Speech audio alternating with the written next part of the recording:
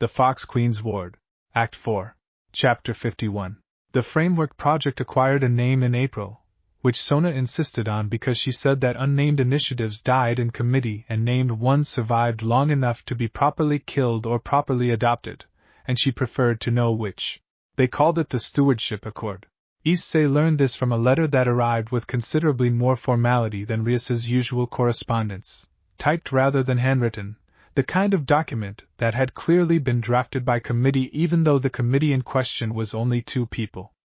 It described the Accord's proposed structure in language that was trying very hard to sound inevitable rather than radical, which Yasaka identified immediately as a deliberate strategy. They are framing it as a restoration, she said, reading over his shoulder in the garden. Not an innovation. Sona understands council psychology. Innovations get debated. Restorations get assumed. Is that dishonest? It is accurate, Yasaka said. The framework they are proposing did exist, historically, as Rias showed you in the archive. Framing it as recovery rather than invention is not deception. It is precision about the truth that makes the truth easier to accept. He read on. The Accord proposed 3 tiers of sacred gear affiliation: bound service, the traditional model, full devil peace integration, contracted partnership, defined term cooperative arrangements with specific exchanges, terminable by either party with notice, and unaffiliated stewardship, complete autonomy with optional advisory relationships, which was the category they had built around his own situation. They want a pilot group, he said, reading further. More than just me. They want 3 or 4 additional cases to demonstrate the model works across different circumstances, not just mine. That is sound methodology, Yasaka said. A single case is an anecdote. 4 cases are a pattern. Where would they find 4 more people like me? They would not need people exactly like you, she said. They would need people whose situations demonstrate the same principle in different forms. She considered this. There are other sacred gear holders. Other supernatural beings whose situations have been mismanaged by existing frameworks. The Yokai Alliance has its own examples, actually. He looked at her. Like who? There is a young man in the Western District, she said. A reincarnated Tengu who was abandoned by the clan that turned him because his power developed unpredictably, and they decided he was more liability than asset. He has been living independently for 2 years, undertrained and underprotected, but he has not caused harm and he has not asked for help because he assumed no one would offer it. Does he know about the Accord? Not yet. Should we tell him? Yasaka looked at him with an expression he recognized, the one that meant she had already decided something and was watching to see if he would arrive at the same place independently. I think you should be the one to tell him, she said. You understand what it is to be a variable someone decided was disposable. You will know what to say better than I would. He thought about it. He thought about Raynare on the riverbank. Nothing personal. Just in the way. Yes, he said. I'll go. Chapter 52. His name was Rinji Itu, and he lived in a single room above a noodle shop in the Western District, which Issei discovered after 2 days of careful, respectful inquiry that did not involve simply showing up unannounced, because Yasaka had taught him that people who have been abandoned do not respond well to surprise visits from strangers claiming to offer help. He sent a note first. He explained who he was, briefly, and what he wanted to discuss, and he asked for a time and place of Rinji's choosing. Rinji chose the noodle shop itself, at an hour when it was nearly empty, which Issei understood as a sensible precaution, a public space with an exit, a test of whether the stranger would respect the terms he set.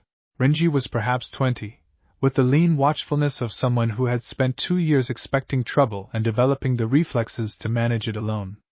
He had a single dark feather visible at his temple, tucked into his hair in a way that suggested he had learned to make his nature less immediately visible. You're the dragon, Rinji said, when Issei sat down across from him. I'm the person who carries one, Issei said. Issei Hyoudou. I know the name. The council case. Everyone in the supernatural districts knows the name.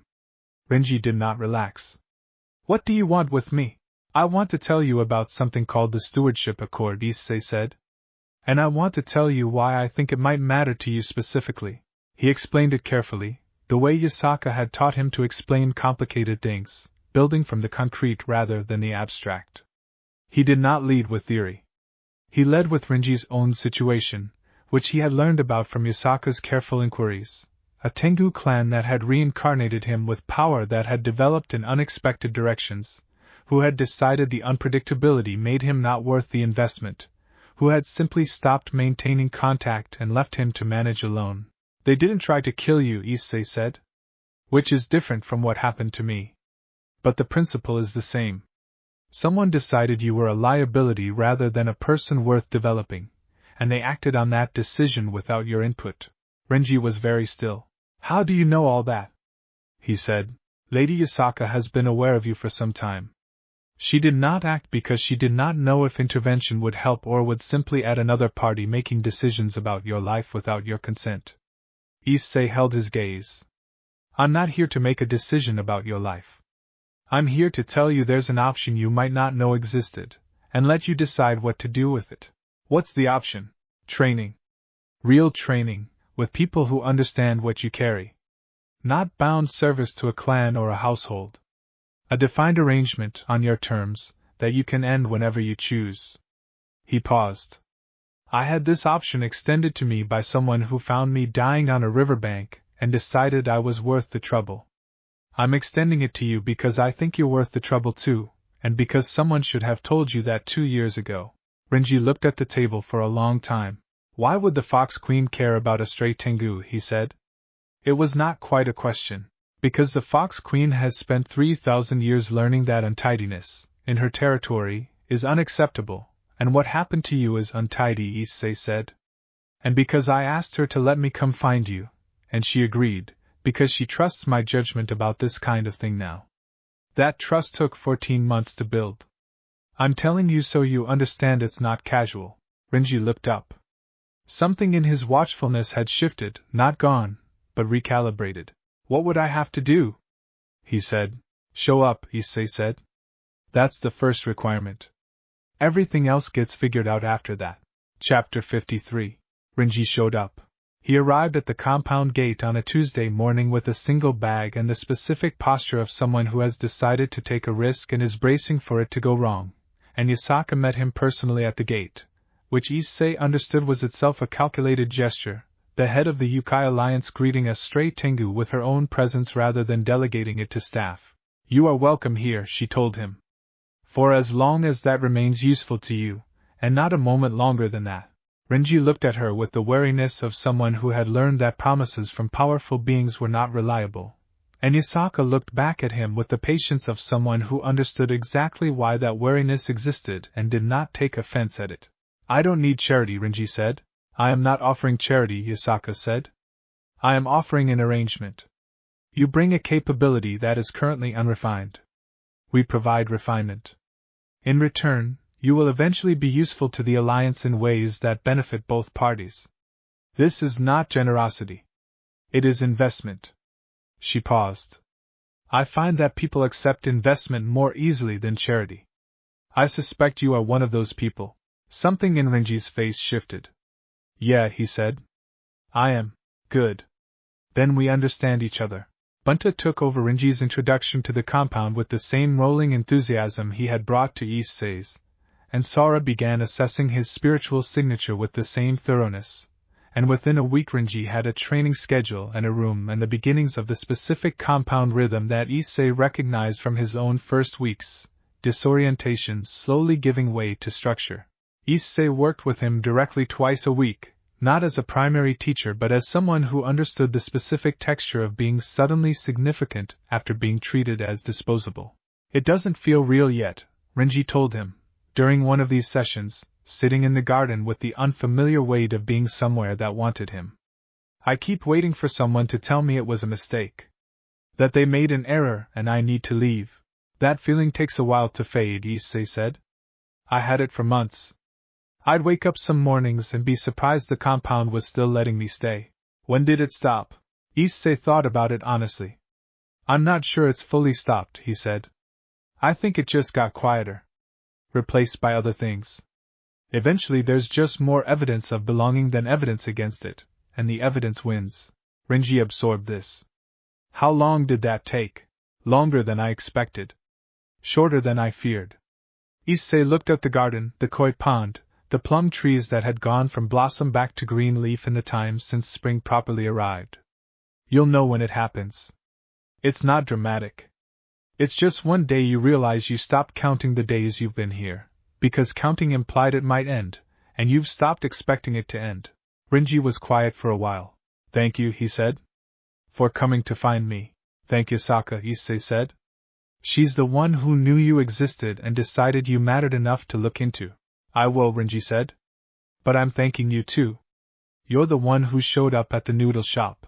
Issei accepted that. Some things you don't deflect entirely. Chapter 54. The second pilot case found them rather than the other way around. Her name was Mei Fong, and she was not Japanese, which made her situation more complicated than Renji's in specific bureaucratic ways that Sona spent an entire afternoon explaining with the kind of detail that suggested she found bureaucratic complexity satisfying rather than annoying. Mei was a Chinese exchange student at a university in Osaka who had manifested a minor sacred gear during her second year, a defensive ability that created localized barriers, and who had been quietly approached by 3 different devil households and 1 angelic recruitment office, all of whom wanted to claim her before the others could. She had refused all 4. Then she had written, independently, to the Yokai Alliance, having heard through the supernatural grapevine that something called the Stewardship Accord existed and offered an alternative to being claimed. Yasaka brought the letter to Issei with an expression that was almost amused. She did her research, Yasaka said. She cites the council case. She cites your statement to Rias. She has clearly been reading everything publicly available about the framework. What does she want? To be considered for unaffiliated stewardship status. Specifically. She used the exact term from the Accord proposal. Yasaka handed him the letter. She also says, and I am reading this directly, that she does not want to be rescued. She wants to be evaluated on her own merits, and given the same option you and Renji were given, nothing more. Issei read the letter. It was precise, intelligent, and entirely without the wariness Renji had carried. Mei Fong had not been abandoned or hunted.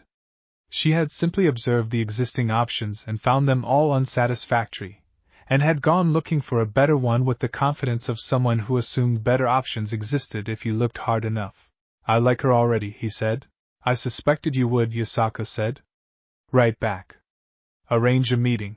He met her in Osaka, at a cafe near her university, and she arrived exactly on time with a folder of organized notes, and the directness of someone who had decided extended pleasantries were inefficient. You're younger than the council transcript made you sound, she said, sitting down. I get that a lot. I read the transcript 4 times. I also read Rias Gremory's framework proposal and the historical precedents she cited. I have some questions about implementation specifics that I don't think have been fully resolved yet. She opened her folder.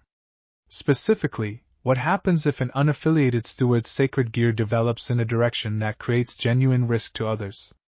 The current proposal doesn't address graduated response. Issei looked at her notes. They were, he realized within the first few minutes, better organized than some of the formal documents Sona had produced. You should be talking to Sona about this, he said. Not me. I will. I wanted to talk to you first, because you're the one with lived experience rather than just policy interest. She looked at him steadily. What happens if it goes wrong? Hypothetically. If a steward's power becomes dangerous despite good faith training. He thought about it honestly. I don't know, he said. I think that's an open question the framework needs to answer before it's complete. I think the honest answer is that the development model reduces the likelihood of that outcome significantly, because the alternative, the containment model, treats every gear holder as a future risk and that assumption itself contributes to bad outcomes. But it doesn't eliminate risk to zero. Nothing does. Mei nodded slowly, writing something down. That's a more honest answer than I expected. I'm not selling you something, Issei said. I'm telling you what I actually think. If the Accord works, it's because it's honest about its limits, not because it pretends to have none. She looked at him for a long moment. Okay, she said. I think I want to be part of this. Then let's figure out how, he said. Chapter 55. June brought the third pilot case, and this one was harder than the first two. His name was Demon, and he was not a young person discovering an unfair system.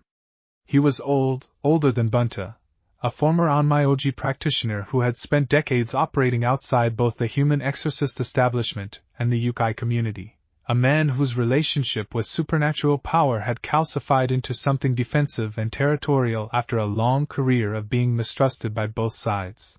Yasaka had reservations about including him in the pilot. He is not like Renji or Mei, she told Issei, in the planning session where his name came up. He is not a young person who simply needs an alternative to bad options. He has decades of accumulated grievance. He has burned bridges deliberately, in some cases. The Accord is meant to demonstrate that the development model produces good outcomes. He is a more difficult test case. Maybe that's exactly why he should be included, Issei said. If the model only works for people who are already easy, it's not really proving anything. The hard cases are the actual test. Yasaka considered this. That is a risk. I know. If it fails publicly, with him, it damages the Accord's credibility significantly. I know that too. Issei held her gaze. But I think the alternative, only including people who are guaranteed to succeed, makes the Accord look like it's curating evidence rather than testing a genuine model. Griselda Corda would see through that immediately. Yasaka was quiet for a long moment. You have thought about this carefully. I've had good teachers, he said. She allowed the small movement at the corner of her mouth. Go talk to him. Carefully. He does not respond well to people who approach him with confidence they have not earned. Duman lived in a converted shrine building in the hills north of the city, alone, surrounded by warding talismans that he had clearly made himself with decades of accumulated skill, and he met Issei at his own gate with an expression of immediate and total skepticism. The Dragon Boy, he said. I've heard about you, Issei Hyoudou. I know your name. I am asking what you want, not who you are. Duman did not move from the gate. I have had supernatural authorities visit me before. They generally want something, and what they want is rarely good for me. I want to tell you about something, Issei said. And then I want you to tell me to go away, if that's what you decide. I'm not going to argue with you about it. Something in Duman's stance shifted very slightly. That's a strange opening. It's an honest one. Issei held his ground at the gate, not pushing forward, not retreating. I'm not here to convince you of anything. I'm here to make sure you have information you might not otherwise get. What you do with it is yours. Duman studied him for a long moment with eyes that had seen a great deal and trusted very little of it. 5 minutes, he said. At the gate. You don't come inside. That's fair, Issei said, and began to explain. Chapter 56. The 5 minutes became 15, and the 15 became an hour, and by the time Issei left, Duman had not agreed to anything, but he had asked 4 specific questions that suggested genuine consideration rather than reflexive dismissal, and he had said, at the end, in a voice that carried the weight of decades of disappointment carefully managed, I will think about it. That is all I am offering. That's enough, Issei said. Thank you for the hour. It took Duman 3 weeks to send word that he was willing to discuss terms, and when he did, the discussion was difficult in ways that Renji's and Mei's had not been. He distrusted every assurance. He demanded specifics where the younger pilots had been satisfied with general principles. He insisted on a written agreement with explicit termination clauses, reviewed by an independent party of his own choosing, before he would set foot in the compound. Yasaka agreed to every condition without visible frustration. Why are you being so accommodating? Issei asked her, after the 3rd round of revised terms had been sent. Because his distrust is earned, she said. He spent decades being failed by every institution that claimed to want to help him. His caution is not paranoia. It is an accurate assessment of his actual history. If I want to demonstrate that the development model is different, I have to actually be different, not just claim to be. She set down the latest draft. Accommodating his caution is the demonstration. Duman arrived in July, late and suspicious and prepared to leave at the first sign of bad faith. He did not leave. What kept him, Issei observed over the following months, was not any single grand gesture.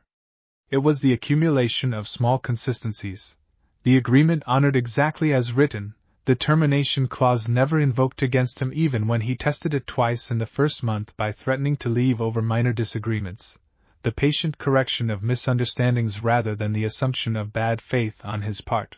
Bunta, who had decades on Duman and understood the specific loneliness of long-lived isolation, took to having tea with him in the evenings, and the two old men developed, slowly, the particular friendship of people who recognize their own hardness in each other and find it restful rather than threatening.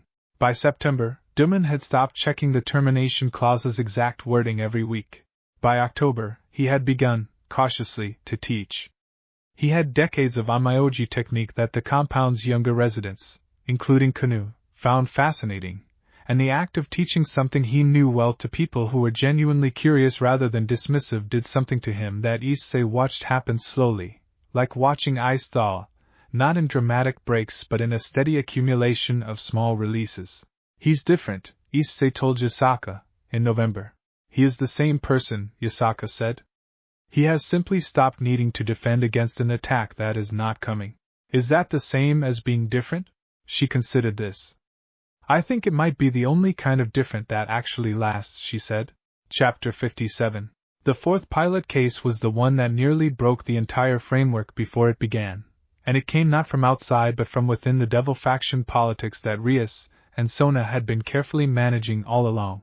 His name was Tobio Accuse, and he was a member of a minor devil household whose head, a lord named Diodora Astaroth, had a reputation that Issei learned about in increments, each increment worse than the last, as the pieces of Tobio's situation assembled themselves into a picture that made Yasaka's expression go very still in a way he had only seen twice before.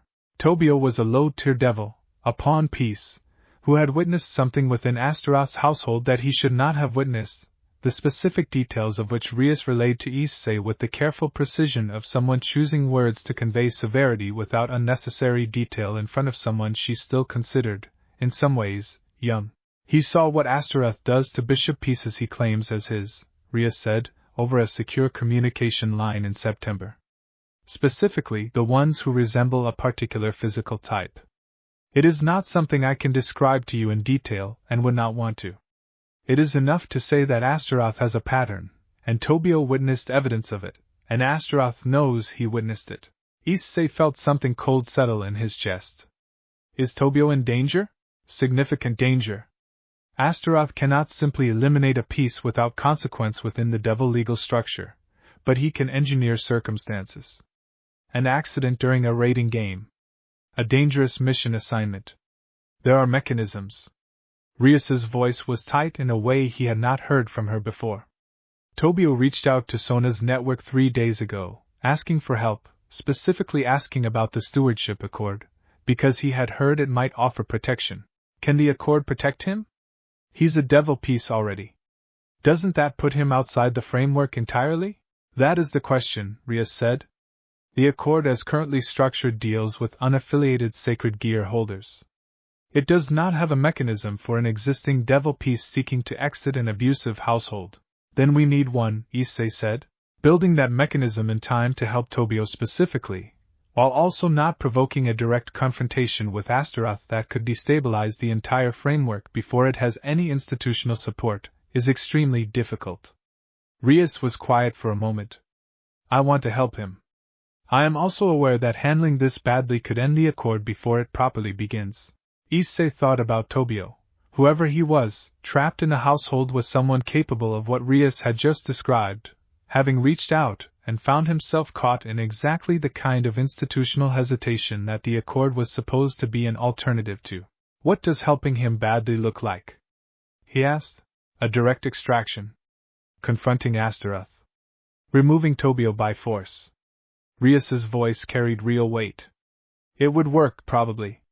But it would be treated as an act of war between houses, and it would happen before the accord has any legal standing, which means it would be seen as devils settling internal disputes through force rather than as the accord functioning as designed. The political costs would fall on every future case, not just this one. And helping him well? I don't know yet, Rias said. I need you to come to K. this week. I need help thinking about this in a way that isn't constrained by what the devil political structure considers normal. I'll come tomorrow, Issei said. Chapter 58.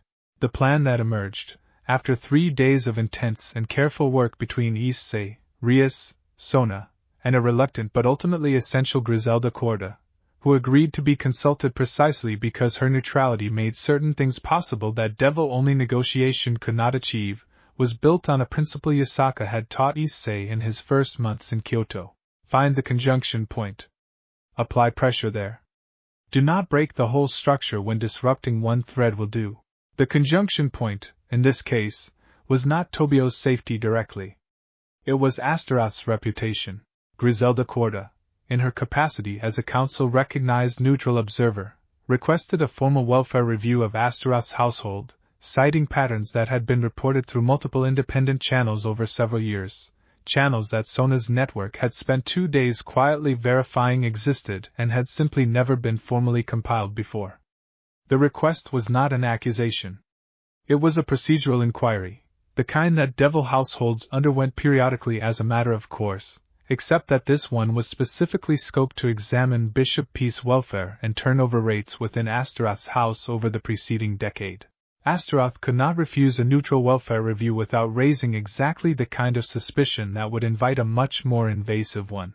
While the review was being formally requested and scheduled, which took 4 days of careful procedural maneuvering, Tobio was quietly reassigned to a temporary advisory liaison role with Sona's Student Council Government Affairs Office, a request that Sona made through entirely legitimate channels, citing his administrative skills and a genuine, ongoing need for liaison staff. It was the kind of reassignment that happened constantly between devil households and was almost never scrutinized. Astaroth, facing a welfare review and not wanting to appear to be obstructing the reassignment of a piece in a way that drew additional attention, allowed it.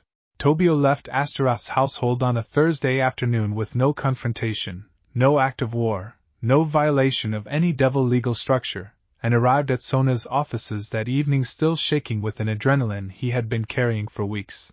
The welfare review, once underway, found exactly what Sona's network had already quietly confirmed, and the consequences for Astaroth, while not the immediate destruction that the devil's worst impulses might have wanted, were significant and lasting. Probationary oversight, mandatory reporting requirements, and the kind of institutional scrutiny that made future abuse considerably more difficult to conceal. Issei met Tobio 2 weeks later, once things had settled. He was younger than Issei had expected, quiet, still carrying the particular wariness of someone who has recently escaped something they were not certain they would escape. They told me you helped figure out how to get me out, Tobio said. A lot of people helped, Issei said. Rias and Sona did the most difficult parts. Griselda Corda made it possible procedurally. I mostly just asked the question of where the pressure point was. They said you have a sacred gear. A dragon. I do. Are you going to recruit me for the Accord thing? The pilot program? Issei looked at him carefully. Only if you want that. You don't owe anyone anything for getting you out. That wasn't a transaction. Tobio was quiet for a long moment. I think I do want it, he said finally. I don't want to go back to being a piece in someone's household. Not after that. I want to be something on my own terms. Then welcome to the hardest and most rewarding thing I've ever done, Issei said. Tobio almost smiled. It was the first time, Issei suspected, in a long while. Chapter 59. The 4 pilot cases, formally documented and presented to a preliminary council session in December, did something that none of the individual statements had managed to do alone. They made the stewardship accord undeniable as a working model rather than a theoretical proposal. Renji, who had progressed in 8 months from an undertrained stray Tengu to a controlled, and increasingly skilled practitioner who had begun assisting with the Alliance's territorial patrols. Mei Fong, whose precise barrier technique had developed under structured training into something genuinely formidable, and who had negotiated, on her own initiative, a research partnership between her university and the Yokai Alliance that benefited both parties in ways neither had anticipated. Dimon, whose decades of isolated bitterness had not vanished but had been redirected into teaching, into the specific satisfaction of mattering to people who valued what he knew. And Tobio, free of Astaroth's household, training as an unaffiliated steward while assisting Sona's office, alive and increasingly steady in a way that the alternative timeline would not have permitted. Issei presented the cases himself, with Rias and Sona beside him, in a council chamber that felt different from the one he had stood in alone the previous year, not because the architecture had changed but because he was not standing in it alone this time, and because what he was presenting was no longer a single argument about a single person but a demonstrated pattern across four entirely different circumstances. The objection to the development model, he told the council, has always been that it does not scale, that it requires too much individual investment to be practical as policy rather than as an exception made for unusually significant cases like mine. What these four cases demonstrate is that the model scales when the investment is structured rather than improvised. None of these four people required the personal attention of a dragon king or a 3,000-year-old fox spirit. They required a defined arrangement, mutual respect, and an institution willing to honor its commitments consistently. That is not rare. That is buildable. Griselda Corda, present as the assigned status reviewer for his own case as well as an interested observer of the broader accord, asked the hardest question. What is the cost, she said, compared to the containment model? Practically. In resources, in time, in institutional attention. Sona answered this one, with the precision he had come to expect from her. Higher initial investment. Significantly lower long-term cost. The containment model produces periodic crises, contains sacred gear holders who eventually become genuinely dangerous because containment itself generates resentment and instability. We have data, going back 2 centuries, on the frequency and severity of those crises. The development model's higher upfront cost is offset by the absence of that long-term liability. You have prepared an economic argument, Griselda said, with something that might have been approval. I prepared every argument I anticipated the council asking for, Sona said. Including the ones that are uncomfortable. The council deliberated for 1 week this time, longer than Issei's original hearing, which Yasaka told him was itself a good sign. That quick rulings against complex proposals were common but quick rulings in favor of structural change were rare, and a week of careful deliberation suggested they were taking the proposal seriously enough to actually consider implementation rather than simply dismissing it. The ruling, when it came, did not grant everything the accord proposed. It granted a formal pilot status, expanded beyond the original 4 cases, with structured reporting requirements and a 3-year review period, and a provisional allowance for devil households to offer contracted partnership terms as an alternative to traditional peace integration, subject to oversight. It was not total victory. It was, Yasaka told him, looking at the ruling with the particular satisfaction of someone who understood institutional change took decades rather than days, exactly the right amount of progress for the moment they were in. This is just the beginning, he said. Most important things are, she said. The beginning is simply where you happen to be standing when you look back later and call it that. Chapter 60. 18 months after the riverbank, Issei turned 18.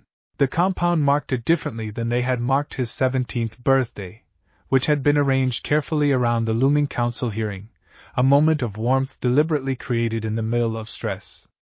His 18th arrived in a year that had stopped being defined by crisis, and the celebration had the different quality of marking continuance rather than survival. Kunu, who had turned 10 in the interval, had developed an entirely new relationship with ceremony, less driven by the need to demonstrate seriousness and more by genuine enthusiasm, and she had spent 2 weeks organizing what she insisted on calling, with great formality, the compound's annual recognition of Issei, which everyone understood to be a birthday party but which she would not refer to as such because she considered the term insufficiently dignified for the occasion. Renji and Mei and Duman and Tobio were all present, which struck Issei, looking around the main hall in the lantern light, as a specific kind of accomplishment in itself, the fact that there were now 4 additional people in his life who existed because of choices that had been made, who had built their own threads into the compound's fabric over the preceding year. Tiamat sent a letter, which was, for her, a substantial gesture, since she did not correspond casually. It said in its entirety, the foundation held. I am satisfied. Continue. Vritra sent nothing, which Yasaka explained was entirely consistent with his character, and should be understood as a form of respect rather than indifference, since Vritra did not waste communication on sentiments that could be inferred. Rias and Sona sent a joint letter, longer and warmer, describing the council ruling's implementation progress and ending with a line that made Issei sit with it for a long moment. We built something that did not exist a year ago, and you are at the center of why it exists at all. Happy birthday, Issei. The work continues, and we are glad to be doing it with you. Bunta told the story, again, of the night Issei first manifested Drake's gauntlet in the garden, a story Issei had heard at least a dozen times now, and that improved, in Bunta's telling, with each retelling, accumulating dramatic details that had not actually occurred but that somehow felt true to the spirit of the event regardless.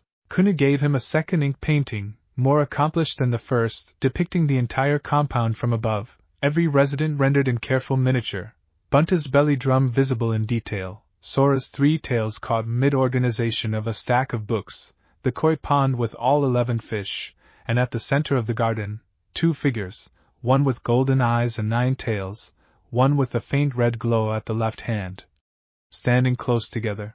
You've gotten better, he said, looking at it. I have had 2 years of practice, she said. And a better subject.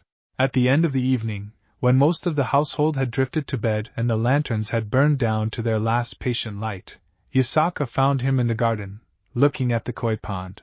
18, she said. 18, he agreed. Legally an adult, by human standards. I think I stopped being a child somewhere around the riverbank, he said.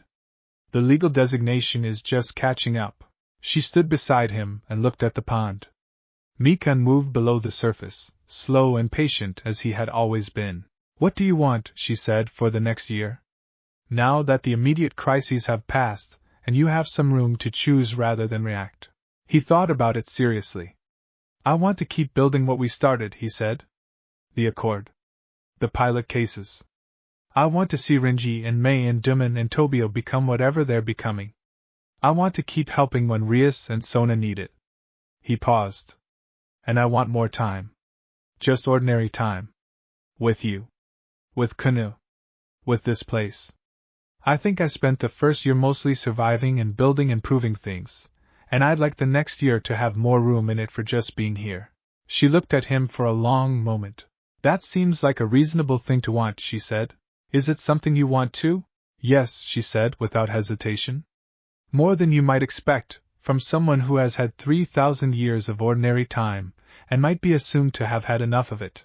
You don't get tired of ordinary time? Not when it is spent with someone who makes it feel less ordinary than it is, she said. He looked at her. The lanterns were nearly out. The pond was dark and patient. That's a good answer, he said. I have had practice, she said. Giving you good answers seems to be something I am motivated to do well. Chapter 61. Spring of the second full year brought a development that none of them had anticipated, which arrived not as a threat but as an invitation, formal and unexpected, from a source that made Yasaka go very quiet when she read it. It came from the heavenly host. Not the Gregory, not the devils, but the angels themselves, an actual formal communication from the Seraphic Council requesting Issei's presence, with Yasaka as accompanying party if she chose to attend, for what the letter described as a matter of mutual interest concerning the boosted gear's history and its bearer's recent activities. This has never happened before, Yasaka said. Not to my knowledge. The angels do not generally involve themselves directly in matters concerning individual sacred gear holders. They leave that to the Council's general jurisdiction. Should I be worried? I do not know yet. The tone of the letter is not hostile. But the angels operate according to a different logic than devils or yokai, and I have less direct experience predicting their intentions than I would like. She set the letter down. I will come with you. Whatever this is, you should not face it without support, and I would like to understand it myself. They traveled to a place that was, like the council chamber, not quite anywhere on any human map, a space maintained in the fold between worlds, but where the council chamber had carried the gravity of formal political proceeding, this space carried something else entirely, a quality of light that was different from any light Issei had encountered, gentle and total at once.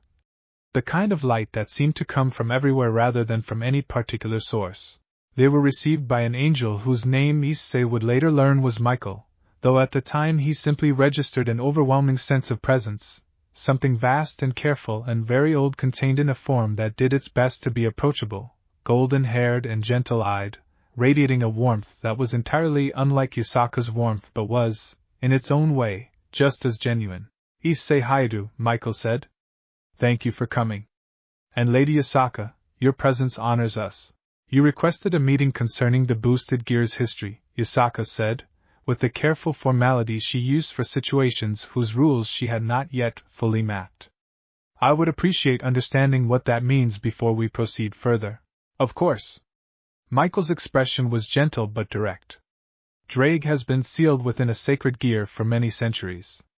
In that time, there have been other bearers. Most lived difficult lives, defined by the burden of carrying something so significant without adequate support.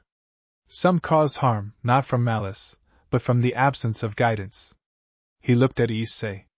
"We have been observing your situation with considerable interest, because it represents something we have not seen before, a bearer who has been supported rather than feared, trained rather than contained, and who has, by all evidence, used that support to become something genuinely good rather than merely powerful."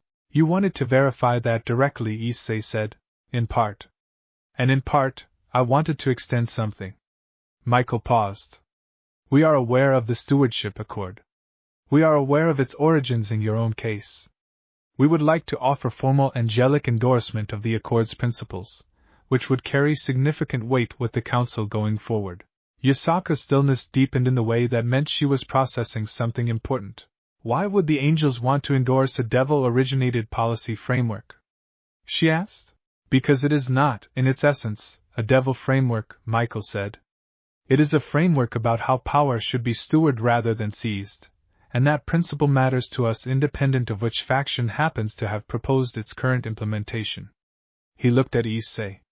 "Also, frankly, because we have made our own mistakes with sacred gear bearers in the past, bearers who came to us for guidance and received instead suspicion, and I would like the angels to be associated with correcting that pattern rather than perpetuating it."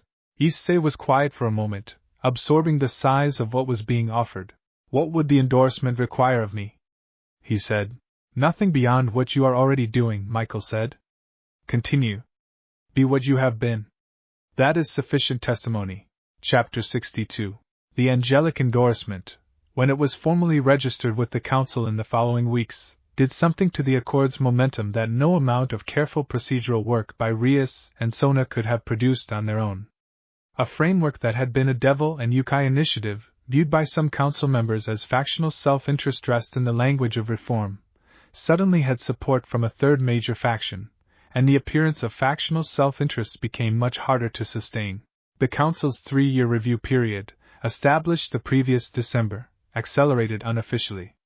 Inquiries came from territories Issei had never expected to hear from, devil households in Europe asking about implementation details, a coalition of independent Yokai clans in the Tohoku region requesting guidance on adapting the framework to their own circumstances, and more cautiously, an inquiry from within the Fallen Angel faction itself, not from Kokabeel directly, but from a junior administrator who wanted to understand whether the Accord's principles could be applied to fallen angels, who had been similarly mismanaged by the Gregory's containment-focused culture.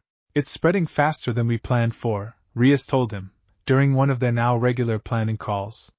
"Which is good, but it also means we need more pilot infrastructure than 4 cases and a lot of goodwill." "What do you need, honestly?" "I need you to consider something I have been hesitant to ask," Rias said. "Would you be willing to formally advise on implementation cases outside Japan?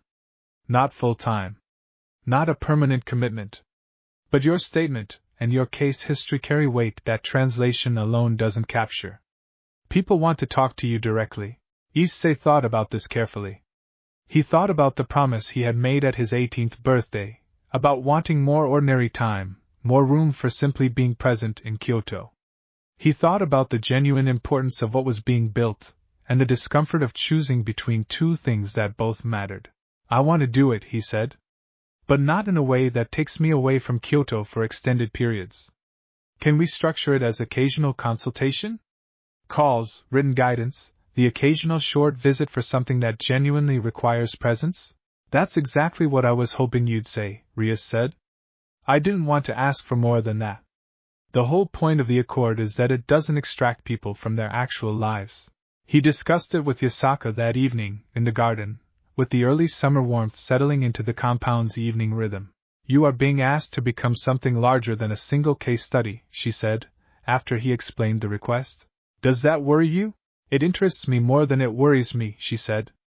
I have watched you build something specific and considered over 2 years. I do not think you are at risk of being consumed by a larger role, because you have already demonstrated the discipline to set boundaries around it. She looked at him. What worries me, slightly, is not you. It is whether the world will respect the boundaries you set, or whether success has a way of eroding boundaries regardless of intention. Then we watch for that, he said. Together. If it starts eroding, you tell me. I will, she said. I have never had difficulty telling you things, even when they are difficult to hear. I know, he said. It's one of the things I rely on. Chapter 63. The advisory work, structured carefully around his actual life rather than displacing it, took him on occasional brief trips over the following months. A video conference with the Devil household in Romania struggling to implement contracted partnership terms with a sacred gear-bearing human who did not speak Japanese or English, requiring patience and a translator and considerable creativity about how trust gets built across language barriers. A 3-day visit to the Tohoku Yokai coalition, where he met clan leaders far older than Yasaka who were skeptical of any framework originating from Kyoto's particular brand of urbane diplomatic competence, and where he learned, again, that the principles mattered more than the specific institutional language they had been wrapped in for the Kyoto context. A careful, tentative correspondence with the Gregory's junior administrator, conducted with Kokobiel's wary but genuine permission, exploring whether fallen angels who had been discarded by their own faction's containment instincts might find something useful in the Accord's framework. Each trip, each call, each careful negotiation taught him something he folded back into the larger project, and he began to understand what Yasaka had meant, months earlier, about the difference between power and maturing. He was not becoming more powerful through this work, not in any way Drake's enhancement could measure. He was becoming, simply, more useful, in the specific sense that mattered most, the sense of being something other people could rely on and build alongside. Kunu, now 11, had begun her own formal training under Yasaka's direct instruction, having outgrown the foundational work Issei had given her, and she pursued it with an intensity that reminded him constantly of her mother, the same patient, unhurried thoroughness applied to a child's eagerness. Mother says I am ahead of where she was at my age, Kunu told him one evening, with the carefully understated pride of someone who has been taught that boasting is undignified but who cannot quite suppress the satisfaction entirely. I believe it, Issei said. You've been ahead of where most people are at your age since the day I met you. That is generous, she said. But probably accurate. Renji, meanwhile, had been formally inducted into the Alliance's Territorial Patrol Corps, the first stewardship pilot to take on an actual operational role within the Yokai Alliance's structure, and he wore the responsibility with a seriousness that suggested he had never quite stopped being grateful for it, even as the gratitude gradually transformed into simple competence and pride. Mei Fong's research partnership had produced, by autumn, an actual academic paper, co-authored with a faculty advisor who had no idea the barrier techniques being studied had any supernatural origin at all, a paper that quietly advanced human understanding of certain physical principles by several years through methods that were, strictly speaking, impossible according to conventional physics but that nobody outside the supernatural community would ever think to question. Demon had taken on, in addition to his teaching, a formal mentorship role with 2 younger Onmyoji practitioners who had sought him out after hearing, through channels Issei never fully traced, that the bitter old hermit in the hills had become something approaching generous. Tobio had completed his first full year free of Astaroth's household, training steadily, and had begun, cautiously, to talk about the future in terms that suggested he had stopped simply surviving it and had started planning for it. A small but significant shift that Sona noted to Issei with evident professional satisfaction. The pilot program worked, she told him, in late autumn, reviewing a year's worth of data with the precision she brought to everything. Not perfectly. Not without complications. But it worked. We have proof now, not theory. What happens next? Issei asked. Next, Sona said, we scale it. Carefully. And we keep watching to make sure scaling doesn't compromise the thing that made it work in the first place. Chapter 64. The thing that made it work, Issei understood by the second anniversary of the riverbank, was never really a policy mechanism. It was a specific kind of attention, the willingness to look at a person and see potential rather than risk, and that attention did not scale automatically just because the institutional framework around it expanded. It had to be cultivated, person by person, the way Yasaka had cultivated it with him, the way he had learned to cultivate it with Rinji and Mei and the others. He thought about this on the morning of the anniversary itself, sitting in the garden before dawn, doing the breathing exercises that had become so automatic they no longer required conscious attention, the awareness beneath the breath simply present now, Drake's warmth a constant rather than something he had to reach for. 2 years. He had been 17 on a riverbank, dying, with no understanding of the world that was about to claim him. He was 19 now, sitting in a garden in Kyoto that had become, in every meaningful sense, home, with a partnership inside his chest that had become as natural as his own heartbeat, with a network of people across multiple supernatural factions who existed in better circumstances because of choices that had rippled outward from a single decision, 3,000 years ago. That someone had not finished growing simply because they had grown for a very long time. Kunu found him in the garden as the sun came up, 11 years old now and increasingly capable of moving with a silence that matched her mother's. "You're thinking about the riverbank," she said, sitting down beside him without being invited, which had become simply how things worked between them. "How did you know? It's the anniversary. And you have a specific quality of stillness when you think about it. I've learned to recognize it." She looked at him with golden eyes that had grown more knowing with each passing year. "Are you sad?" He considered the question honestly. "No," he said. "I think I used to be, a little, in the early months. Not about the dying part, exactly. About how arbitrary it felt, that something so violent could be the door to something so good. It seemed unfair to the people who don't get a door like that. And now I think the unfairness is real, and I haven't resolved it, and maybe it can't be resolved. But I've stopped needing to resolve it before I can be grateful for what came after." He looked at the koi pond, where Mikon was beginning his morning loops, older now, slower, but still present. "I think that's the most honest place I've gotten to. Grateful and unresolved at the same time." Kunu was quiet for a while, processing this with the seriousness she brought to everything that mattered. "I think that is a mature thing to say," she said finally. "I am going to remember it." "You remember everything," he said. "I've noticed. It is one of my talents," she said, without false modesty, because false modesty was not something Yasaka had ever taught her to value. "Mother says memory is a form of respect. Remembering things properly means you took them seriously when they happened." He thought about that. "Your mother is very wise." "I know," said Kunu, for the 100th time in their acquaintance, and the familiarity of the exchange was, itself, a kind of anniversary marker. 2 years of a relationship settled enough to have its own rituals, its own repeated jokes, its own comfortable shorthand. Yasaka found them there a few minutes later, and she did not ask what they had been discussing, because she could read the quality of the morning the way she read everything, and she simply sat down on the other side of him, and the three of them watched the sun finish rising over the garden, over the koi pond, over the compound that had become, for all of them in different ways, the place they were finally allowed to belong. Chapter 65. Autumn of the second year brought a visitor neither Issei nor Yasaka expected, though in retrospect, Yasaka said later, they probably should have. Azazel, the Governor-General of the Gregory, arrived in Kyoto with considerably more diplomatic notice than Kokubile had bothered with 2 years earlier, which Yasaka identified immediately as itself a significant signal. Kokubile came because he wanted to assess a threat, she told Issei, as they prepared for the meeting. Azazel is coming because he wants to assess an opportunity. The distinction matters. He is the most pragmatic of the fallen angel leadership, and pragmatism, in someone with his level of power, is either very good news or very complicated news, depending on what he has decided is pragmatic. Azazel arrived looking, Issei thought, deliberately unimpressive, a man in a slightly disheveled coat with the air of someone who found most formal occasions tedious, and had decided not to pretend otherwise. It was, Issei suspected, A performance, the specific kind of performance powerful people sometimes use to disarm rooms that expected grandeur.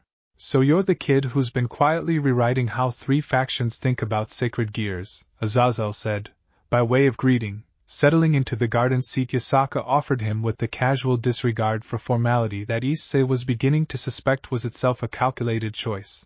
I've had a lot of help, Issei said. Everyone says that. It's usually true and usually also an understatement. Azazel looked at him with an assessment that felt different from Kokabiel's, less wary, more genuinely curious. I've read the junior administrator's reports. The ones exploring whether your framework could apply to discarded fallen angels. You know about that correspondence? I do. With Kokabiel's permission. Kokabiel's permission and my actual interest are 2 different things, which I imagine you've already worked out. Azazel leaned back. I run an organization that has, historically, treated its own members as disposable the moment they become inconvenient. Raynare is the example everyone knows, because she's the one who tried to kill you, but she's not unique. We have a structural problem, and I have spent decades managing it badly because the alternative seemed like too much work for too little certain benefit. And now I have 2 years of data suggesting the alternative is not, in fact, too much work, and the benefit is considerably more certain than I assumed. Azazel looked at Yasaka. I'd like to propose a formal pilot within the Gremory itself. Fallen angels who've been functionally exiled or sidelined because their power developed in directions the organization found inconvenient. People like, frankly, the version of Raynare that might have existed if someone had bothered to develop her instead of weaponizing her insecurity. The mention of Raynare's name in that specific framing settled into the garden with a particular weight. You think she could have been different, Issei said. If the Gremory had done this for her instead.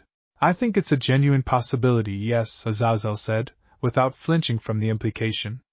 I'm not telling you that to excuse what she did to you. What she did was a choice she made, and she's accountable for it. I'm telling you because I think understanding why she made it, what produced someone willing to make it, matters if I actually want to prevent the next one. Issei was quiet for a long moment, turning this over. I'll help, he said finally. Not because I've forgiven what happened. I'm not sure forgiveness is the right framework for it. But because preventing the next Raynare seems like the most useful thing that could come out of what happened to me, and I'd rather build that than just carry the grievance. Azazel looked at him for a long moment with something that might have been respect. That's a more generous response than I had any right to expect, he said. I had good teachers, Issei said, for what felt like the 100th time in 2 years. And meant it exactly as much as he had the first time. Chapter 66. The Gremory Pilot, structured with considerably more institutional caution than the original 4 cases had required, took the better part of a year to establish properly, and it taught Issei something he had not fully understood about the difference between an organization choosing reform and an organization being forced into the appearance of reform. Azazel was sincere, Issei came to believe. But sincerity at the top of an organization did not automatically translate into sincerity throughout it, and the middle layers of the Gremory's bureaucracy, the people who had built careers and habits and assumptions around the containment model, resisted in ways that were rarely overt but were persistent and exhausting to overcome. This is the part nobody warns you about, Rias told him, during one of their calls, when he described the friction he was encountering. The leadership says yes. And then you discover the actual implementation depends on 100 mid-level administrators who never agreed to anything and have every incentive to make the new thing fail quietly so the old thing can be reinstated. How did you deal with that? With the Devil Council? Slowly. Tediously. By winning over the mid-level people individually rather than assuming the top-level agreement would cascade automatically. Rias's voice carried the specific fatigue of someone who had lived this exact problem. It's the least glamorous part of the work. It's also the part that actually determines whether anything changes. Issei spent considerable time, over the following months, doing exactly that, unglamorous and individual, conversations with Gremory administrators who did not trust him, who saw him as a human interloper with an agenda they did not share, who needed to be persuaded one careful conversation at a time that the development model was not a threat to their competence but an alternative use of it. Some of them never came around. A few resigned rather than implement procedures they considered naive.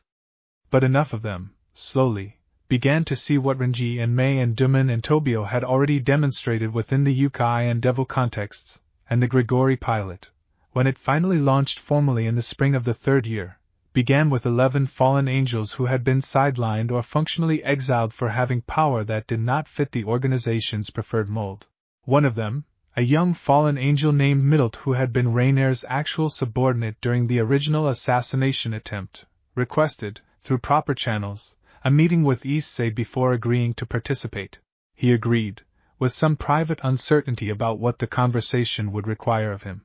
Middlet was smaller than he expected, sharper-edged in her manner than Raynare had been, with none of the performed warmth that had characterized her former partner's approach. She looked at him across the table with an expression that was not quite hostile but was carefully guarded. "I was there," she said, without preamble. "The night on the riverbank. I was Raynare's backup. I didn't act, because she didn't need help, but I was there, watching." Issei absorbed this. "I didn't know that. I assumed you didn't. It wasn't in any of the official accounts, because nobody asked, and I didn't volunteer it." She held his gaze. "I want to know if that changes whether you're willing to help with this pilot. Whether you can actually look at me and not just see an accomplice."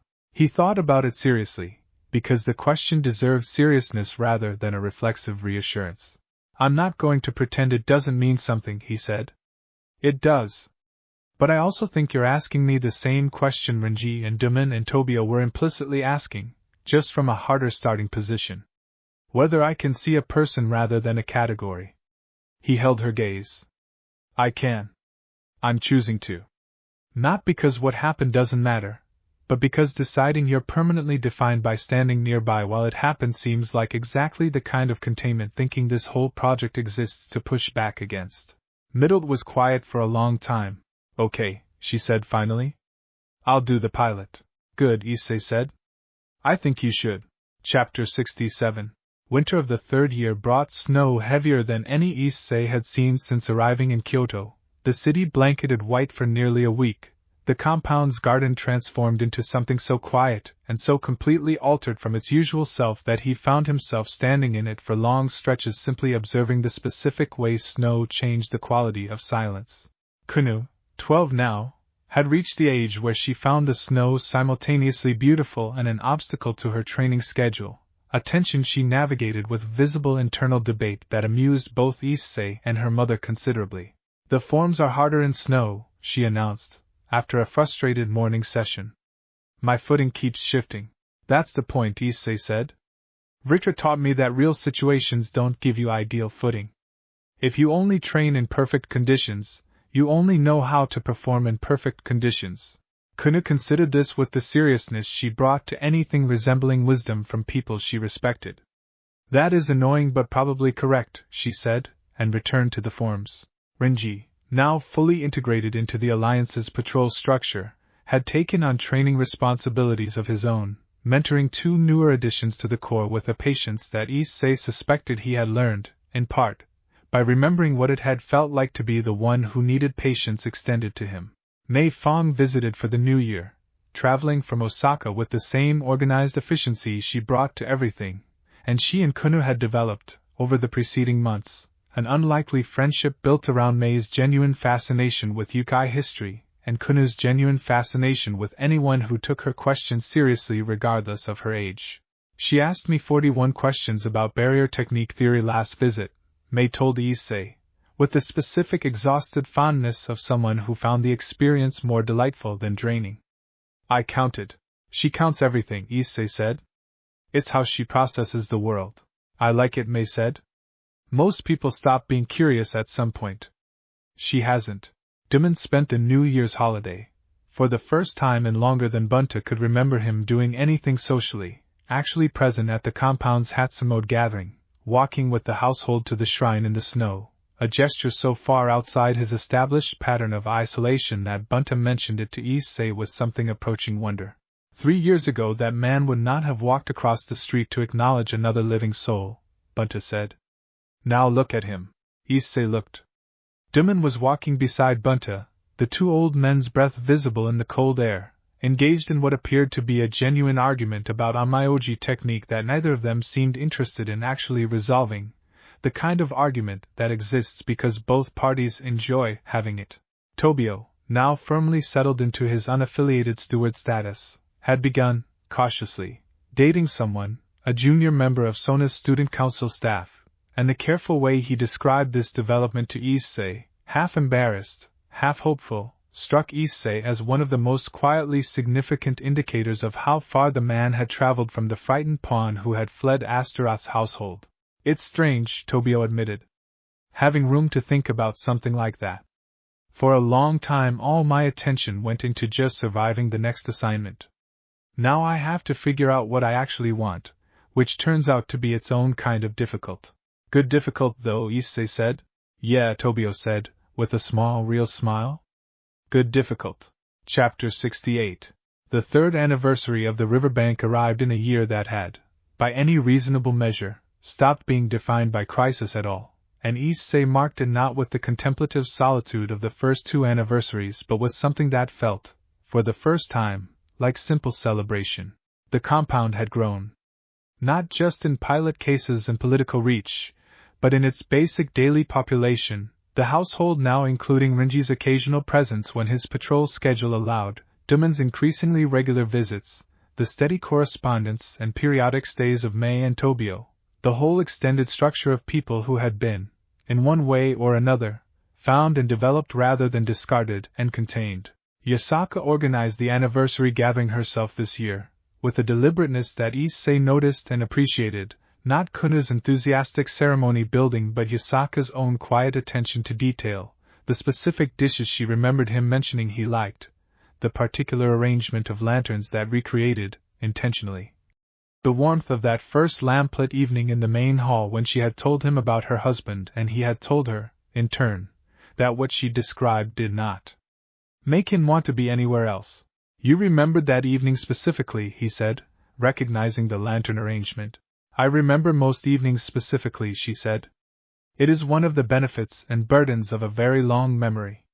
But that one I would have remembered regardless of how long I live. Why that one? Because it was the first time I told you something true and difficult, and you did not flinch from it, she said. I had told other people things over the centuries. Most of them managed the information carefully, treated it as something to be navigated around. You simply received it, and told me something equally true in return.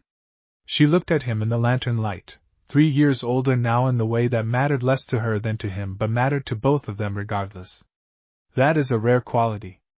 I recognized it immediately, even though I did not yet understand everything it would mean. He thought about the 3 years compressed into this moment, the riverbank and the garden and Tiamat's training hall and Vitra's deep stillness and the council chamber, and Koa's archive and the hilltop above the city with the spring wind moving through her tales. 3 years, he said. 3 years, she agreed. And you are not finished growing. I can feel it, the way I felt it that first night healing you. Something in you is still in motion. Does that worry you? That I'm not finished? No, she said. I would worry if you were finished. People who stop growing at 19 tend to spend the rest of their lives, however long that is, managing the gap between who they became too early and who the world keeps needing them to be. She held his gaze. You are still becoming. I find that reassuring rather than concerning.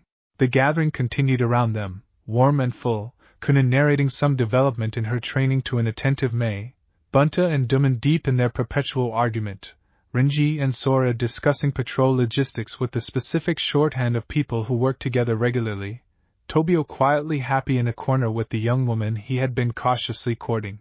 Issei looked at all of it, the accumulated structure of 3 years, and felt something settle in him that was different from gratitude, though it included gratitude, something closer to recognition.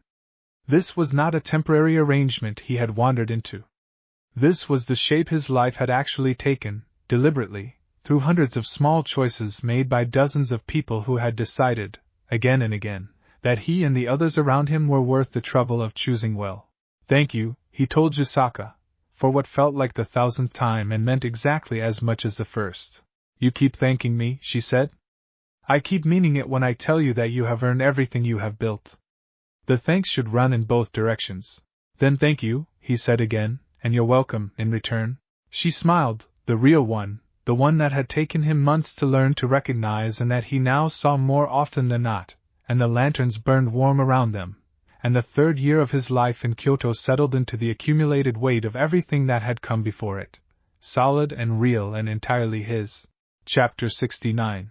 Spring of the fourth year brought the formal 2-year status review that Griselda Corda had promised when the original council ruling concluded, and Issei approached it with none of the anxiety that had defined his preparation for the original hearing, because the review was not, this time, a question of survival but of confirmation, and confirmation, he had learned, required honesty rather than performance. Griselda arrived in Kyoto for the review itself rather than requiring a return to the council chamber, which she explained as both procedurally appropriate, given the original ruling's specific allowances, and personally preferred, since she had found, in her words, that assessing people in their actual context produced more accurate evaluations than assessing them in the artificial formality of a hearing room. Tell me what has changed, she said, sitting across from him in the same reception hall where she had visited 2 years earlier, the same winter light through the same screens, though it was spring now rather than winter, the plum blossoms visible through the garden window. I'm not sure where to start, he admitted. A great deal has changed. Start with the sacred gear itself. That is, technically, the primary subject of my review. He described it honestly. Drake's full enhancement capacity, no longer theoretical but tested and stable, accessible without the risk of structural breakdown that had concerned Tiamat in his earliest training. The restriction techniques Vritra had taught him, refined through actual application in field situations with Rias's peerage. The partnership itself, deepened over 4 years into something that no longer required conscious negotiation, Drake's presence simply a constant, trusted dimension of his own existence. And the broader concern, Griselda said? The risk assessment that originally motivated the Gregory's grievance. Has the power become, in your own honest assessment, more or less dangerous over these 2 years? Issei considered this carefully, because it deserved careful consideration rather than reflexive reassurance. More powerful, certainly, he said. Less dangerous, I believe, though I understand that claim requires more than my own assessment to verify. The power has grown alongside judgment about how to use it, which I think is the actual point of the development model. Power without judgment is what makes a sacred gear dangerous. Power developed alongside judgment is just power, the same as any other capability a person might possess. Griselda made notes, the same precise notes she had made 2 years earlier. And the broader accord. You have become, by my observation, considerably more central to its expansion than the original ruling anticipated. Does that concentration of significance in a single person concern you? This was a harder question, and he sat with it longer. It concerns me sometimes, he said honestly. I worry about what happens to the framework if something happens to me, whether it's robust enough to survive being less dependent on a single demonstrating case. I've talked about this with Rias and Sona. We've been deliberately working to build the Accord's credibility on the pilot data itself, not just on my individual case, precisely because I don't want to be a single point of failure for something this important. That is a wise concern to have identified, Griselda said. Many people in your position would not have thought to ask the question. I had a good teacher, Issei said, and this time Griselda's expression shifted into something that was unmistakably a small, dry smile. You say that every time I see you, she said. I have begun to suspect it is not merely a polite deflection. It's not, he said. It's the truest thing I can tell you about why any of this worked. The review concluded, 2 days later, with a formal finding that exceeded even the original ruling's optimistic provisions, continued unaffiliated stewardship status, no further mandatory review period required, and a formal council commendation for the stewardship Accord's documented outcomes across its expanding pilot program.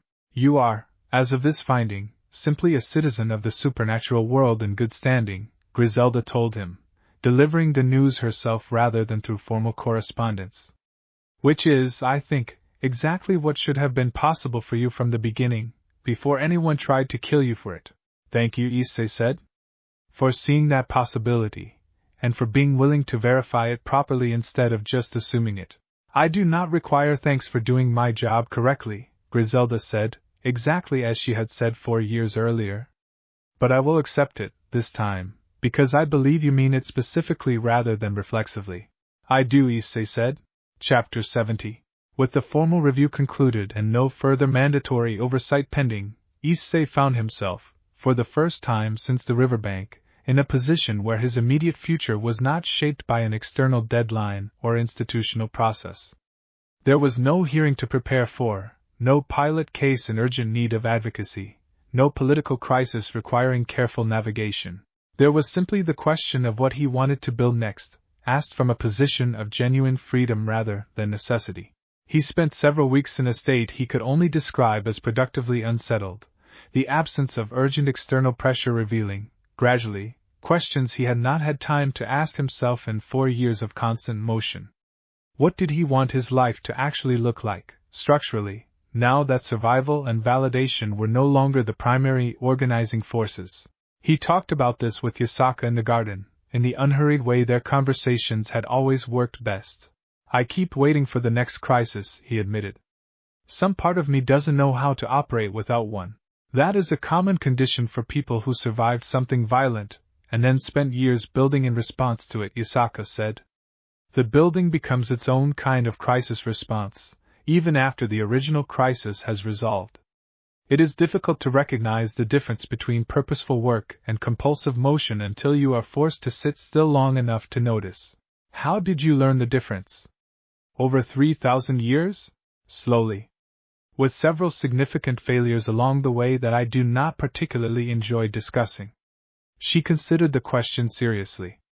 I think the difference is whether the activity is feeding something in you or simply distracting you from something you have not yet faced.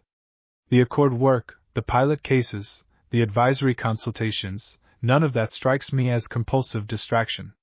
You have built it with intention, and it has produced real good. But the question you are asking now, what comes next without external necessity driving it, that is a different and more honest question, and I think it deserves a real answer rather than simply generating a new project to avoid asking it. He sat with that for a long while. I think I want to formalize my role here, he said finally. Not just as someone who happened to land in the compound after a near-death experience, but as something more permanent. A teacher, like Bunta and Sora. Someone was standing in the alliance structure, not just personal affection from its head. He looked at her. I want to be useful here in a way that isn't contingent on crisis or external validation. Just useful, ordinarily, the way Bunta is useful, the way Sora is useful. Yasaka was quiet for a long moment, and something in her expression moved that he recognized as significant, though he could not immediately name what specifically had shifted. That is something I have hoped you would arrive at on your own timeline, she said. I did not want to suggest it, because I did not want you to build a formal role here out of obligation to me rather than genuine desire. But yes. I think that would be exactly right. What would it look like? Practically? Formal instructor status within the alliance structure. Standing to participate in certain administrative decisions. A recognized role, not contingent on your relationship to me, that exists on its own institutional terms. She paused. It is also, I should say clearly, separate from the other thing we have not yet formally discussed, though I suspect you know what I mean. He did know. They had been, for 4 years, something that both of them understood completely and had never formalized in any way beyond the understanding itself. I think I'm ready to discuss that too, he said. If you are. I have been ready for some time, Yasaka said. I was waiting for you to finish building the things you needed to build first. I did not want our future to be one more project competing for your attention with everything else you were creating. It's not competing, he said. It's the foundation everything else stands on. It always has been. Chapter 71. What followed, over the next several months, was not a dramatic proposal or a single decisive moment, because Issei had learned, across 4 years in Kyoto, that the things that mattered most rarely announced themselves with drama.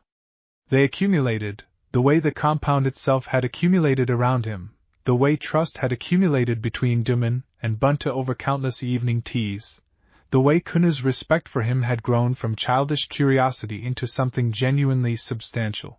His formal instructor status was established first, processed through the Alliance's administrative structure with the same careful procedural attention Yasaka brought to everything official, a small ceremony attended by the senior staff and the pilot cases who had become, by this point, simply members of the extended household. Bunta gave a speech that was several times longer than necessary and moved more than one person in the room despite, or perhaps because of, its rambling sincerity. I have watched this young man, Bunta said, drumming his belly with the particular emphasis he reserved for moments he considered genuinely significant, arrive here as a frightened boy who had been killed and remade in a single evening, and I have watched him become someone who remakes others, who looked at a stray Tengu and a foreign student and a bitter old hermit and a frightened pawn and saw, in each of them, exactly what Lady Yasaka saw in him on that riverbank 4 years ago. That is not training. That is not policy. That is character, and I am proud to call him my colleague. Issei accepted the formal instructor robes with a gratitude that felt, for once, entirely uncomplicated by crisis or proof or external validation. He had simply become, through years of consistent presence, something the compound considered permanently its own. The other matter, the personal one, resolved itself in a way that felt, in retrospect, inevitable rather than dramatic, on an evening in early autumn when the compound was quiet and Kunu had gone to bed and the garden held its particular evening stillness. Yasaka found him by the koi pond, where Mikan, now genuinely old even by koi standards, moved with the slow deliberate care of something that had decided to take its remaining time without hurry. I have something I would like to ask you, she said. Formally. Though I suspect, given how thoroughly we have already discussed the substance of it, the question itself may feel almost redundant. He turned to look at her. Ask anyway, he said. I think the formal version matters, even when the answer is already understood.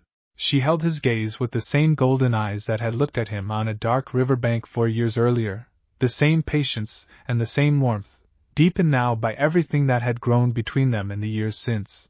Issei Hyoudou, she said, I have lived 3,000 years, and in all of that time, I did not expect to want what I am about to ask for. I am asking you to remain with me, not as a ward, not as a student, not as a project I undertook out of professional obligation to tidiness on my riverbank. I am asking you to remain as my partner, in every sense that word can carry, for whatever years are given to us, in whatever form that takes for a fox who has lived 3,000 years and a dragon's bearer who has lived considerably fewer. He took her hands, both of them, the warmth that had healed him on that first impossible night still as present in her touch as it had ever been. Yes, he said. I have known the answer to this question for years. I am only glad you finally asked it formally, because I wanted the chance to say yes out loud, in words, rather than just in everything we have already built. Above them, the stars were coming out, the same stars that had watched him die on a riverbank in Ko and had watched him remade in a garden in Kyoto, patient and indifferent and beautiful in the way that stars are always all three at once. Mikan, in the pond below, moved in his slow ornate loop, undisturbed by the significance of the moment happening just above the water's surface, simply continuing, as he always had, to be exactly what he was. Chapter 72. The announcement, when it came, was handled with the same careful institutional thoughtfulness Yasaka brought to every significant alliance matter, not a private affair kept secret from the world but also not a grand public spectacle that would invite the kind of scrutiny that complicated rather than celebrated genuine happiness. Kunu was told first, privately, the morning after, and her reaction was so entirely her own that Issei would remember it for the rest of his life. A long, serious, considering silence, followed by a single question. Does this mean you are staying forever, instead of just for now? Yes, Issei said. That's exactly what it means. Kunu nodded slowly, processing this with the gravity she brought to everything that mattered, and then she said, with the specific dry precision that had become entirely characteristic of her as she'd grown, good. I already decided you were staying forever 3 years ago. It is nice that you have both finally caught up to my assessment. Bunta cried, openly and without embarrassment, which surprised no one who knew him. Sora organized the celebration with the same thoroughness she brought to library reorganization, which meant it was, somehow, both spontaneous in feeling and exhaustively well planned in execution. Dumon offered a toast that was, for him, remarkably warm, observing that he had spent decades believing that genuine belonging was a thing that happened to other people, and that watching it happen, repeatedly, in this specific compound had done more to change his mind than any argument could have. Rias and Sona arrived from Ko within the week, having traveled the moment the news reached them, and Rias's congratulations carried a specific quality of personal joy that went beyond professional collegiality. "I am genuinely happy for you," she told him, in the garden, away from the larger celebration. "Not because of what it means for the Accord, though I won't pretend that thought didn't cross my mind professionally for about half a second before I set it aside entirely. Because I have watched you, since that letter I wrote you 14 months after you arrived here, and I have seen someone build a life that is actually, completely his own. That matters more than any policy framework." "Thank you, Rias," he said, "for believing in the door staying open, even after I clearly wasn't walking through it the way you might have originally imagined." "The door was never about you joining my peerage," she said. "It was about you having options. You took the option that turned out to be exactly right for you. That's the entire point of everything we built together." Renji, Mei, Duman, and Tobio gathered for a quieter moment of their own, the 4 original pilot cases standing together in a corner of the celebration, and Mei voiced something that, Issei would later learn, the others had each privately thought without quite articulating. "None of us would be standing here," she said, "in whatever specific good circumstance we're each currently in, if Issei hadn't decided we were each worth the trouble. And I don't think that decision came from nowhere. I think he learned it. From her." She looked toward Yasaka, who was deep in conversation with Bunta and Sora across the garden. "The whole thing traces back to one decision, on a riverbank, that someone was worth the trouble of saving properly instead of just patching up and sending on their way." Tobio nodded slowly. "It's a strange thing to owe your entire current life to a stranger's choice on a riverside 4 years before you ever met them," he said. "But here we all are." "Here we all are," Renji agreed. Chapter 73. Winter of the 4th year brought a letter from an unexpected source, a formal communication from the Human Exorcist Establishment of the Church, an organization Issei had had little direct contact with throughout his time in the supernatural world, since the Church's relationship with devils and fallen angels tended toward conflict rather than the kind of cooperative framework the Accord had been built around. The letter came from a senior exorcist named Griselda Corda had mentioned to him once, in passing, as someone whose work on supernatural welfare had quietly paralleled his own, though through entirely different institutional channels. Her name was Zenobia Corda, and Issei learned, reading the letter with some surprise, that she was Griselda's niece, which explained both the family name and, perhaps, some of the institutional crossover in their concerns. The letter described a situation that felt, in its broad shape, painfully familiar. A young exorcist who had manifested abilities beyond the Church's expected parameters, who had been quietly sidelined and was now facing the prospect of being either discharged from service entirely or subjected to increasingly restrictive oversight that bore an uncomfortable resemblance to the containment model the Accord had been built to push back against. Zenobia wanted to know if the Accord's principles could be adapted to a church context, or if the framework was too thoroughly built around devil and Yokai and fallen angel institutional structures to translate. Issei discussed this at length with Yasaka, with Rias and Sona, and eventually, cautiously, with Griselda herself, who confirmed the family connection with a dry observation that her niece had clearly inherited more of the family's interest in institutional reform than either of them had initially expected from each other. "The Church is different from the other factions in important ways," Griselda said during the conversation. "It does not operate within the 3-faction council's jurisdiction in the same manner. Any adaptation of the Accord's principles there would need to be approached as an entirely separate initiative, built from the ground up rather than simply extended. But the underlying principle could still apply," Issei said. "Development over containment. People worth investing in rather than people to be managed as risks." "The principle, yes," Griselda said. "The specific mechanisms would need to be entirely reimagined for that context." It became, over the following year, an entirely new project, distinct from the original Accord but built on the same foundational conviction, and Issei found himself, for the first time, working directly with a human institution rather than purely supernatural ones, a strange and clarifying experience that reminded him, in unexpected ways, of his own original distance from the supernatural world. Back when he had simply been a boy walking home from school thinking about dinner, Zenobia herself, when they finally met in person, struck him as someone who had built a fierce, uncompromising competence as armor against an institution that had never quite known what to do with her, not unlike Middle's guarded sharpness or Duman's decades of accumulated bitterness. "I don't trust easily," she told him, in their first meeting, with the directness that he was coming to recognize as a family trait shared with her aunt. "My aunt says you're worth trusting." "She does not say that about many people." "I'll try to live up to that," Issei said. "See that you do," Zenobia said, and something in her expression suggested that she, too, was extending a kind of cautious hope that she had not allowed herself in some time. Chapter 74. The Church Initiative, which eventually took the name the Sanctuary Protocol, proved to be the most difficult institutional work Issei had undertaken, precisely because the Church's relationship with the rest of the supernatural world was adversarial in ways that the three-faction council framework had never been, even at its most contentious. But difficulty, he had learned across 4 years of building things alongside Rias and Sona and Yasaka, was not the same as impossibility, and the Sanctuary Protocol, however slowly it progressed, began to do for exorcists what the Stewardship Accord had done for sacred gear holders across the other factions.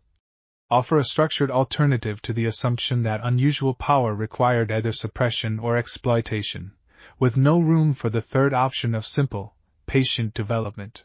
Zenobia became, over the following months, something between a colleague and a friend, her fierce directness softening, slowly, in the way Issei had watched happen with each of the pilot cases, the specific thaw that came from being taken seriously by people who had no ulterior motive in doing so. Kunu, now 13 and increasingly involved in the broader political work her mother and Issei conducted, found Zenobia fascinating in the specific way she found most competent, principled people fascinating. "She fights with a sword that used to belong to a saint," Kunu reported to Issei, with the particular enthusiasm she reserved for things she considered genuinely cool rather than merely interesting. "And she does not let anyone tell her what she is supposed to be capable of, even when the people telling her have official authority to say so." "That sounds like someone you'd get along with," Issei said.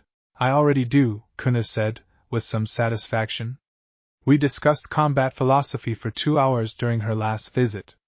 Mother said it was the longest she has heard me speak without interruption in months."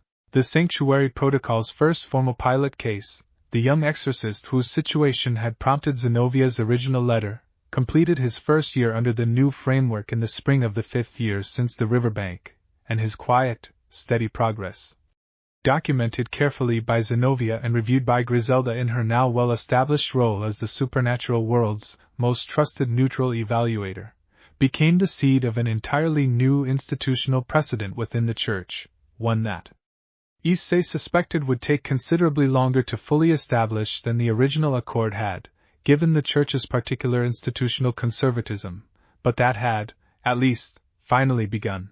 "You keep starting things that take longer than a single lifetime to fully resolve," Yasaka observed, one evening, reviewing the Sanctuary Protocol's progress reports with him in the garden. "Is that a criticism?" "It is an observation," she said. "And I think an accurate description of what it means to build something that actually matters." The riverbank took a single evening. Healing what it set in motion has taken years, and will likely take years more, in places far beyond this garden. She looked at him with the particular warmth that had become, over 5 years, as familiar to him as his own heartbeat. "I find I do not mind the scale of it. It means there will always be more to build together." "I like that," Issei said. "The idea that we'll never quite run out of things worth doing." 3,000 years, Yasaka said, and I never ran out either. I suspect that is simply the nature of caring about a world this large and this persistently imperfect. There is always more tidying to do. Chapter 75. The 5th anniversary of the riverbank arrived in early autumn, the plum trees long past their spring blossoming, the garden settling into the particular gold green of Kyoto's autumn just beginning to assert itself at the edges of the season. Issei stood in the garden in the early morning, as he had on so many anniversaries before, and found that the specific quality of reflection had changed yet again, the way it seemed to change every year, accumulating new layers of meaning without ever quite losing the layers that had come before. He was 22 now. 5 years removed from a frightened 17-year-old on a riverbank who had thought, in his final clear moment before the dark closed in, "This is not how I wanted this to go." It had not gone the way he wanted, that evening. It had gone immeasurably better than anything he could have wanted, in ways that the 17-year-old version of himself could not have imagined, could not have even had the categories to imagine, because the world that had opened up to him that night had not existed, as far as he knew, until the spear of light had ended one version of his life and Yasaka's hands had begun another. The compound around him, in this 5th autumn, held more people than it ever had before, and held them more permanently. Kanu, 14 now, had grown into a young woman whose competence and presence were beginning to draw the kind of attention that suggested she would, someday, inherit her mother's role with a readiness that few heirs to that kind of power ever achieved. Rinji led the Territorial Patrol Corps himself now, training the newer additions with the same patience that had once been extended to him. Mei Fong had finished her doctorate and accepted a formal advisory position with the Alliance, splitting her time between Osaka and Kyoto with the same organized efficiency she brought to everything. Dimon had, in the past year, finally agreed to formally adopt the title of senior instructor, a designation he had resisted for years out of some deep-seated discomfort with institutional recognition, but had accepted, finally, when Bunta pointed out that refusing the title indefinitely was its own kind of vanity, a performance of humility rather than the genuine article. Tobio had married the young woman from Sona's office the previous spring, in a small ceremony that Issei had attended with a pride that surprised him in its intensity. Watching someone he had helped pull free of a household built on cruelty build, instead, a life built on choice. The stewardship accord itself had expanded across every major faction territory in the Eastern Hemisphere, with cautious extensions beginning in Europe and the Americas, built on the patient accumulation of demonstrated cases rather than any single dramatic intervention. The sanctuary protocol within the church progressed more slowly but progressed nonetheless. 3 pilot cases now established, each one a small, hard-won proof that even the most institutionally resistant structures could shift, given enough patience and enough genuine, consistent good faith. Kokabeel, in a development that still occasionally struck Issei as faintly surreal when he considered it directly, had become something approaching an ally, his initial midnight visit 5 years earlier having evolved, through Azazel's broader institutional reform, into a genuine working relationship built on mutual, careful respect rather than the wary truce it had originally been. Issei stood in the garden, in the early autumn light, and felt the full weight of everything that had grown from a single decision on a riverbank, and found that the feeling was not heavy in the way he might once have expected significant accumulated responsibility to feel. It was, instead, simply full, the specific fullness of a life that had been built with intention, brick by brick, person by person, choice by choice, into something that could hold an enormous amount of meaning without buckling under it. Yasaka found him there, as she had on so many mornings before, and she did not ask what he was thinking about, because she had learned, over 5 years, to recognize the specific quality of his anniversary stillness, and she simply stood beside him, her tales moving in their slow familiar arcs, and let the morning hold them both. Chapter 76. I have been thinking, Yasaka said, after a long, comfortable silence, about something Tiamat said to me, many years before you arrived, long before I had any reason to think it would ever apply to my own circumstances. What did she say? That the oldest mistake powerful beings make is assuming that because they have lived a long time, they have already learned everything a long life has to teach them. That the lesson of genuine age is not accumulated certainty. It is the continued capacity for surprise. She looked at him with golden eyes that held 5 years of accumulated warmth alongside 3,000 years of accumulated wisdom, the two things sitting together in her without contradiction. You have surprised me, consistently, since the night I found you. I did not expect that, at my age. I assumed surprise was a young person's privilege. What surprised you most? He asked. Looking back over 5 years, she considered this with genuine care. The way she considered everything that mattered to her. Not your power, she said. I expected that, once Drake's presence became clear. Not even your character, though that too, revealed itself with a depth I had not fully anticipated from a single evening's assessment on a riverbank. She paused. What surprised me most was watching you choose, repeatedly, across 5 years, to build rather than simply receive. You could have accepted what was given to you, the training, the protection, the place in this compound, and lived a perfectly good life as someone who had been rescued and developed. Instead you turned around, every time, and extended the same rescue, the same development, to everyone you could reach. Renji. Mei. Duman. Tobio.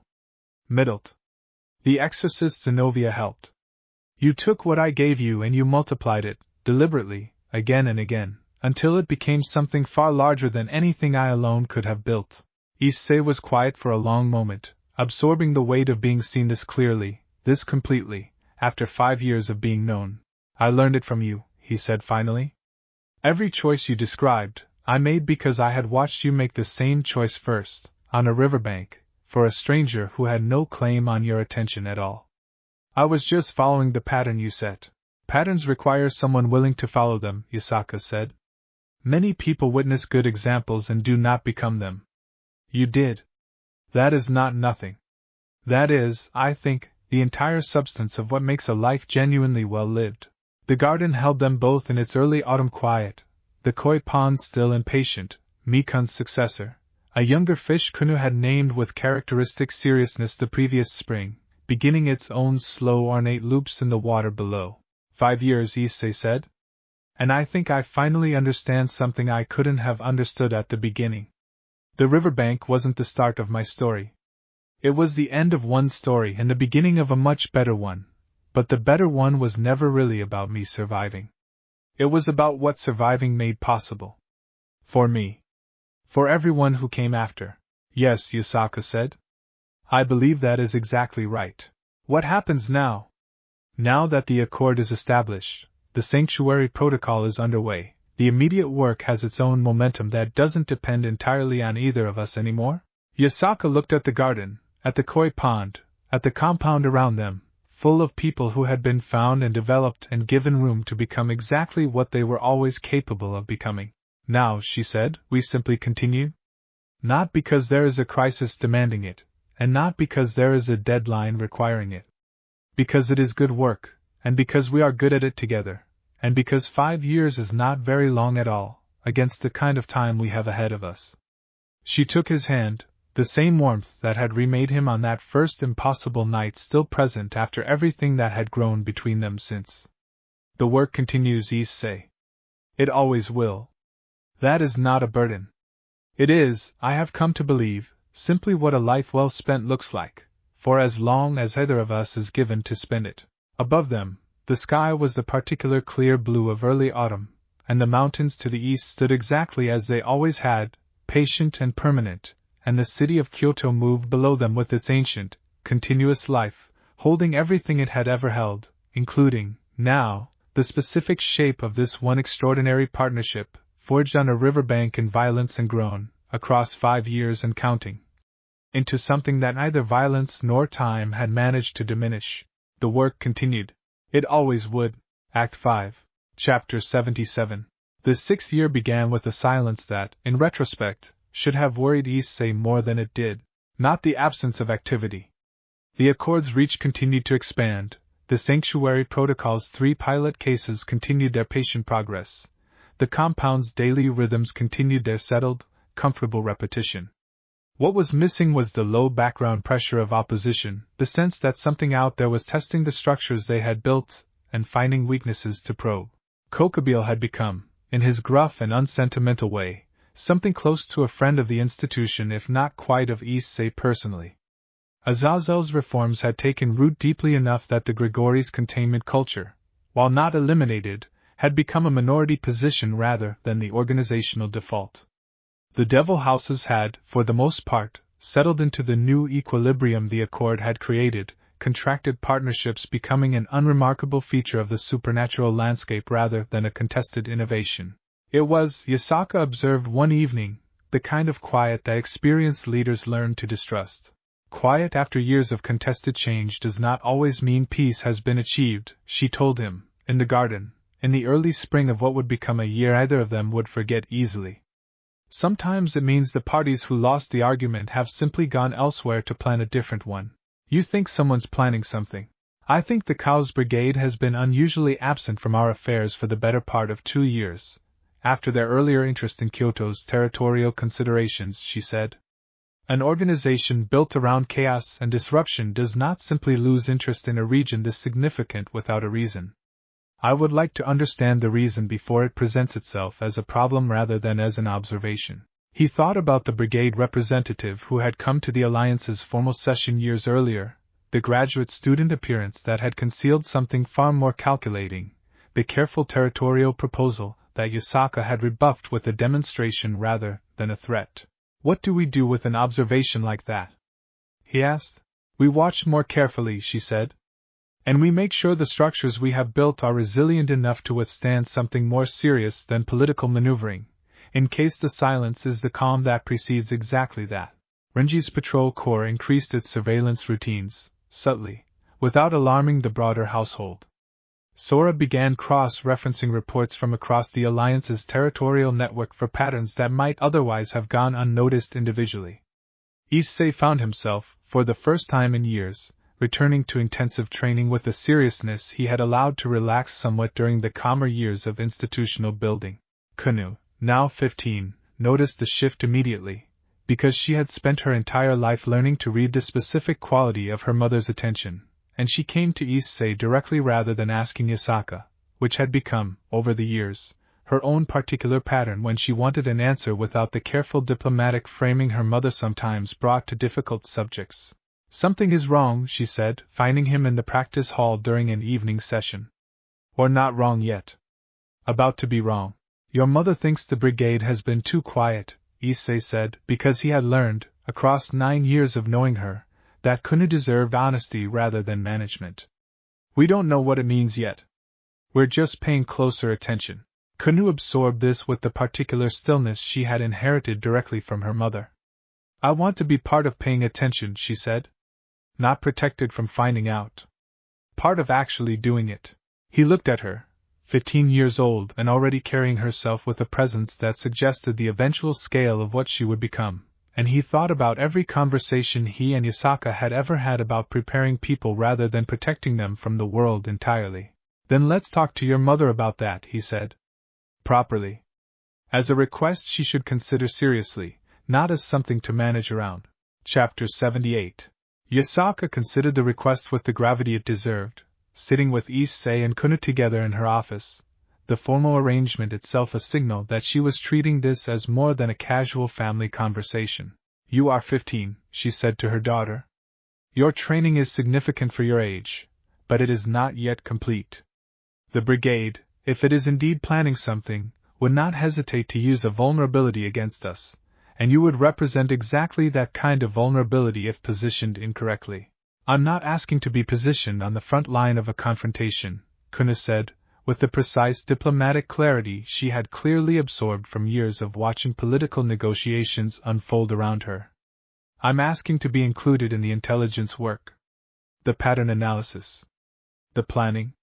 I want to understand what is happening to the place I will eventually be responsible for, not be told about it after the fact when I am supposedly old enough to be trusted with the information.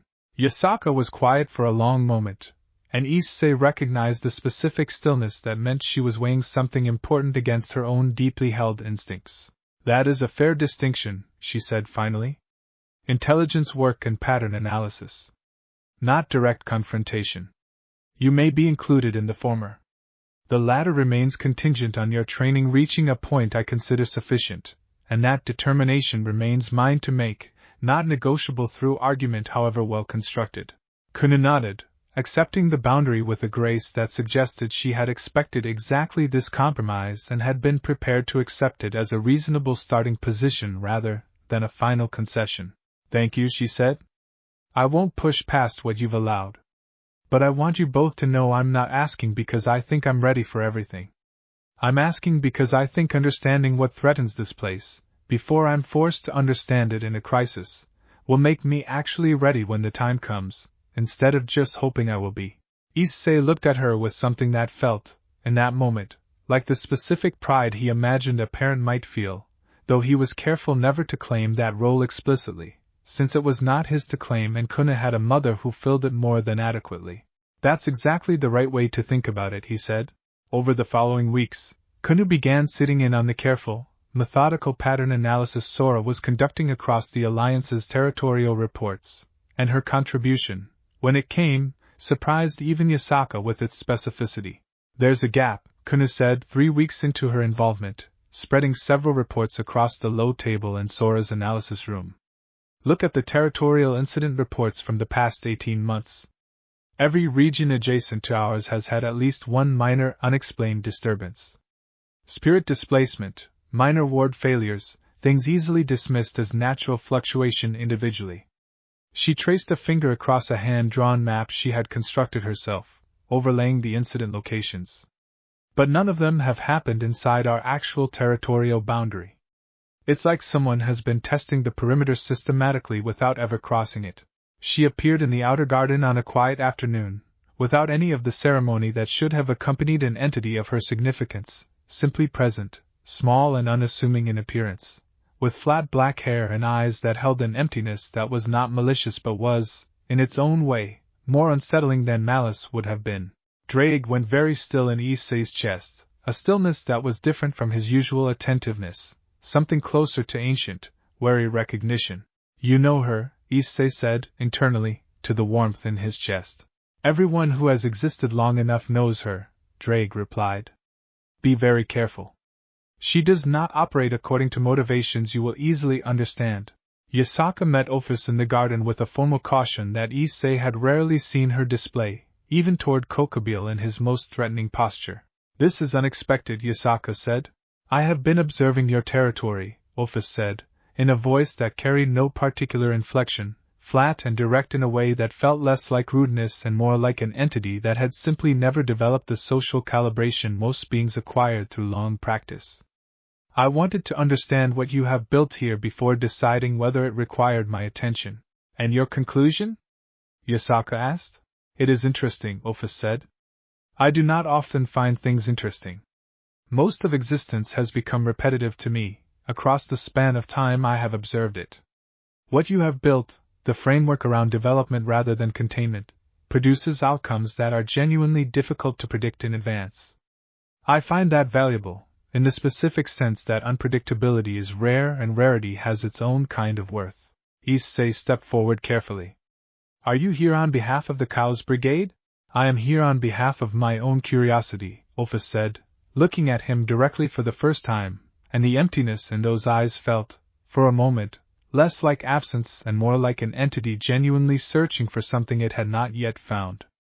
The brigade believes I share their interest in destabilizing existing power structures. I tolerate that belief because it is occasionally useful, not because it is accurate. What I actually want is considerably simpler, and considerably harder to satisfy. What do you want? Yasaka asked. Quiet, Ophis said. Genuine quiet, not the absence of conflict that comes from suppression, but the kind that comes from things finally settling into a configuration that does not require constant struggle to maintain. I have been searching for something that might produce that condition for longer than either of you can properly comprehend. She looked around the garden, at the koi pond, at the careful arrangement of stones and trees that Yasaka had cultivated across 3,000 years. This place has a quality I associate, distantly, with what I am looking for. I wanted to understand it before deciding whether to protect it or dismantle it. The garden held an extraordinarily tense silence. And your decision? Issei asked. Ophis considered the question with an expression that suggested she was genuinely uncertain, an uncertainty that felt, somehow, more dangerous than confident hostility would have been. I have not yet decided, she said. I will be watching further before I do. She left as suddenly as she had arrived, no transit, no visible departure mechanism, simply present and then not present, and the garden settled back into its ordinary afternoon quiet as though nothing extraordinary had occurred at all. Chapter 80. That, Yasaka said, into the silence that followed Ophis's departure, is considerably more concerning than I had anticipated. Could she actually dismantle this place? Issei asked. If she decided to? I do not know, Yasaka said, with an honesty that itself carried weight, since Yasaka rarely admitted uncertainty about questions of supernatural power. Ophis exists in a category that very few entities can meaningfully assess. The two heavenly dragons were sealed, historically, because they were judged threatening enough to require it, and Ophis is considered, by most accounts, to exceed even their unsealed potential. If she decided this place needed to be removed from existence, I am not confident the Alliance, or the Three-Faction Council, or any combination of supernatural power currently available to us, could prevent it. Kunu, who had been present for the entire exchange, absorbed this with a visible effort at maintaining composure that Issei recognized, because he had needed exactly that effort himself on more than one occasion across his own years in Kyoto. Then what do we do? Kunu asked. If we genuinely cannot stop her, if she decides against us? We do what we have always done, Yasaka said, with a calm that Issei suspected she was working hard to actually feel rather than simply project. We continue building the thing worth protecting, as honestly and as well as we know how, and we trust that an entity searching for genuine settled quiet, rather than mere dominance, will find more value in what we have built if we continue building it sincerely than if we begin performing for an audience we cannot actually control. That's not a plan, Kunu said. That's a hope. Sometimes, Yasaka said, against an entity like Ophis, hope honestly pursued is the only plan available that does not make the situation worse through the attempt to control what cannot be controlled. Issei thought about Ophis's flat, searching uncertainty, the genuine quality of her stated curiosity rather than performed menace, and something in his own training, the patient sensing Vritra had taught him, the careful attention to conjunction points and underlying patterns rather than surface threats, suggested a different angle than pure defensive preparation. What if we don't just continue building and hoping, he said. What if we actually try to understand what she's looking for? Genuinely. Not as a strategy to manipulate her decision, because I think an entity like that would recognize manipulation instantly and resent it. But because if what she wants is something real, understanding it properly might actually help us provide it, or at least demonstrate honestly whether we can. Yasaka looked at him for a long moment. You want to study her the way you once studied the koi pon's conjunction points, she said. Not to control her. To understand the shape of what she actually needs. Something like that, Issei said. I don't know if it's possible with an entity that old, and that strange. But it feels more honest than just waiting nervously to see what she decides. It is also considerably more dangerous, Yasaka said. Direct attention from an entity like Ophis, even well-intentioned attention, carries risks neither of us can fully calculate in advance. I know, Issei said. But I think the alternative, just waiting and hoping she likes what she sees from a distance, carries its own risks, and at least this way we're choosing the risk deliberately rather than just enduring uncertainty passively. Yasaka was quiet for a long moment, weighing this with the particular care she brought to decisions whose consequences could not be fully predicted. Discuss it with Drake first, she said finally. He has existed long enough to have direct historical context with entities of her category that neither of us possess. If he believes this approach is viable rather than simply reckless, I will not stand in the way of attempting it. Chapter 81. In the dream space that evening, the red landscape held a quality of seriousness Issei had not encountered since the earliest months of his training. Drake at his full enormous size, the heat of the place pressing close in a way that felt, for the first time in years, genuinely threatening rather than simply atmospheric. Ophis, Drake said before Issei had even finished forming the question. You want to know if approaching her directly, attempting to genuinely understand rather than simply defend against her, is viable. Yes. Drake was quiet for a long stretch, the red landscape breathing around them with its slow ancient rhythm. I fought her once, Drake said finally. Long before I was sealed, in the era when dragons settled disputes through direct confrontation rather than diplomacy. It was not a fight in any sense you would recognize. It was closer to two forces of nature colliding, each one testing the other's fundamental nature rather than seeking any particular outcome. A pause. I did not win. I also did not lose, in the sense that mattered. We simply discovered, through the confrontation, the shape of each other's limits, and having discovered that, we found we had no further reason to continue. What did you learn about her? From that, That her power is genuinely without clear upper limit, in ways even my own capacity is not, Drake said. And that her motivation, even then, in an era before the Chaos Brigade existed to give her a convenient narrative framework, was something closer to what she described to you today than to anything resembling conquest or destruction for its own sake. She was searching for something even then. I do not believe she has found it in all the time since. What is she actually searching for? I am not certain even she fully understands that, Drake said. But I have a theory, formed across the long centuries of my own confinement, watching the patterns of existence from inside the sacred gear's particular vantage point. I believe Ophis exists in a condition of profound loneliness, the specific loneliness of an entity so far removed in scale and nature from everything else that exists that genuine connection has never been available to her in any form. The Chaos Brigade gave her something resembling purpose, a project to attach herself to, but I do not believe it ever gave her what she actually needs, which is something closer to what you and the Fox Queen have built between yourselves and around yourselves in this compound. Genuine, mutual, chosen connection, rather than mere utility or shared cause. Issei sat with this for a long moment, the weight of it settling into him slowly. You think she's drawn to this place because it represents something she's never had access to, he said. I think it is possible, Drake said. I do not know it with certainty, because certainty about an entity like Ophis is not something even I can claim. But if my theory holds any truth, then your instinct, approaching her with genuine attempt at understanding rather than mere defensive caution, may be exactly correct. An entity searching for connection will recognize manipulation as a hollow substitute immediately.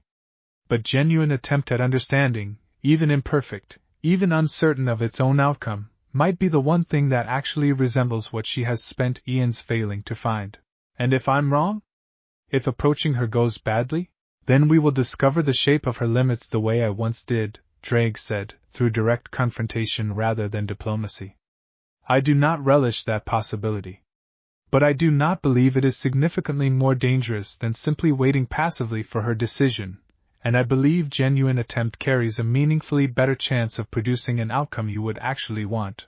Issei woke from the dream space with the particular clarity that came from a decision genuinely made rather than merely arrived at by default, and he went to find Yasaka, who was waiting for him in the garden with the patience of someone who had learned, across 9 years, exactly how long his conversations with Drake tended to take. Drake believes the approach is viable, he said. More than viable. He thinks it might be exactly what's needed. Then we proceed, Yasaka said. Carefully. And together. I will not have you approach an entity of that magnitude alone, regardless of what Drake believes about the merit of the attempt. Chapter 82. Finding Ophis again proved unexpectedly straightforward, since she had apparently never fully left the region, simply withdrawn into a kind of observational presence at the edges of the Alliance's territory that Sora's enhanced pattern analysis, once specifically tuned to look for exactly the right kind of anomaly, identified within 3 days of dedicated searching. She was at the summit of the same hill where Yasaka had once shown Issei the city spread below in its entirety, sitting with the particular stillness that suggested she had been there, unmoving, for considerably longer than the few days Sora's analysis had taken to locate her. Issei climbed the path with Yasaka beside him, the familiar turns and the particular rock marking the final approach now associated, in his memory, with a moment of profound personal significance that felt strange to revisit under circumstances this fraught.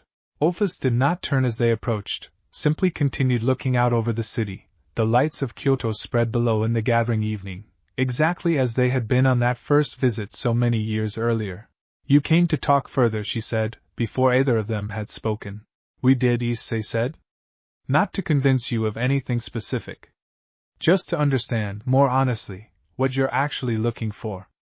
If that's something we can help with, or even just something we can acknowledge clearly, rather than guessing at it nervously from a distance.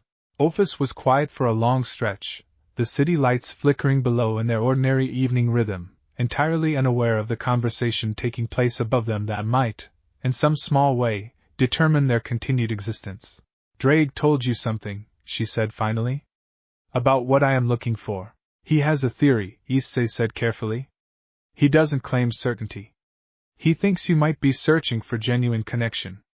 Something that doesn't come from shared utility or shared cause, but from actually being seen and valued as yourself, not as a force to be used or feared. Something shifted in Ophus's flat, ancient expression, the first genuine reaction Issei had observed from her since their initial meeting, subtle but unmistakable. The Welsh dragon remembers our confrontation more clearly than I expected, she said. I did not realize he had formed any particular theory about my nature from it. I assumed, given the scale of time that has passed since, that the memory would have faded into mere historical fact for him, devoid of any continued relevance. He thinks about you more than you might expect, Issei said. I think the confrontation mattered to him more than he initially let on. Ophus was quiet again, and when she spoke, her voice carried something that had not been present before, a fragility that felt strange and somehow more dangerous coming from an entity of her scale than any display of overt power could have been. The brigade gives me purpose, she said. Disruption. Destabilization. A project that occupies the considerable span of attention I have available, given that I do not require sleep or rest in any sense your kind would recognize. But purpose is not the same as connection, and I have known the difference for longer than I have words adequate to describe it. She looked at them both directly, the emptiness in her eyes somehow more visible and more poignant for the honesty she was extending. I do not know how to acquire what I actually want. I am not certain it is acquirable for something like myself. Most things that exist are too small, too brief, too easily threatened by my mere presence, to offer genuine connection rather than fearful deference.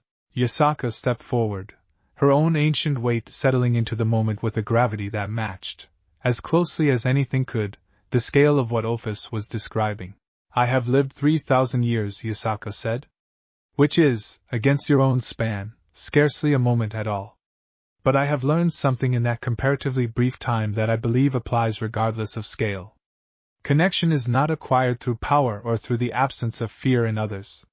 It is built, slowly, through consistent choice, through showing up again and again in ways that demonstrate genuine care rather than mere capability. She held Ophus's gaze. I cannot offer you the same kind of connection I have built with Issei, across 9 years of daily, accumulated choice. That specific bond required time and proximity that our current circumstance does not allow. But I can offer you this, continued honest attention. A genuine willingness to know you as you actually are, rather than as the category the brigade has assigned you or the threat your scale makes you appear to be by default. It is a small thing, against the scope of what you have been searching for. But it is real, and I do not offer it lightly. Chapter 83. What followed, over the subsequent months, was unlike anything Issei had encountered in 9 years of building unusual relationships across the supernatural world's full spectrum of factions and temperaments. Ophus did not become a frequent visitor in any conventional sense. She did not attend gatherings or participate in the compound's daily rhythms the way Renji, or Mei or Duman had gradually integrated themselves. What she did, instead, was appear periodically, unpredictably, sometimes for mere minutes, sometimes for hours, always at the hilltop or occasionally in the garden, and engage in conversations that ranged across an almost incomprehensible breadth of subjects, from the specific quality of the koi pond's water in different seasons to the nature of consciousness itself, to questions about loneliness and time and the particular strangeness of existing long enough that most of what once felt urgent eventually felt merely repetitive. Kunu, fascinated by an entity whose existence challenged every category she had been taught to organize the supernatural world around, asked to be included in at least some of these conversations, and Yasaka, after careful consideration, allowed it, with the same boundaries she had established around the brigade intelligence work, observation and genuine engagement permitted. Direct confrontation or anything resembling a test of power explicitly forbidden. Why does the water taste different to you in autumn? Ophus asked Kanu, during one of these strange, meandering conversations, the question carrying the particular flat directness that Issei had come to recognize as her version of genuine curiosity rather than idle conversation. I don't taste water differently, Kunu said. I'm not sure what you mean. You said during a previous observation I made of your training, that the koi pond felt different in autumn than in spring. I am attempting to understand what specifically changes, since the water itself does not alter its fundamental composition. Kuna considered this with the seriousness she brought to questions that genuinely interested her. I think it's not the water, she said. I think it's everything around the water. The light is different. The temperature against my skin is different. The koi move differently because they're preparing for winter. I'm not actually perceiving the water differently. I'm perceiving the whole context differently, and the water is just the part one happened to mention. Ophis was quiet for a long stretch, processing this with an intensity that seemed disproportionate to the simplicity of the observation. That is a more sophisticated answer than I expected, she said finally. I have existed long enough to have observed every season's cycle on this planet an uncountable number of times, and yet I do not believe I had previously considered that perceived seasonal difference might be a function of context rather than of the object itself. She looked at Kuna with something that might, in a being capable of more conventional expression, have been respect. You think carefully. More carefully than most beings your apparent age. I had good teachers, Kuna said, with a small private smile that Issei recognized immediately as an echo of his own oft-repeated phrase, and something in him warmed at the recognition that the sentiment had become, somehow, a piece of inherited family language rather than just his own personal refrain. These conversations, strange and unpredictable as they were, began to do something to Ophis that none of them had explicitly planned for or anticipated, a gradual softening of the flat emptiness in her presence that Issei noticed incrementally, the way he had once noticed Damon's slow thaw, except magnified across a scale that made the comparison feel almost absurd even as it remained, somehow, genuinely apt.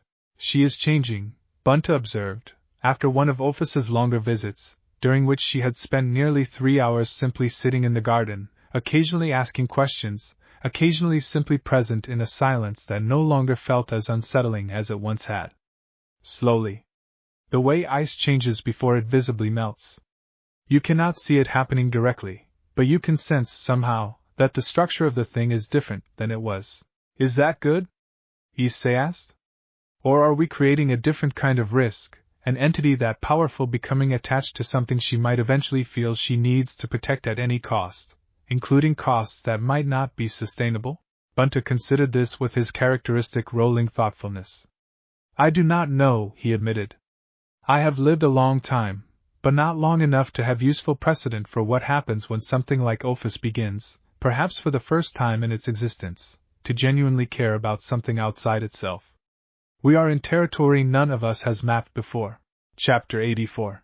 The Cow's Brigade, predictably, noticed Ophis's reduced engagement with their broader operations, and the response, when it came, arrived not as a direct confrontation but as an attempt to reassert control over an asset they had apparently begun to consider increasingly unreliable. The representative who arrived this time was not the careful diplomatic figure from years earlier, but someone Issei recognized immediately from Yasaka's careful briefings on the brigade's actual leadership structure, a figure calling himself Shalba Beelzebub, a self-styled old Satan faction remnant who had attached himself to the brigade's broader chaos agenda after his own faction's collapse, and whose reputation, Yasaka had told him, carried an arrogance that often exceeded his actual capability, which made him simultaneously less dangerous in raw power and more dangerous in unpredictability.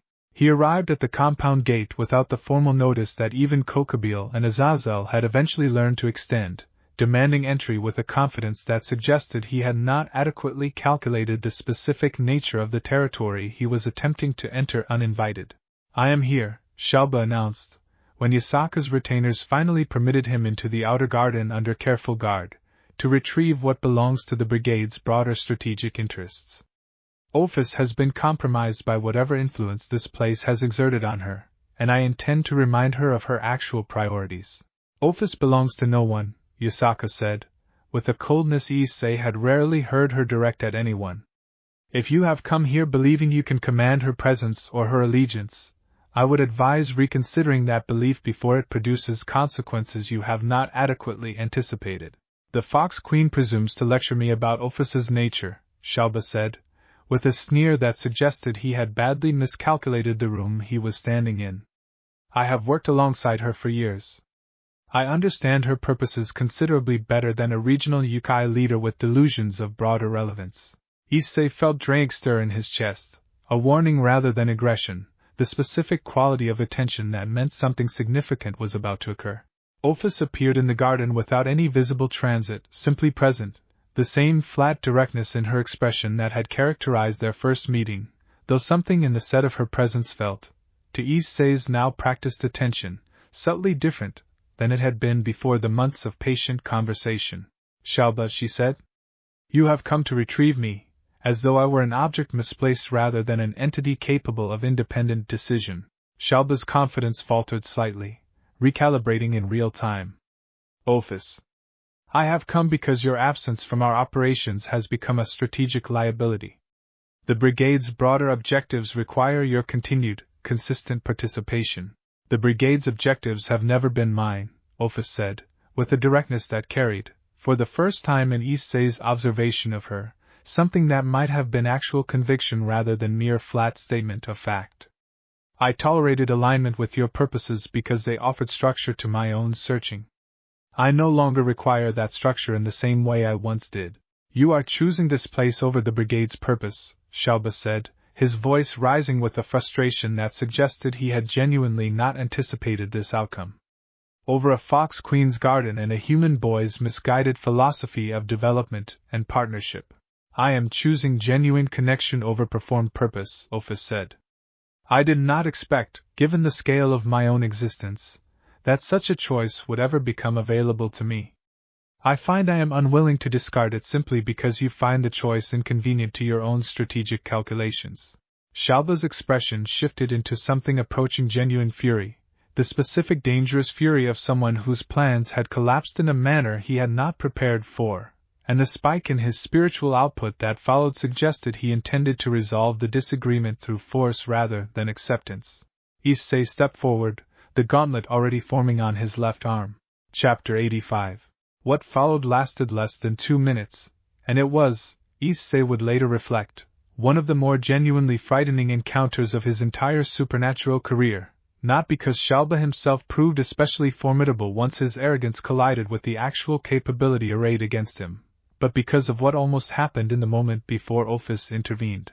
Shalba's opening attack, a concentrated burst of destructive power aimed indiscriminately at the garden rather than at any specific target, suggested someone who had stopped caring about precision in favor of simply demonstrating dominance through sheer destructive capacity, and Issei moved to intercept it with enhanced speed, Drake's power flowing through him in the practiced, controlled manner 9 years of training had made entirely natural. He did not need to. Ophis's response arrived before his own enhanced reflexes could fully process the threat, a containment that felt, even from the periphery of its effect, like watching the fundamental laws of a localized space simply rewrite themselves around Shalba's attack, the destructive energy he had unleashed simply ceasing to exist in any meaningful sense, not deflected, not absorbed, but unmade with a casualness that conveyed, more effectively than any direct demonstration could have, the actual scale of the gap between Ophis's power and everyone else present in the garden. Shalba stood frozen, his confidence finally and completely collapsed, staring at Ophis with an expression that suggested he had, perhaps for the first time, genuinely understood what he had been treating with such cavalier presumption. "You will not attack this place," Ophis said, her flat voice carrying, for the first time, something that resembled genuine anger, controlled and absolute. "I have chosen it. That choice carries weight that your strategic calculations did not adequately account for." "Ophis, Shalba began. "You will leave," Ophis said, "and you will inform the brigade's broader leadership that I no longer consider myself bound by our previous association. If they require further clarification of that decision, they may seek it from me directly, though I would not recommend the attempt." Shalba left without further argument, the specific quality of his departure suggesting a man who had survived an encounter he had badly underestimated and intended never to repeat the mistake. The garden settled back into silence, the koi pond undisturbed despite the violence that had nearly engulfed it, and Issei looked at Ophis with a complicated mixture of gratitude and something close to awe, the visceral reminder of exactly what kind of entity had chosen, for reasons that still felt almost impossibly fragile and significant, to associate herself with this particular small corner of an enormous and complicated world. "Thank you," Yasaka said, her own composure visibly shaken in a way Issei had rarely witnessed. For the protection. And for the choice that made the protection possible in the first place. I did not protect this place out of obligation, Ophis said.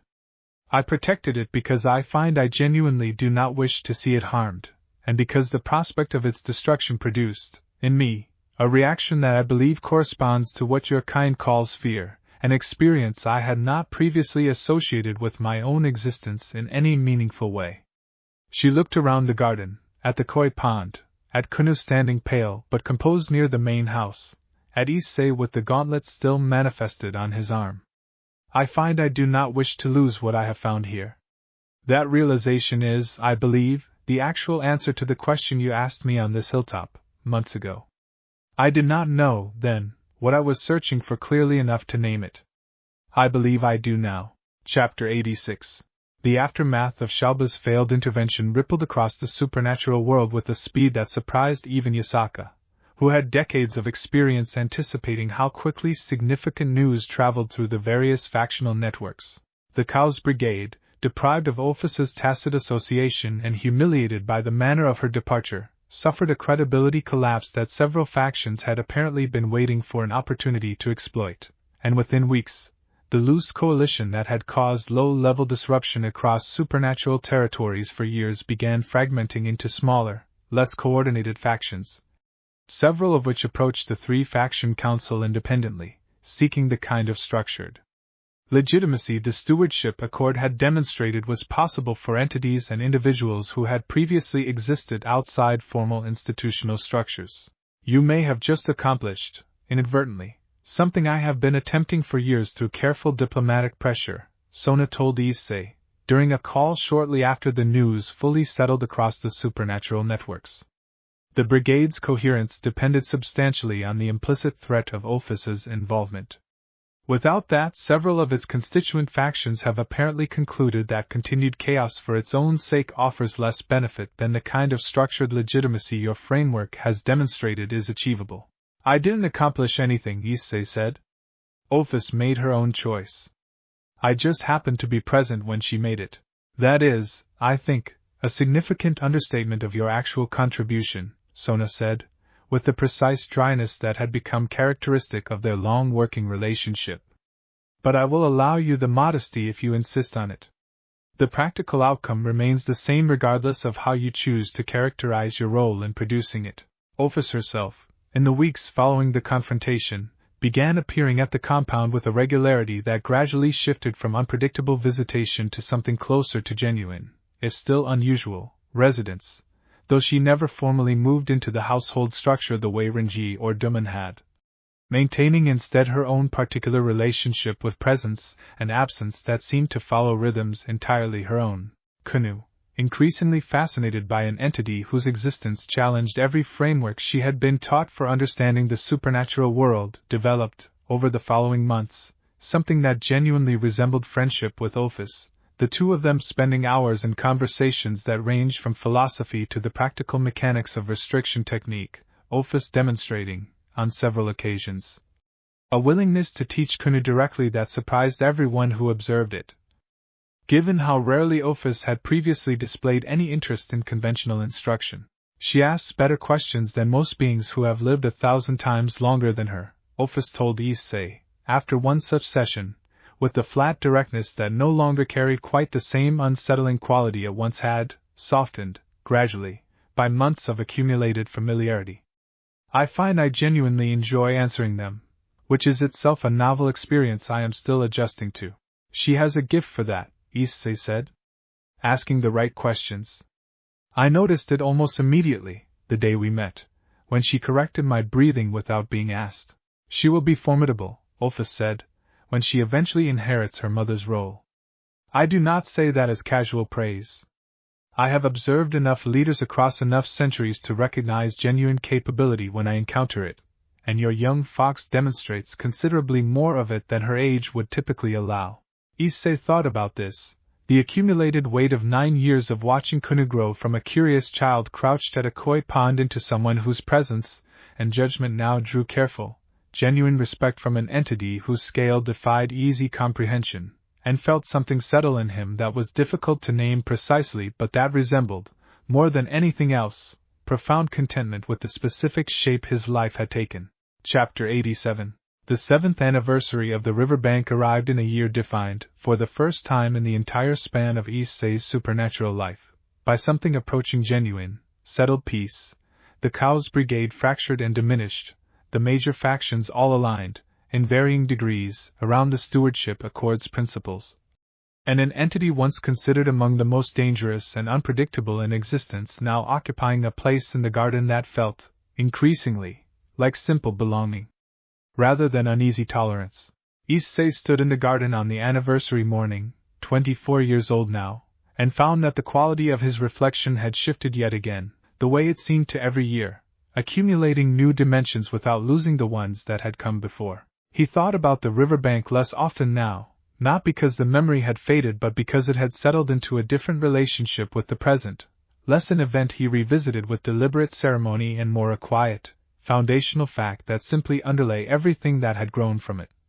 The way a building's foundation continues supporting the structure long after anyone has stopped consciously thinking about the specific work that laid it.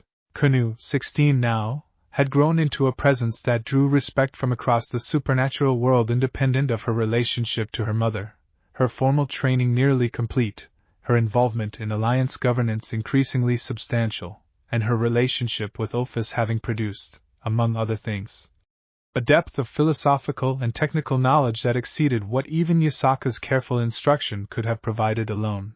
I have been thinking, Kuna said, finding Issei in the garden on the anniversary morning, her presence now carrying a maturity that made the childhood memory of her crouched curiosity at the koi pond feel, simultaneously, both distant and immediate, about what I want to actually build, once I formally inherit responsibility for the alliance.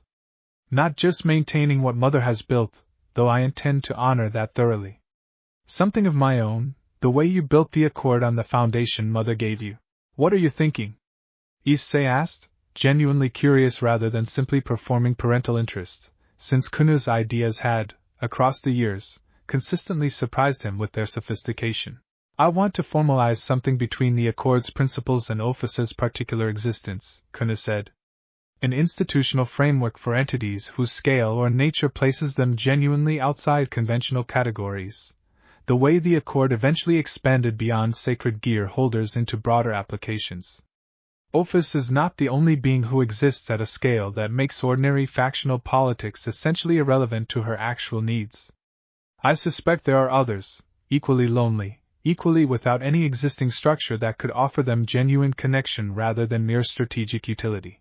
Issei felt something move in him, a specific recognition of a pattern repeating itself across generations, the same fundamental insight he had carried from his own rescue on the riverbank, simply applied now to a category of being he would never have considered capable of needing the same kind of careful, patient development. That's a remarkable thing to have noticed, he said. I don't think I would have thought of it myself, even after everything that happened with Ophis.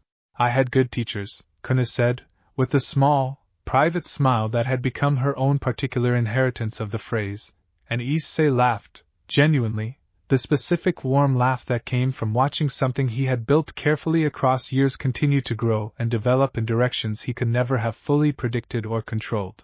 Talk to your mother about it, he said. And to Ophis herself, since she'd be the person whose actual experience should inform whatever framework you eventually propose.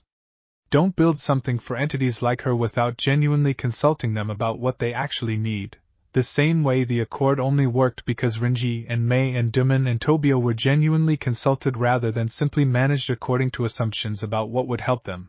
I already have, Kuna said. I wanted to discuss the idea with you first, because I think the pattern of how you built the Accord, starting from genuine personal understanding rather than abstract policy, is exactly the model I want to follow for whatever I eventually build myself. Chapter 88. Kunu's proposal, which she eventually formalized over the following year with a thoroughness that drew explicit comparison, from several council members, to Sona's own meticulous early work on the original Accord, became known, in the careful institutional language the supernatural world favored for significant frameworks, as the sanctuary of scale. A structure intended specifically for entities whose power or nature placed them genuinely outside the conventional categories the three faction council's existing frameworks had been built to address. Ophis herself, consulted extensively throughout the proposal's development, contributed something that surprised everyone involved, a genuine, careful articulation of her own historical loneliness, offered not as a plea for sympathy but as data, the kind of honest testimony that Issei recognized immediately as structurally identical to his own original statement to the council years earlier, a person, however vast and strange, describing accurately what the existing system had failed to provide. And what a better one might offer instead. I did not expect, Ophis told the assembled council, in a formal session that represented, in itself, an almost unprecedented event, an entity of her category appearing before the three-faction council not as a threat to be managed but as a participant in policy development, that my own experience would ever be considered relevant to institutional design.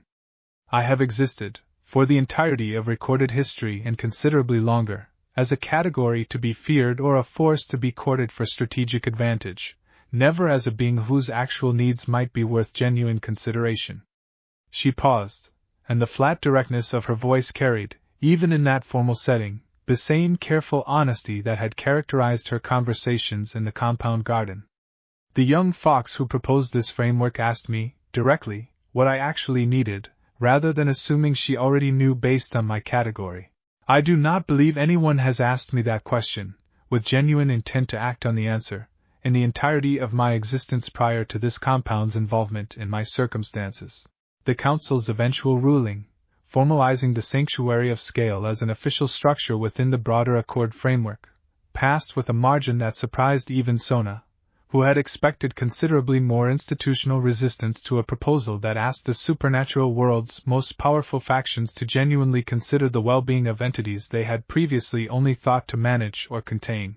Griselda Corda, present for the ruling in her now well-established role as the Accord's most trusted institutional steward, offered Issei a specific observation afterward that he carried with him for a long time.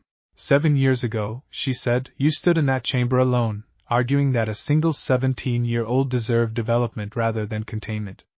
Today, your principles were extended, through the genuine initiative of someone you helped raise, to an entity whose power exceeds anything this council has ever formally regulated. That is not a small thing, Issei Hyoudou. That is the actual mechanism by which genuine reform propagates across generations, each one extending the principle further than the previous generation could have managed alone. It wasn't me extending it, Issei said. It was Kanu. She built this entirely on her own initiative. Yes, Griselda said, with the dry precision that had become, across 7 years of careful working relationship, something Issei had grown genuinely fond of. And she built it because she watched you build something similar first, and decided the principle deserved further extension. That is precisely how lasting change actually works. It is never one person's achievement alone. It is a pattern, transmitted carefully across successive generations of people who choose to extend rather than simply inherit what they were given. Chapter 89. The 8th year brought a different kind of challenge, less dramatic than Ophis's arrival or Shalba's failed confrontation, but in its own way more demanding of the patient, accumulated wisdom Issei and Yasaka had built across nearly a decade together. Mikan, the ancient koi who had watched over the compound's pond since before Issei's arrival, who had come to the edge of the water for him on his very first day and had, in Kunu's careful childhood observation, seemed to recognize something interesting in the frightened stranger that the compound's other residents had not yet had time to assess, finally reached the natural end of his extraordinarily long life on a quiet morning in early summer. Kunu found him first, and her grief, when she brought the news to Issei and Yasaka, carried a depth that surprised even her, the specific particular sorrow of losing something that had simply always been present, a fixed point in the compound's daily rhythm that she had never fully imagined existing without. He was so old, she said, sitting in the garden beside the pond where the other koi moved, undisturbed, in their own ordinary patterns, unaware of the absence that had just occurred among them. I knew, logically, that he couldn't live forever. But I don't think I actually believed it.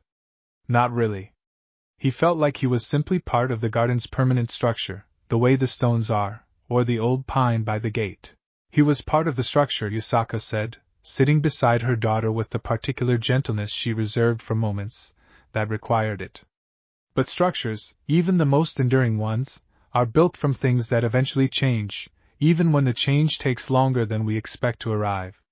Mikan lived an extraordinarily long life, far longer than ordinary koi typically achieve, and had believed that longevity was itself a kind of gift, the compound's accumulated spiritual energy extending his natural span considerably beyond what would have been possible elsewhere. Does that make it easier? Kuna asked. Knowing he had more time than he would have had anywhere else. No, Yasaka said, with an honesty Issei had come to recognize as one of her most consistent and valuable qualities. It does not make grief easier. It simply makes it, perhaps, slightly more bearable to know that the time he had was good time, well spent, surrounded by people who genuinely valued his presence rather than simply taking it for granted. Issei thought about his own 7 years of watching Mikan move through the pond's slow ornate loops, the specific comfort of that consistent presence across every season of his own transformation, the fish coming to the pond's edge on his very first frightened day in this garden, an act of recognition that Kuna had told him, years ago, Mikan did not extend to everyone. I want to do something to mark it properly, Issei said. Not just let it pass quietly. He was important to this place, even if he couldn't understand why in the way we do.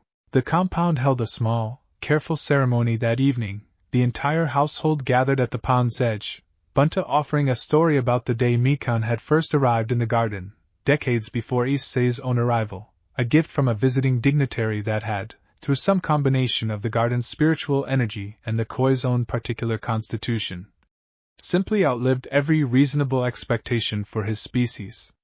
Sora spoke about the careful, patient way Mikan had always seemed to sense the compound's emotional rhythms, gathering near whoever needed quiet company without ever being summoned.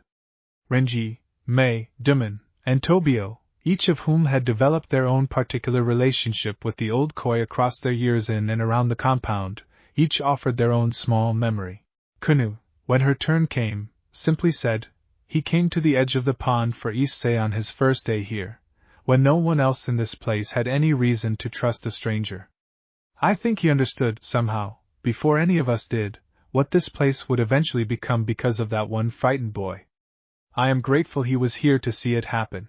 Chapter 90. The pond received a new resident the following spring, a young koi that Kuna selected herself, with the same careful seriousness she brought to every decision that mattered to her, and the act of choosing felt, to everyone who observed it, less like simple replacement and more like the deliberate continuation of something Mikan's long presence had established, the pond's ongoing role as a quiet, patient witness to the compound's accumulated life. She named the new koi Hikari, light, and the choice felt appropriate in a way Issei found difficult to fully articulate, the specific quality of hope embedded in choosing a name that looked forward rather than simply marking what had been lost.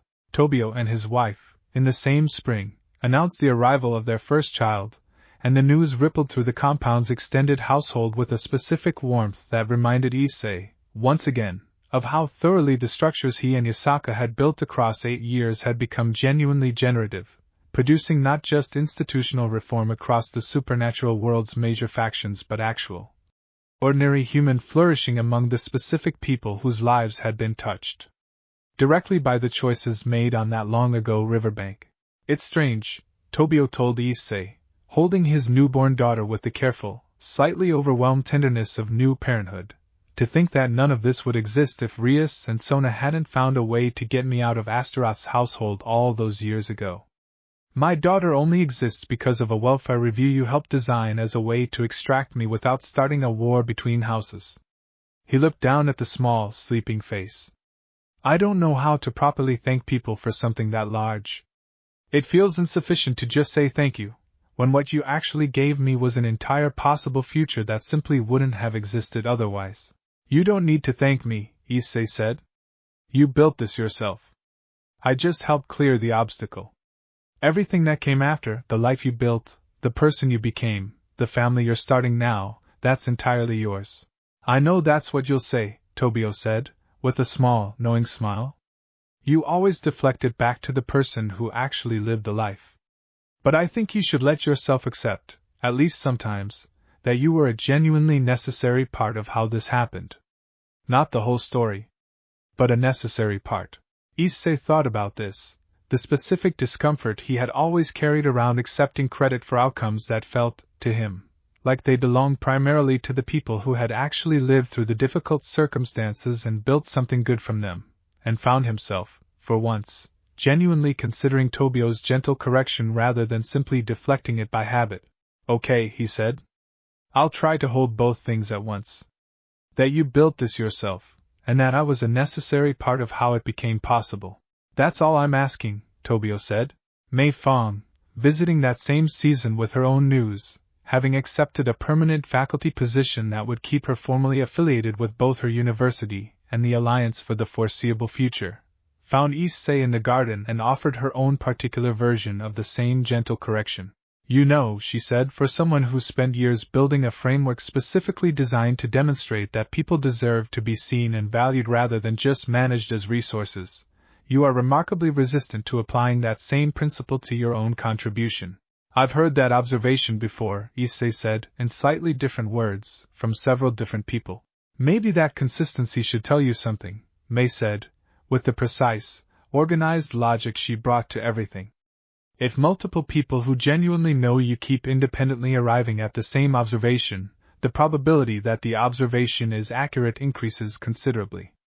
I would suggest updating your own self-assessment accordingly. Issei laughed, the genuine warm laugh that had become, across years of building these relationships, an increasingly common feature of his ordinary days. I'll consider the data, he said. Properly this time. Chapter 91. Dimin, in the autumn of the 8th year, made a request that surprised everyone in the compound with its specific vulnerability, since Dimin had built, across his own years of slow thaw, a particular reputation for gruff self-sufficiency that rarely admitted to wanting anything beyond his teaching and his ongoing argumentative friendship with Bunta. I am old, he told Issei, in the practice hall one evening, with a directness that carried, underneath its bluntness, a genuine searching quality. Older than I sometimes acknowledge to myself. I have spent decades believing I would die alone, isolated by my own bitter choices, with no one particularly affected by my absence beyond the satisfaction of having proven my own self-sufficiency to the very end. He paused, and the pause carried weight. I no longer believe that will be true, and I find I do not know how to properly prepare for the difference. I have spent so long preparing for isolation that I have no practice framework for preparing, instead, for being genuinely missed. Issei sat with this carefully, recognizing the particular vulnerability it represented for someone who had built his entire post-exile identity around defended self-sufficiency. What would help? He asked, rather than offering immediate reassurance, because he had learned, across years of difficult conversations, that the question mattered more than the comfort. I do not entirely know, Dimin admitted. Perhaps simply being told, honestly, what my presence has actually meant here, rather than assuming I already understand it from context alone. I have spent so long assuming the worst about my own value to others that I find I have difficulty trusting my own positive observations without external confirmation. Issei thought about this request seriously, and rather than offering his own assessment immediately, he gathered, over the following days, the kind of honest testimony Dimin had specifically asked for, conversations with Bunta about their years of evening tea and argumentative friendship, with the younger Onmyoji practitioners Dimin had mentored, with Kunu, who had absorbed considerable technical knowledge from Dimin's patient instruction across her own years of training, with Sara, who had developed a quiet, genuine respect for Dimin's careful, thorough teaching methodology. He compiled these testimonies, carefully, and presented them to Dimin not as a single grand gesture but as a series of small, specific acknowledgments delivered across several weeks, each one chosen to demonstrate the particular, concrete ways Dimin's presence had genuinely mattered to specific people, rather than offering only the kind of vague reassurance that might have felt, to someone as carefully skeptical as Dimin, like empty comfort rather than honest testimony. Bunta told me, Issei said, during one of these conversations, that your evening arguments about Onmyoji technique have become the specific thing he looks forward to most in his own daily routine, after centuries of having very few people genuinely interested in debating the finer points of his accumulated knowledge. He told you that directly? Demon asked, with visible surprise. He did.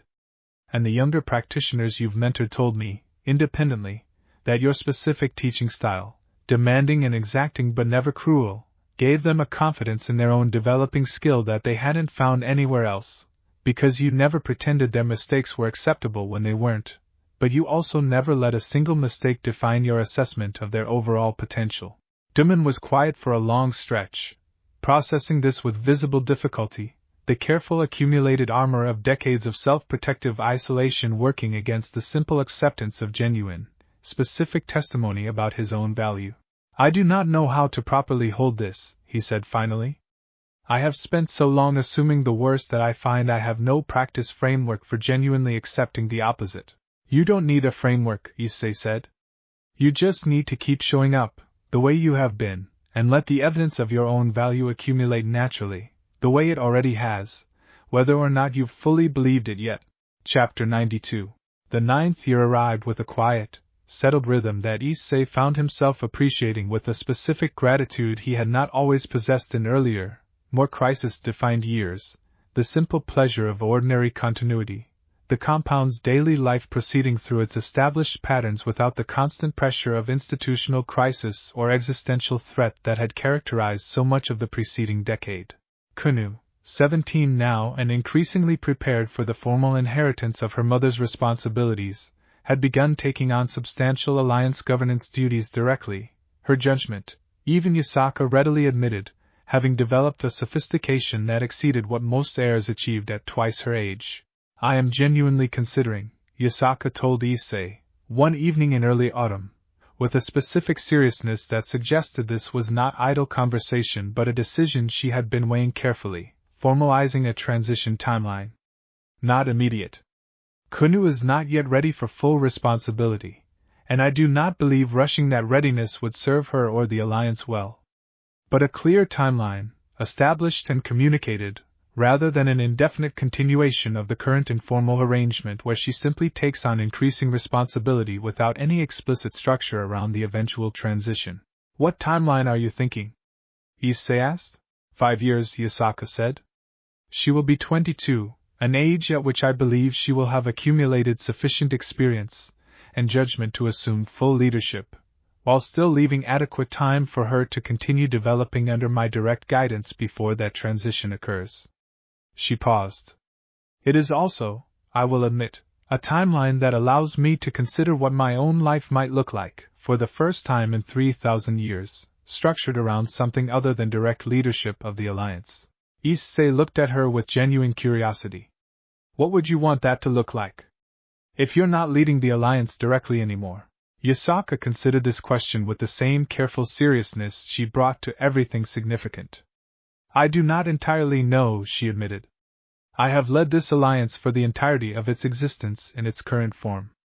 I have never genuinely considered what my own life might look like, structured around personal choice rather than institutional obligation. I find the prospect both somewhat frightening and, increasingly, genuinely appealing. What appeals to you about it? Time, Yasaka said simply. More of it, structured around the things and the people I have chosen rather than the things I am obligated to manage. More time in this garden, simply present, rather than constantly attending to the next administrative matter requiring my attention. More time with you, without the constant background awareness that my attention is divided between our relationship and the broader weight of alliance governance. She looked at him directly. I find, after 9 years, that I would genuinely like more ordinary time with you, the kind we discussed wanting on your 18th birthday, before the Accord's continued expansion and Ophus's arrival and everything else that followed kept us both consistently occupied with significant institutional work. Issei felt something settle in him at this admission, the specific recognition that even after 9 years of building extraordinary things together, the simple desire for more uncomplicated, unhurried time together remained genuinely present and genuinely valued by both of them. I'd like that too, he said. More than I think I've fully let myself want, given how much there's always seemed to be to build. Then we will build toward that as well, Yasaka said. 5 years from now, when Kunu assumes full leadership, And we have, for the first time since I found you on that riverbank, genuine room to simply be present together without the weight of institutional necessity constantly structuring our days. Chapter 93. Kunu, informed of the 5-year transition timeline shortly after her mother and Issei had settled on it together, received the news with a characteristic blend of genuine excitement and careful, sober consideration of the responsibility it represented. I am ready to begin preparing for it formally, she told them both, in the same office where, 2 years earlier, she had first requested inclusion in the brigade intelligence work. But I want to be honest about something. I am also somewhat afraid of it.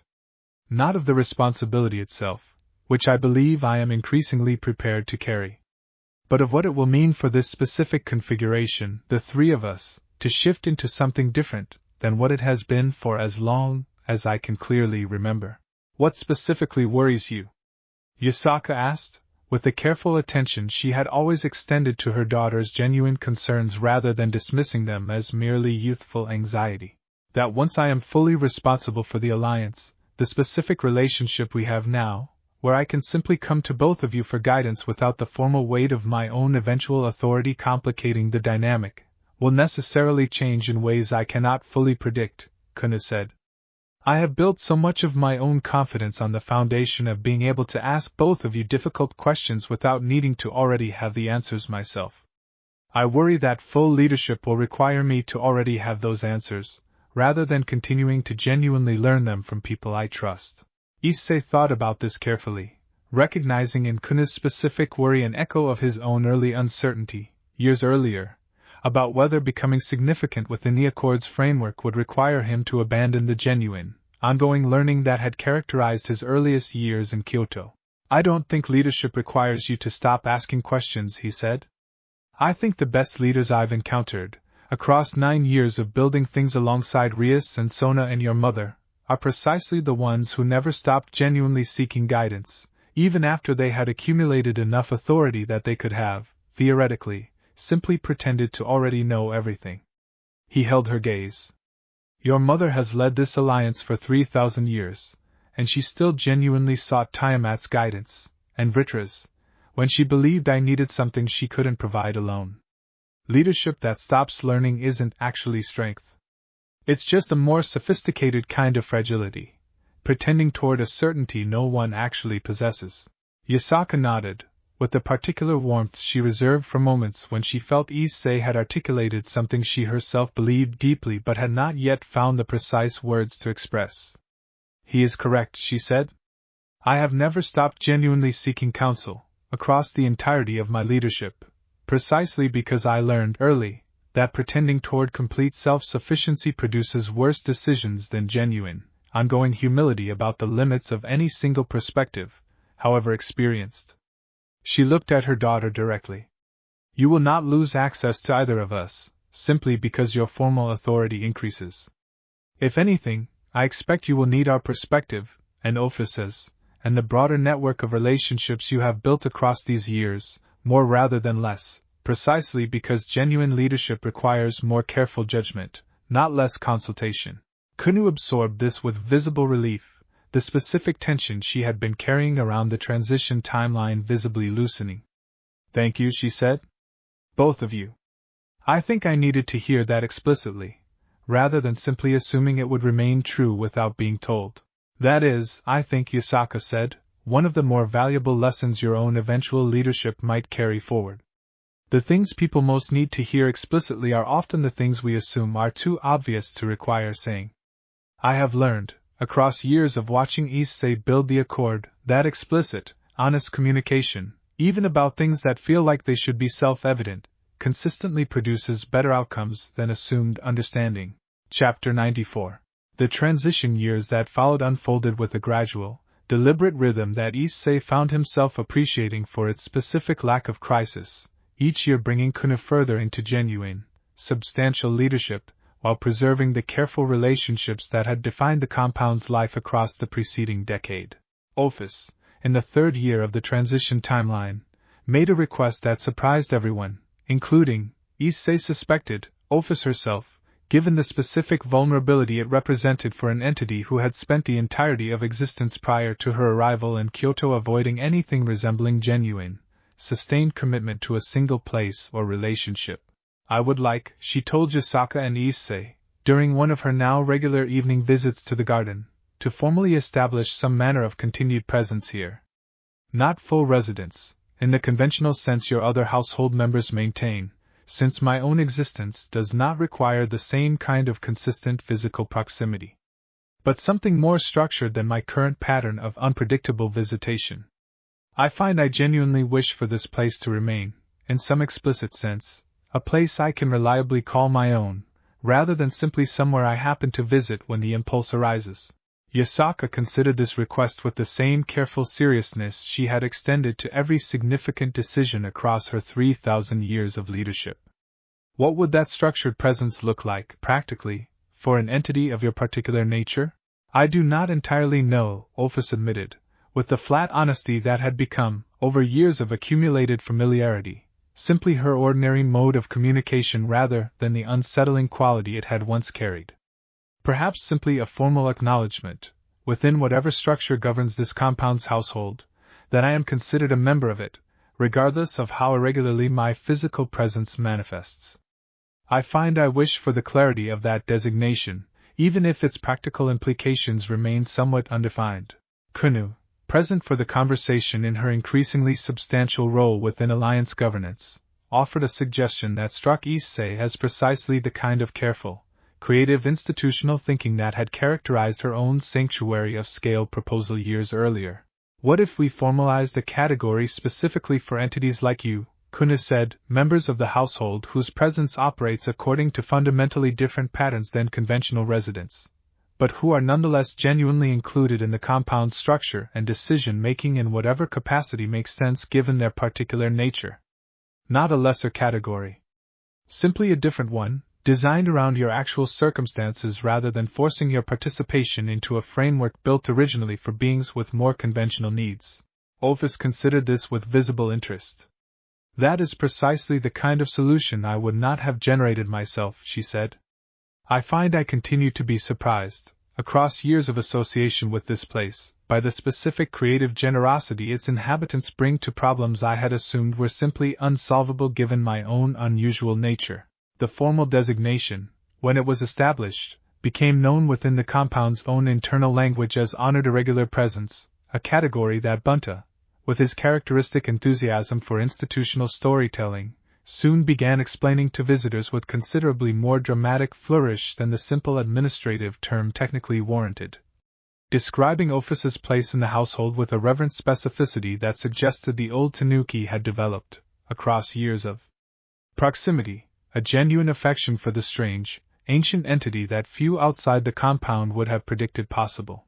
She comes when she comes, Bunta would tell curious visitors, with his particular rolling emphasis, and we are simply glad, each time, that she chooses to come at all, given everything she could otherwise be doing with an existence as vast as hers.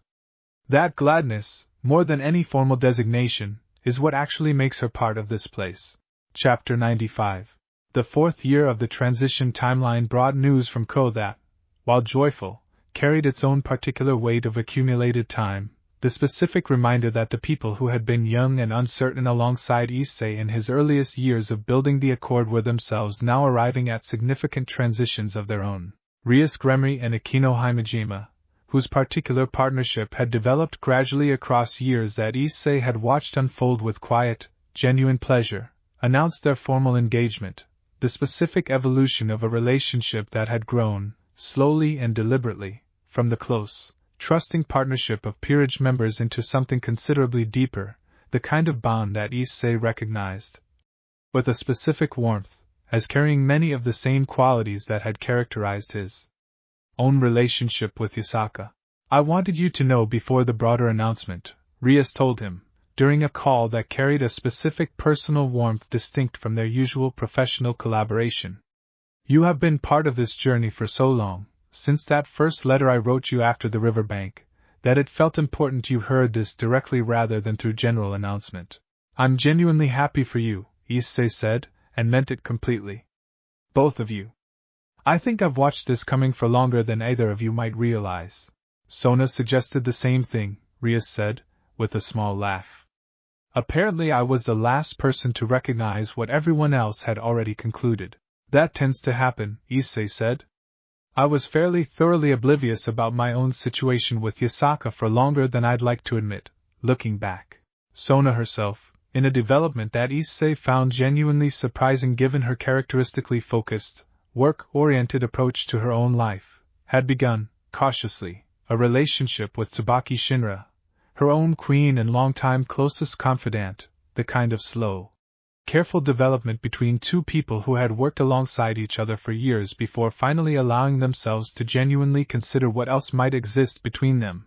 I did not expect, Sona told Issei, during a separate call discussing the Accord's continued institutional development, with a specific dry self-awareness that Issei found genuinely endearing, that I would arrive at my own significant personal transition roughly contemporaneous with Rias's. I had assumed, given my own temperament, that such matters would remain permanently subordinate to institutional priorities. I find I was, apparently, simply slower to recognize what had already developed than to actually develop it. Congratulations, Issei said. Genuinely. I think you've both built something remarkable, in every sense, across these years, and I'm glad you're finding the personal version of that alongside the institutional one. Tobio and his wife, in the same general season, welcomed their second child, the household growing in the specific way that Issei found himself appreciating more with each passing year, the accumulated evidence of genuine flourishing among the people whose lives had been touched by the choices made across nearly a decade of careful, patient institutional building. It is strange, Yasaka observed, when Issei shared this accumulated news with her in the garden, to consider how much genuine human and supernatural flourishing has grown from a single choice on a riverbank, nearly 10 years ago now. I did not anticipate, when I stopped to address what I considered simple untidiness, that the consequence would eventually include marriages and children and entire reformed institutional frameworks across multiple supernatural factions. Neither did I, Issei said. I think that's part of what makes it feel so significant, looking back. None of us could have planned this specific shape. We just kept choosing, each time, to extend genuine care rather than mere management, and it grew into something none of us could have designed deliberately from the beginning. Chapter 96. The fifth and final year of the transition timeline arrived with a specific gravity that Issei found himself approaching with more genuine anticipation than anxiety. The careful, deliberate culmination of years of preparation finally reaching its planned conclusion. Kanu, 22 now, had grown into a leader whose readiness for full alliance responsibility no longer carried any genuine question in anyone's assessment. Her judgment tested across years of increasing governance involvement.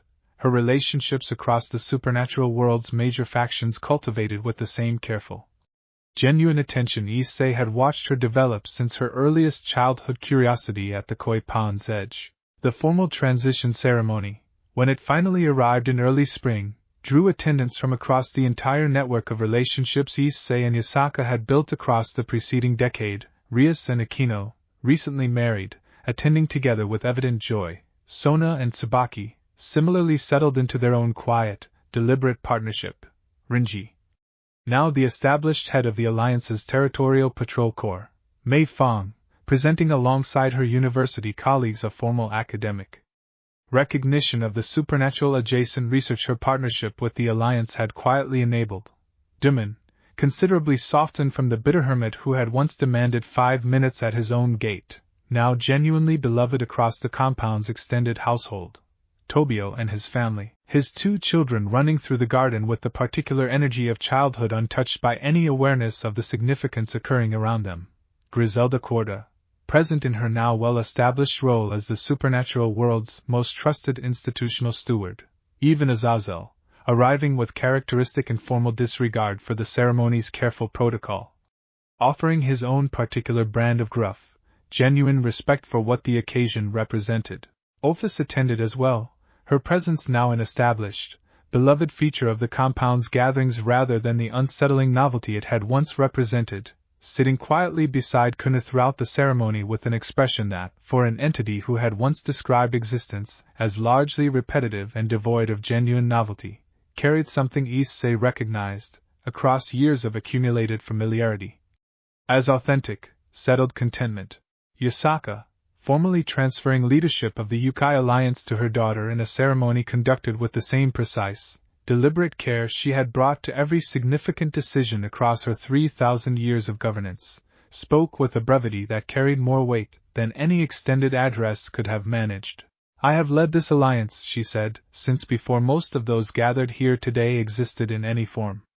I have made decisions across 3,000 years that I believe serve this territory and its people well, though I do not claim perfection across that span, only genuine, consistent effort. She looked at her daughter, standing beside her with the particular composed gravity that had characterized her presence since childhood, now fully matured into genuine, substantial leadership. I formally transfer that responsibility today, not because I believe my own capability has diminished, but because I believe, with complete confidence, that my daughter's judgment and character have developed to a point where this alliance will be genuinely well served by her leadership, perhaps even better served than it has been by my own. That is not a small claim, given my own 3,000 years of accumulated experience. But I make it with complete sincerity, because I have watched her grow into precisely the kind of leader this territory deserves.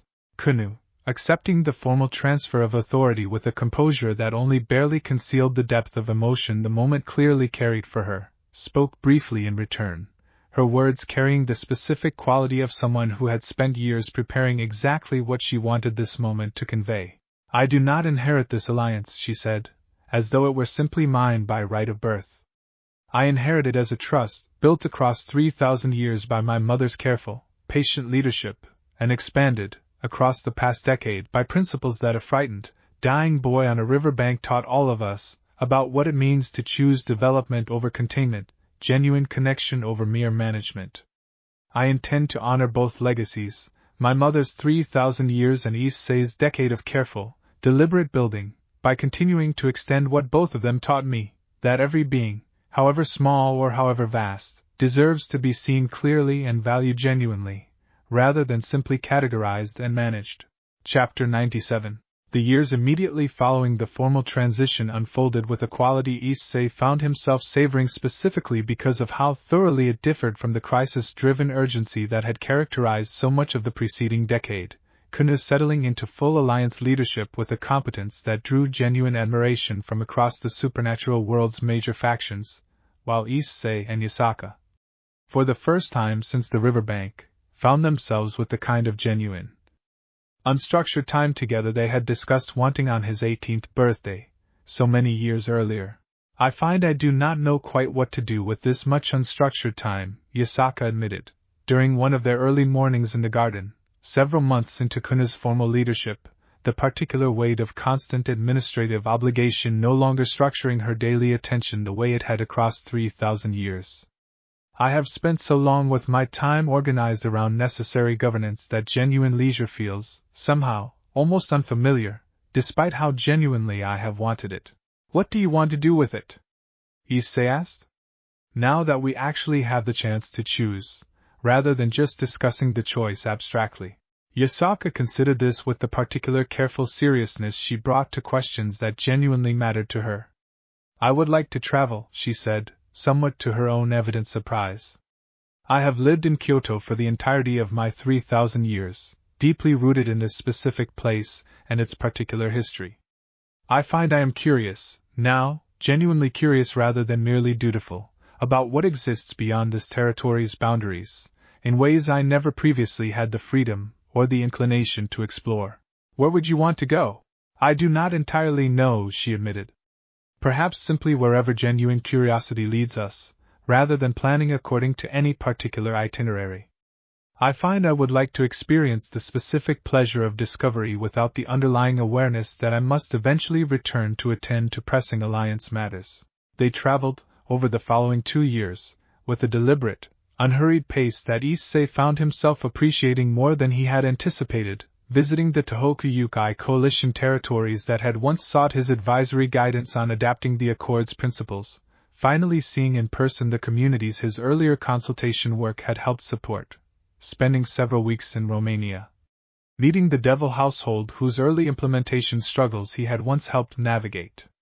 Through careful, patient video conferences, now flourishing under a contracted partnership model that had become, in the intervening years, an unremarkable feature of the local supernatural landscape, even venturing, cautiously, into Vatican-adjacent territory to meet Zenobia in person at the site where the Sanctuary Protocol's expanding pilot program continued its slow, careful institutional progress within the Church's particularly conservative structures. "You built something that reached this far," Yasaka observed, during their visit to the Sanctuary Protocol's third pilot site, watching a young exorcist who had once faced discharge for unusual abilities now training with confident, supported skill under Zenovia's careful supervision.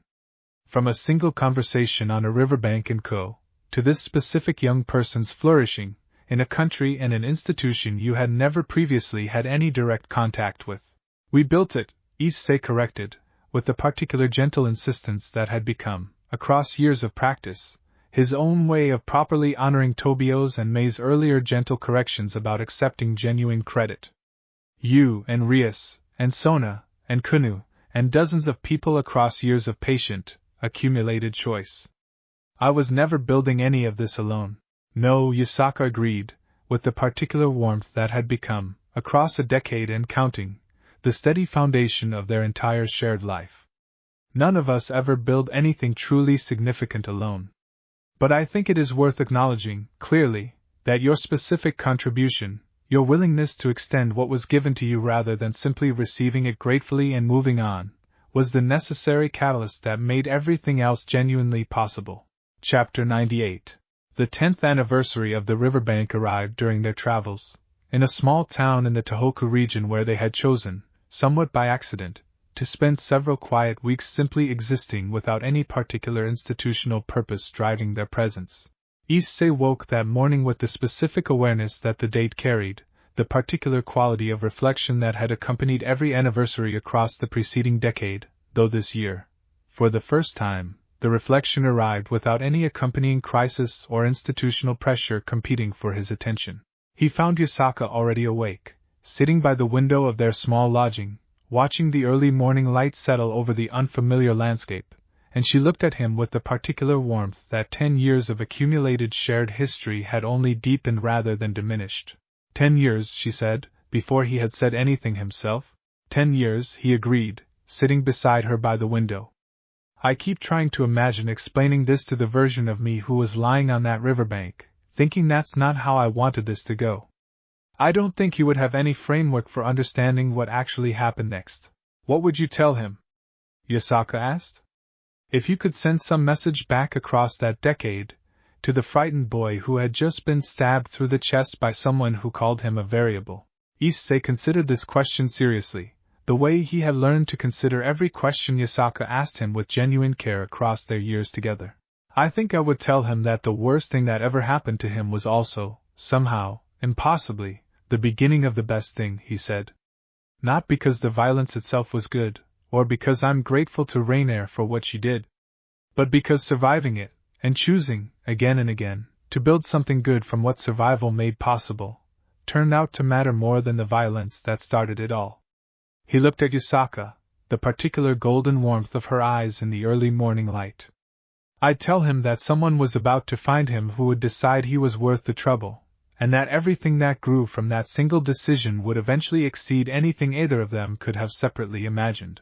Yasaka was quiet for a long moment, the particular stillness that Issei had learned, across a decade, to recognize as her processing something that moved her deeply. "I would tell myself something similar," she said finally, "if I could send a message back to the version of me walking along that riverbank, simply intending to address what I considered untidiness in my own territory, with no genuine expectation that the encounter would reshape the entire remaining structure of my existence." She held his gaze. "I would tell her that the boy she was about to find was not simply a variable worth tidying up, but a person who would, across the following decade, teach her something she had not learned across 3,000 years of otherwise careful, patient existence, that genuine connection, chosen deliberately and maintained consistently, remains possible regardless of how much accumulated time has passed. Regardless of how settled one believes one's own capacity for surprise has become. They sat together in the quiet morning light, the unfamiliar landscape outside their window holding none of Kyoto's accumulated personal history, and yet the moment felt, Issei thought, exactly as significant as any anniversary he had marked in that familiar garden across the preceding decade, precisely because the significance had never actually depended on the specific location. It had always depended on the relationship itself, portable in a way that geography could never constrain. "Happy anniversary," he said. "Happy anniversary," she replied, and the simple exchange carried, between them, the full accumulated weight of everything they had built together, across 10 years and a single, decisive choice on a riverbank that neither of them had ever once regretted, not for a single day across the entire span of years that had followed. Chapter 99. They returned to Kyoto in early summer, after nearly 2 years of unhurried travel, and Issei found himself surprised by the specific quality of homecoming the city's particular light and texture produced in him, the recognition of streets and districts, and the specific angle of afternoon sun against old stone that had become, across more than a decade, as familiar to him as his own breathing. Kunu met them at the compound gate with the particular composed warmth that had become her settled adult presence, the leadership responsibilities of the preceding years having matured her further into precisely the kind of capable, thoughtful authority that drew genuine respect across the entire supernatural world. "The alliance flourished in your absence," she told them both, with a small, satisfied smile that nonetheless carried genuine pride rather than mere performance. "Not despite your absence. I do not believe that framing is accurate or fair to either of you. But genuinely, on its own terms, under my own direct leadership, in a way that I believe demonstrates the transition succeeded exactly as we all hoped it would." "I never doubted it would," Issei said, and meant it completely. Ophis, present at the gate alongside Kunu with the settled, comfortable presence that had become, across years, an unremarkable feature of compound life rather than the unsettling novelty her arrival had once represented, offered her own particular observation. "I find I miss your specific presence," she told Issei and Yasaka, with a flat directness that no longer carried any of its original unsettling quality, softened entirely by years of accumulated genuine familiarity. "Kuna's leadership has been genuinely excellent, and I do not wish to diminish that achievement by suggesting otherwise.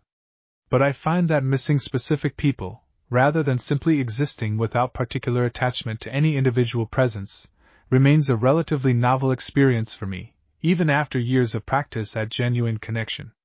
I believe I am still, in some sense, learning how to properly hold that capacity." "That's a beautiful thing to be still learning," Issei said. "I don't think any of us ever fully finish learning it, no matter how long we practice."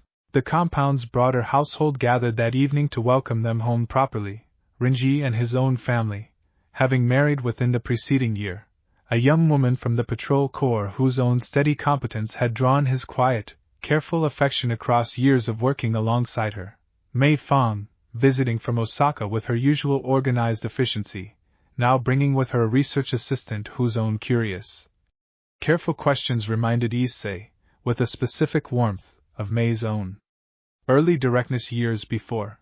Duman, considerably softened still further by the intervening years, genuinely delighted by their return in a way he would have once found difficult to express openly but now offered with simple, unguarded warmth.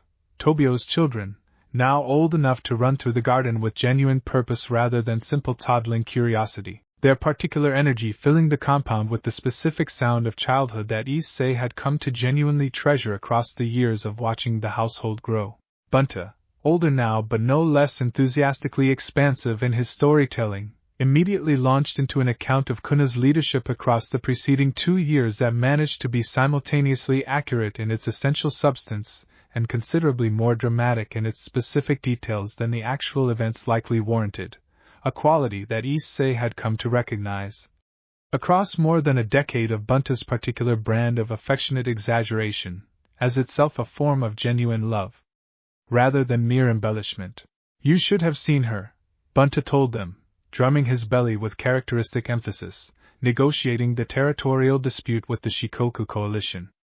I have witnessed 3,000 years of careful diplomacy through Lady Yasaka's example, and I tell you honestly, her daughter's particular blend of patience and precision exceeded even what I expected, given everything I had already witnessed her learn across her own years of careful development. Yasaka, listening to this account with evident pride, exchanged a quiet glance with Issei that carried, between them, the full accumulated satisfaction of watching something they had built together flourish genuinely beyond their own direct involvement, exactly as they had always hoped it eventually would. Chapter 100.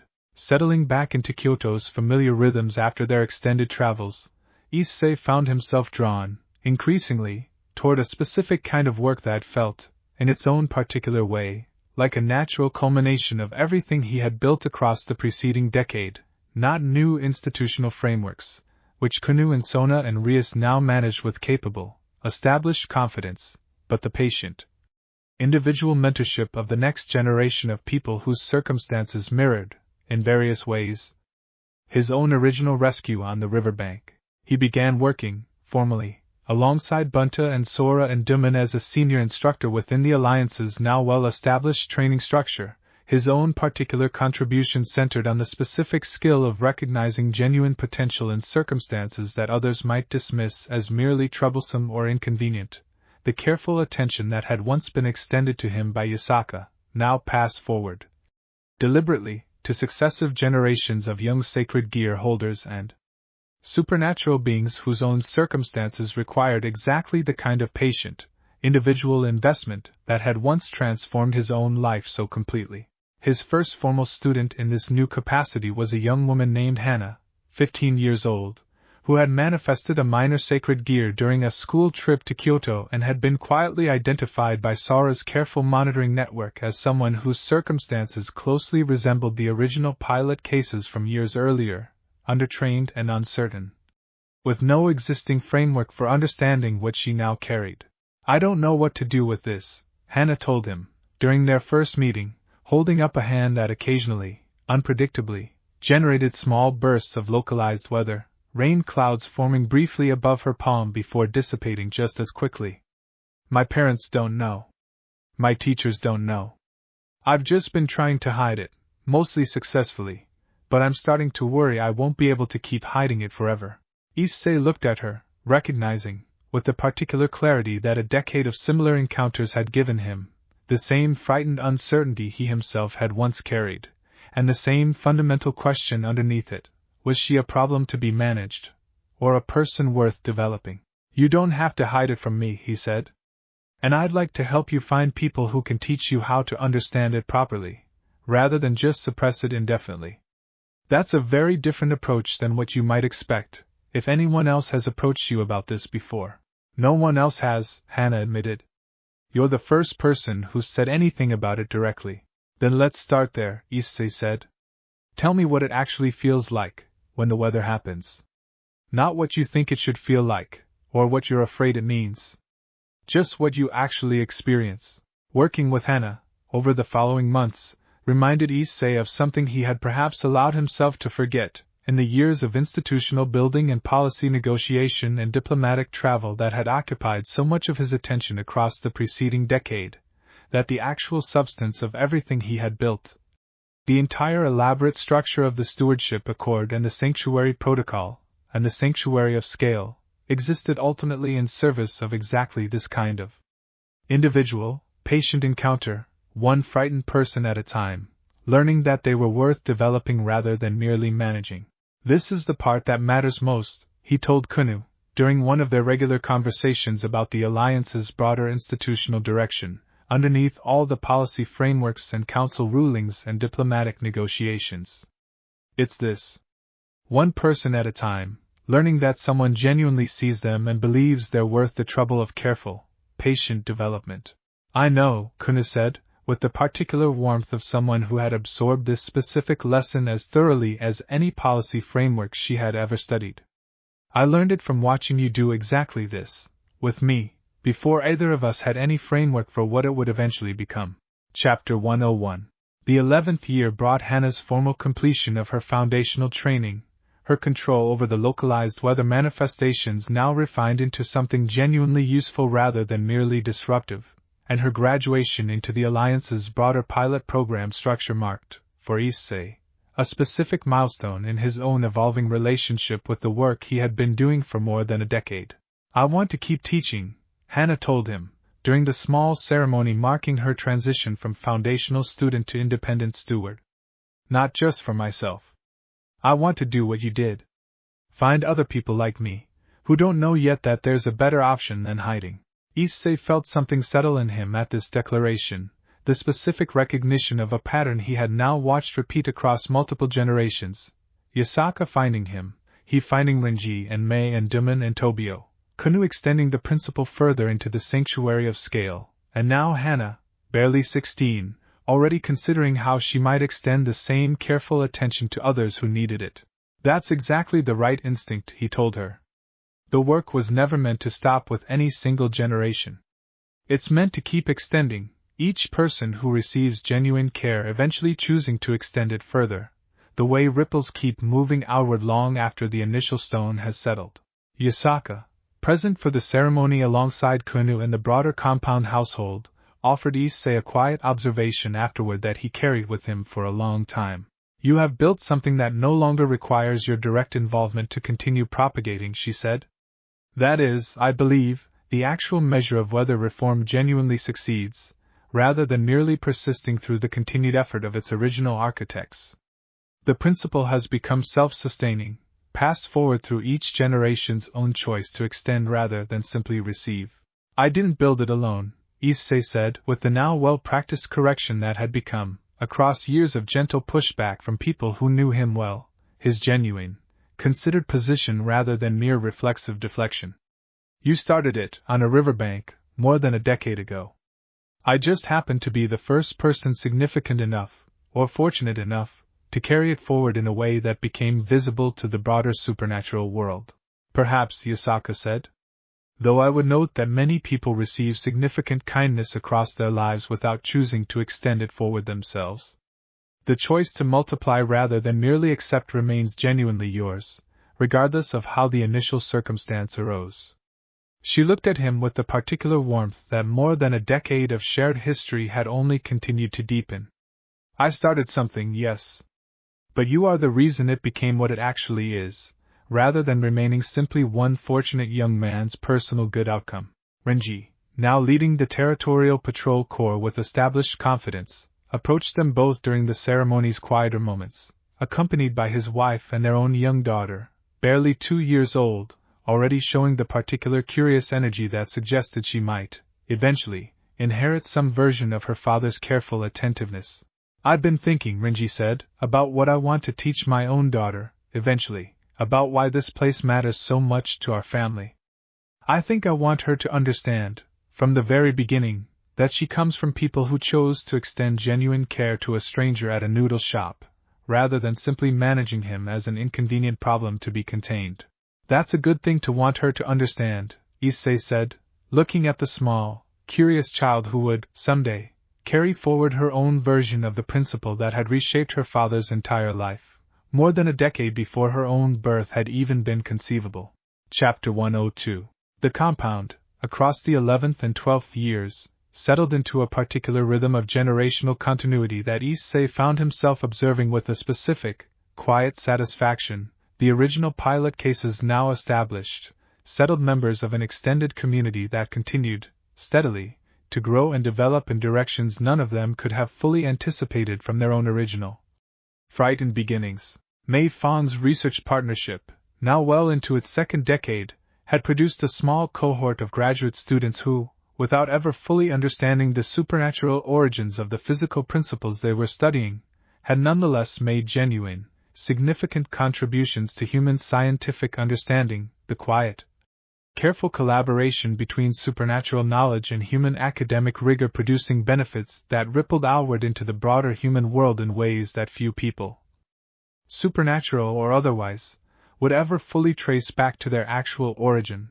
Duman, now genuinely elderly even by the standards of long-lived Onmyoji practitioners, had formally established a teaching lineage. His accumulated decades of knowledge now passed forward through 3 successive generations of students, each one carrying forward not just his technical expertise but the specific quality of demanding, exacting instruction tempered by genuine, unwavering belief in his students' fundamental capability that had once transformed his own bitter isolation into genuine, generative purpose.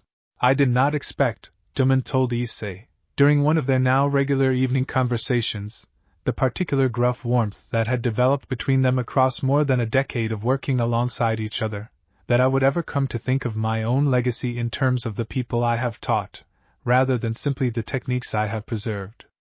I spent so many decades believing that knowledge itself was the only thing worth protecting, that I had genuinely forgotten knowledge means very little, ultimately, without people genuinely willing to carry it forward with care. You found that out the same way I did, Issei said. By being shown, patiently, across years that you were worth the trouble of genuine investment, rather than simply being left to manage your own bitterness indefinitely. Yes, Dumon agreed, with the particular simplicity that had become, across years of softening, his own genuine mode of expressing gratitude that decades of accumulated defensive bitterness had once made impossible. I am aware of that debt, and I do not believe I will ever fully repay it, regardless of how many students I successfully pass the same principle forward to. It's not a debt, Issei said. It was never meant to be repaid directly. It's meant to be extended forward, the way you've already done, across 3 generations of students who now carry forward something of what you learned here yourself. Tobio, in the same general period, watched his own 2 children grow into the particular curious confidence of childhood raised within a household that had never once needed to hide its supernatural origins, his daughter now 8, his son 5, both of them growing up with an unself-conscious familiarity around devils and fox spirits, and the occasional visiting dragon king that struck Issei, observing it as a specific kind of gift that he himself had never possessed during his own ordinary, unaware childhood before the riverbank. They'll never know what it felt like to be ordinary, Tobio observed, watching his children play in the garden with Kuna's own developing menagerie of younger Alliance members, the way I was, before everything that happened with Astaroth's household. I think about that sometimes. Whether it's a loss, that they'll never experience the specific, simple unawareness I had before I understood what existed beneath the ordinary world.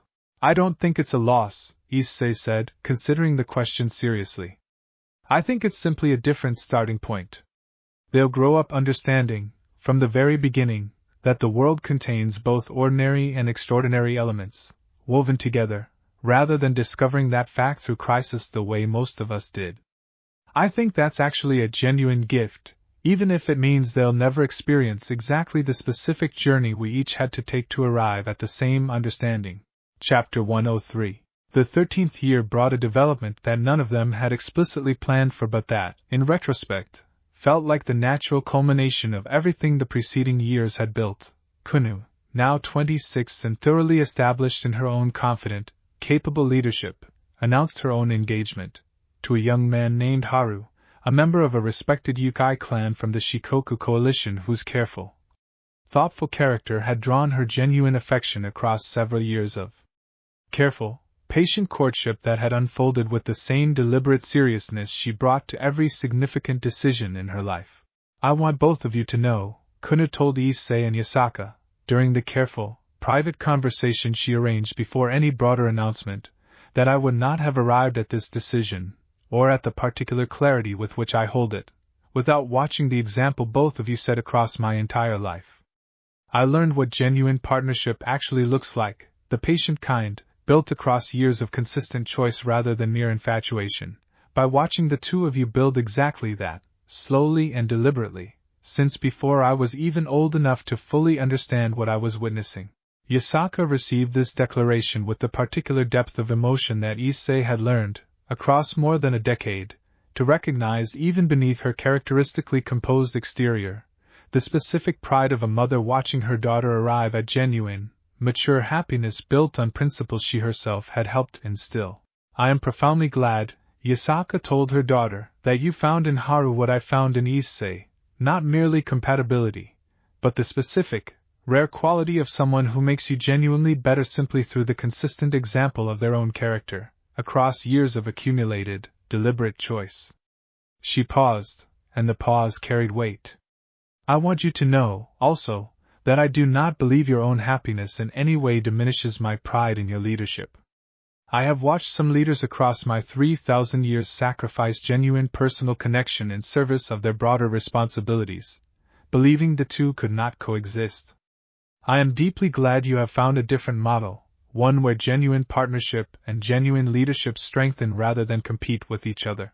Issei, watching this exchange between mother and daughter, felt the particular fullness of having witnessed, across more than a decade, the entire arc of Kuna's growth from curious child to confident leader to woman now building her own genuine, chosen partnership, and found himself recognizing, with specific clarity, exactly how thoroughly his own life had become woven into the fabric of a family that had never been his by blood but had become, through years of consistent, accumulated choice, genuinely his in every way that actually mattered. I'm proud of you, he told Kunu, with the particular simple directness that had characterized their relationship since her earliest childhood curiosity at the koi pond's edge. Not just for finding Haru, though I genuinely am glad for that. For becoming, across these years, exactly the kind of person who knows how to choose well, in love and in leadership both. I don't think I could have predicted, watching you correct my breathing technique that first afternoon, exactly how remarkable you would eventually become. But I'm not surprised by it either, looking back. It was always somehow already there, waiting to develop. Kunu's wedding, when it occurred the following spring, drew the entire extended network of relationships Issei and Yasaka had built across more than a decade of careful, patient institutional development. Rias and Akino, Sona and Tsubaki, Rinji and his family, Mei Fong and her research colleagues, Duman and his teaching lineage, Tobio and his children, Griselda Quarta and even, surprisingly to some of the more traditional Yokai elders present, a genuinely delighted Azazel, who offered the newlyweds his own particular brand of gruff, affectionate congratulations. Ophis, present throughout the ceremony with the settled, comfortable warmth that had become entirely characteristic of her relationship with the compound across the preceding years, offered her own quiet observation to Issei during the celebration's later, quieter hours. I have observed countless ceremonies across the entirety of recorded existence, she said. Most carried little genuine significance for me, mere ritual without underlying substance. This one feels different. I believe I am, for the first time in longer than I can properly measure, experiencing something resembling genuine joy on another being's behalf, rather than mere detached observation.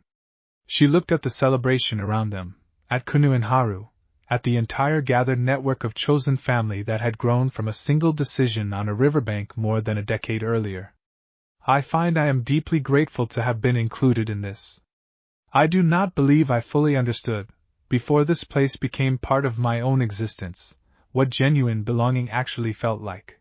Chapter 104. The 14th year brought, for Issei, a specific kind of quiet reckoning that arrived not through crisis or institutional pressure but through the simple, accumulated weight of time and reflection, the recognition that he was now 32 years old. 15 years removed from the frightened 17-year-old who had died briefly on a riverbank and been remade entirely by a single choice he had never asked for but had spent the remainder of his life proving worthy of. He found himself, during a quiet morning in the garden, considering the full shape of everything that had grown from that single decision, the stewardship accord now an unremarkable, established feature of the supernatural world's institutional landscape, expanded far beyond Japan into territories across the globe. The sanctuary protocol, slower but steady, continuing its patient work within the Church's particular institutional conservatism, the sanctuary of scale, Kuna's own contribution, now formally recognized as essential infrastructure for the supernatural world's handling of its most powerful and most genuinely lonely entities. Ophis herself, settled and genuinely content within the household she had once approached with searching, uncertain curiosity, an entire generation of pilot cases, Renji and Mei and Duman and Tobio and Hana and others who had followed, each one extending the principle further into their own particular corner of the world. I keep thinking, he told Yasaka, during this same quiet morning, about how impossible all of this would have seemed, to the person I was on that riverbank. Not just impossible in scale, though it's certainly that. Impossible in kind. I didn't have any framework, that evening, for understanding that the worst thing that ever happened to me could become the foundation for everything that actually mattered most in my entire life. Yasaka considered this with the particular thoughtful seriousness she brought to every reflection Issei offered her, across more than a decade of practiced, careful listening. I think that is, perhaps, the deepest truth about genuine transformation, she said. It rarely arrives in a form anyone could have anticipated or planned for in advance. It simply requires someone willing to remain present, choice by choice, allowing whatever grows from difficult circumstance to develop according to its own genuine nature, rather than forcing it toward any predetermined outcome. She looked at him with the particular warmth that 15 years had only continued to deepen rather than diminish. I did not plan, on that riverbank, for any of what eventually grew between us, or for the broader institutional reform that grew alongside it. I simply chose, in that single moment, that you were worth the trouble of careful attention, and everything else developed from that one foundational choice, accumulated patiently across years either of us could have fully predicted in advance. Do you ever wonder, Issei asked, what would have happened if you hadn't been passing through that evening? If someone else had found me, or no one had? Yasaka was quiet for a long moment, considering this question with evident care.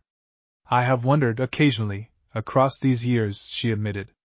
I do not believe the wondering serves any genuine purpose, since the actual outcome cannot be altered by speculation about alternatives. But I will say this.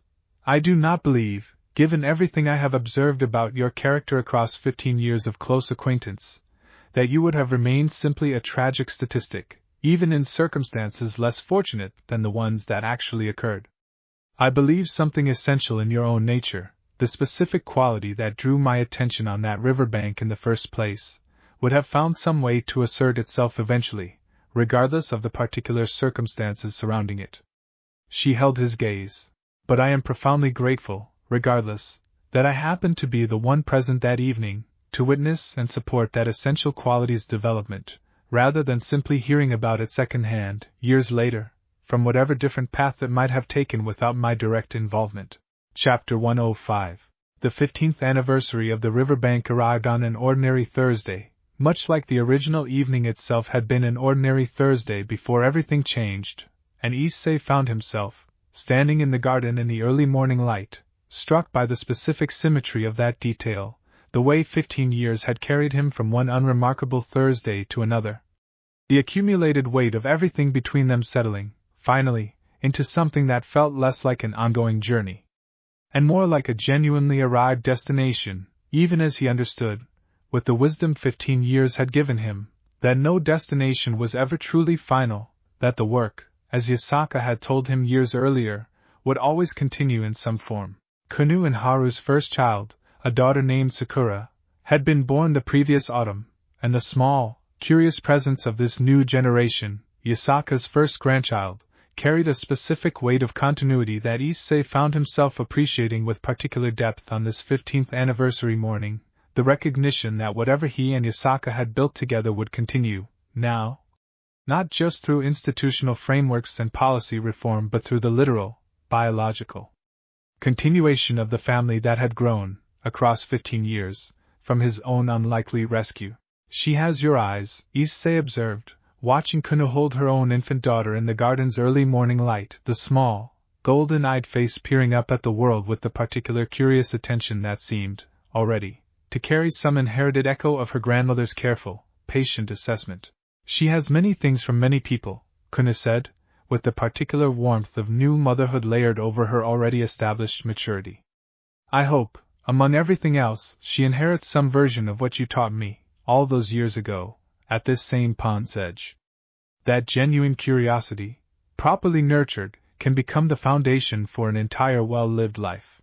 Yasaka, watching her granddaughter with an expression Issei had rarely seen from her, even across 15 years of close observation, a specific softness that seemed to encompass the entire accumulated weight of 3,000 years finally producing this single, small, new continuation, spoke with a quiet that carried more genuine emotion than any extended declaration could have managed.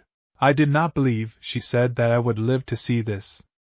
Not because I doubted my own longevity, which remains considerable, but because I had genuinely stopped expecting, across centuries of careful, dutiful leadership, that my own life might eventually include this specific kind of accumulated joy, generation building upon generation, each one extending something genuine and good further than the one before it. She looked at Issei, the particular warmth between them undimmed by 15 years of accumulated shared history, if anything deepened by every year that had passed. I found you, 15 years ago, intending only to address what I considered simple untidiness on my own riverbank. I did not anticipate that the consequence would eventually include this, a granddaughter, a thriving alliance, an entire network of chosen family extending across multiple supernatural factions, and you, beside me, after everything, exactly where I hoped you would remain. I never wanted to be anywhere else, Issei said, with the particular simple sincerity that 15 years had never once required him to complicate or qualify. Not since that first morning, waking up to your face above mine, telling me to stay awake, that you'd already healed me but the body needed time to accept the repair. He held her gaze, the same golden eyes that had looked at him on that long-ago riverbank, deepened now by 15 years of accumulated shared life into something that felt, to him, like the truest foundation any life could possibly be built upon. I think I've spent 15 years accepting that repair, in every sense the word could carry. And I think I'll spend however many years remain to either of us continuing to accept it, gladly, for as long as I'm given the chance. Chapter 106. That evening, as the 15th anniversary settled into its quiet conclusion, the entire extended household gathered in the main hall, the same room where Yasaka had once told Issei about her husband's death 700 years earlier, where lamplight had once held two people learning, slowly, to extend genuine trust toward each other across the considerable gap of their respective natures and ages. The room held, now, the accumulated evidence of 15 years of patient, deliberate building, Kunu and Haru, with infant Sakura sleeping peacefully against her mother's shoulder. Bunta, considerably aged but no less enthusiastically present, still drumming his belly with characteristic emphasis during his now legendary storytelling. Sora, having taken on her own formal leadership role within the Alliance's broader administrative structure, her organizational thoroughness now extended across an entire generation of younger practitioners she had personally trained, Renji and his family, his daughter now old enough to ask careful, curious questions about her father's own early years of training, Mei Fang, visiting with her research colleagues, the careful collaboration between supernatural knowledge and human academic rigor now an established, ongoing institution in its own right. Tillman, genuinely elderly now but surrounded by 3 generations of devoted students who had each carried forward something of his particular blend of demanding instruction and unwavering belief.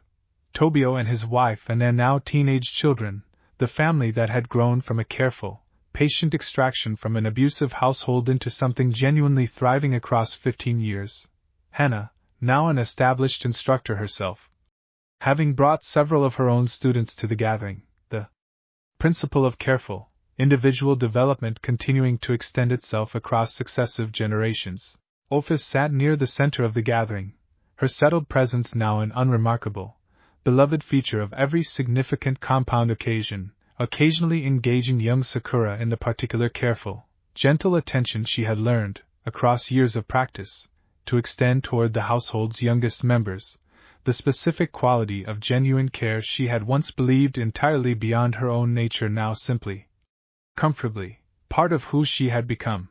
Bunta, as the evening progressed, rose to offer what he announced, with characteristic dramatic flourish, would be the definitive telling of the entire 15-year history, beginning with the river bank itself and continuing through every significant development the gathered household had witnessed across the intervening years, his particular brand of affectionate exaggeration somehow managing, despite its embellishments, to capture something genuinely true about the accumulated weight and meaning of everything that had grown from that single, decisive choice.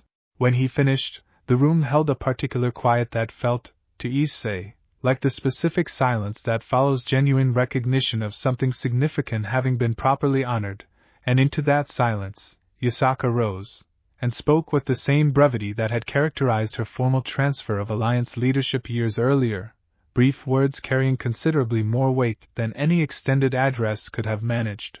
15 years ago, she said, I found a stranger dying on a riverbank, and I made a choice, born from simple professional intolerance for untidiness, that I did not understand, in that moment, would reshape the entire remaining course of my existence. She looked around the gathered room, at every face that had, in some way, grown from that single foundational choice. I do not believe, any longer, that the choice was simple at all. I believe it was the most significant decision of my 3,000 years, disguised, in the moment of its making, as a minor administrative correction. She looked at Issei, the particular warmth between them holding the entire accumulated weight of everything 15 years had built. I am profoundly grateful, every single day, that I happened to be passing through that riverbank, at that particular moment, and that I chose, in that moment, to stop. Issei rose to stand beside her, the gathered household around them, the lamplight holding the room in its warm, familiar glow, and he thought, looking out at everyone present, at everything that had grown from a violence he had never asked for and a kindness he had never expected, that this, precisely this, was what a life well spent actually looked like.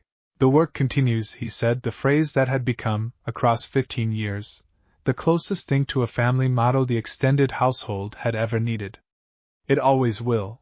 Around the room, voices rose in quiet, genuine agreement, the accumulated weight of 15 years and an entire generation of careful, deliberate choice settling into the room's warm lamplight like something solid, something built to last, something that would, indeed, continue, long past this single evening, long past any single life, extending forward through Sakura's small, sleeping presence into a future none of them could fully predict but all of them trusted, completely, to be built on the same foundation that had carried them this far, that every being, however small or however vast, however broken or however whole, deserved to be seen clearly, and chosen deliberately, and developed patiently, for as long as the work required, which was to say, for as long as anyone was given to do it.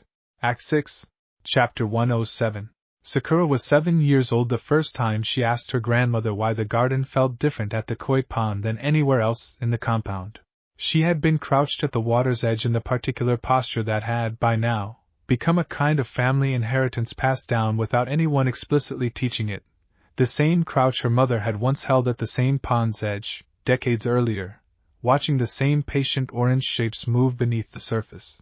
Yasaka, 80-some years past the riverbank by the measure that mattered least to her, and exactly the right number of years by the measure that mattered most, the steady accumulation of a particular human life she had chosen to walk beside for its entire ordinary and extraordinary length. Sat down on the walkway beside her granddaughter and considered the question with the same seriousness she had once given every question Kuno had asked at the same age, and every question Issei had asked before that. What does different feel like to you? Yasaka asked, because she had learned, across 3,000 years and counting, that the question beneath a child's question was usually more interesting than any answer she could supply directly. Sakura considered this with a furrowed concentration that made her look, briefly, uncannily like her mother at the same age, golden eyes narrowing at the water. Quieter, she said. But not empty quiet. Full quiet. Like the water is remembering something. Yasaka was still for a long moment. Hikari, the koi Kuno had chosen years ago to follow Mikan, moved in slow unhurried loops below the surface, and beyond him, smaller and faster, his own descendants now populated the pond in numbers that had required Sora to expand the koi registry twice. It is remembering something, Yasaka said finally. This pond has held a great deal, across many years, before you were born and before your mother was born. It remembers the way old places remember, which is not the way people remember. It does not recall specific events. It simply holds the accumulated weight of everything that happened near it, the way a stone holds warmth after the sun has set. What happened near it? Yasaka looked at her granddaughter, weighing how much of the answer a 7-year-old could actually hold, and decided, as she nearly always decided with this particular child, that the honest answer was the right one, suitably sized rather than simplified into something false. A man I love very much sat at this exact place, the first morning he ever woke up in this garden, frightened and far from everything he knew, Yasaka said. An old koi who is no longer living came to the water's edge for him, though he did not yet understand why that mattered. Your mother, when she was younger than you are now, sat in the same spot and decided, all on her own, that she liked him. A pause. A great many other things happened near this pond, across many years since.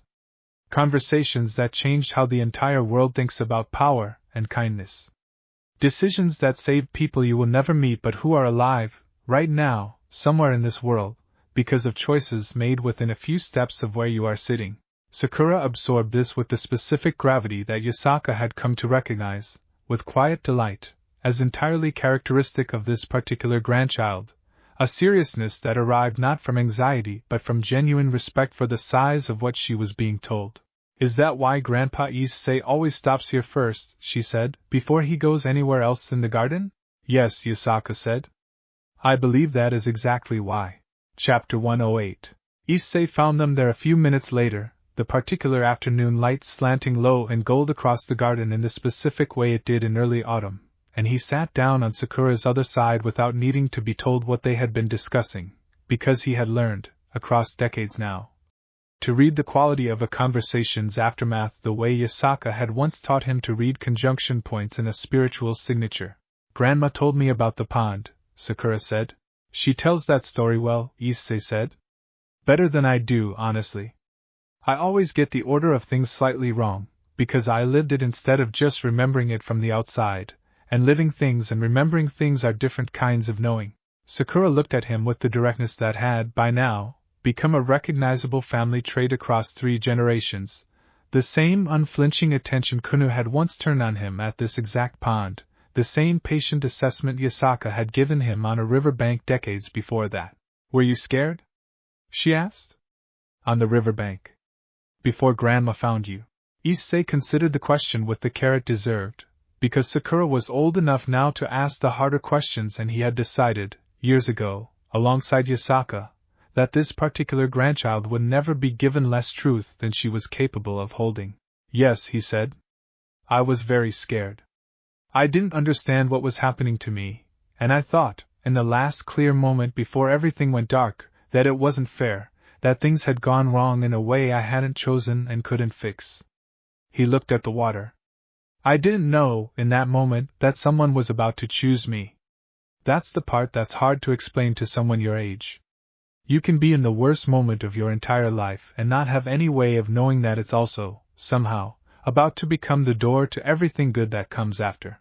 Like how the koi don't know they're going to grow bigger," Sakura said, "when they're still small and orange and scared of the bigger fish." Issei laughed, the genuine warm laugh that decades had only made more frequent rather than less. "That's exactly right," he said. "I don't think I've ever heard it explained better." Sakura, satisfied with this exchange in the specific way children are satisfied when an adult has genuinely taken their observation seriously rather than merely indulging it, returned her attention to the water, and the 3 of them sat together in the gold autumn light, 3 generations at the edge of a pond that had, as Yasaka had told her granddaughter, remembered a great deal across a great many years, and would, Issei suspected, continue remembering for a great many more. Chapter 109.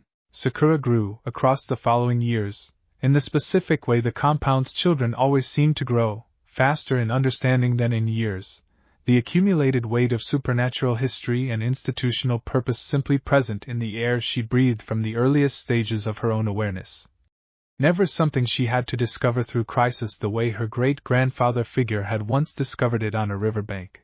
By 12, she had begun her own formal training, not under Yasaka directly, who had largely retired from hands-on instruction in favor of the broader, quieter advisory role she had settled into during her own long unwinding from active leadership, but under Kuna's careful supervision, supplemented by lessons from instructors whose own names carried, by this point, considerable institutional weight.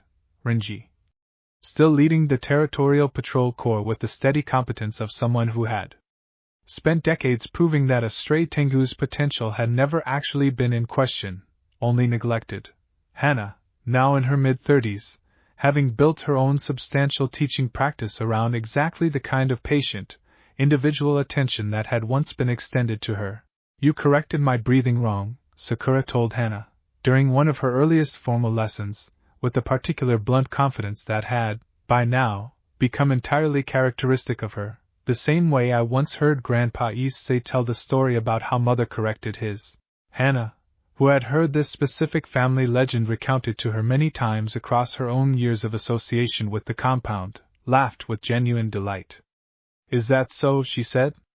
Show me what you mean, Sakura demonstrated, with the same unhesitating directness her mother had once shown a much younger and more uncertain Issei, and Hana, examining the correction with genuine professional attention rather than mere indulgent amusement, found that the 7-year-old was, in fact, entirely correct.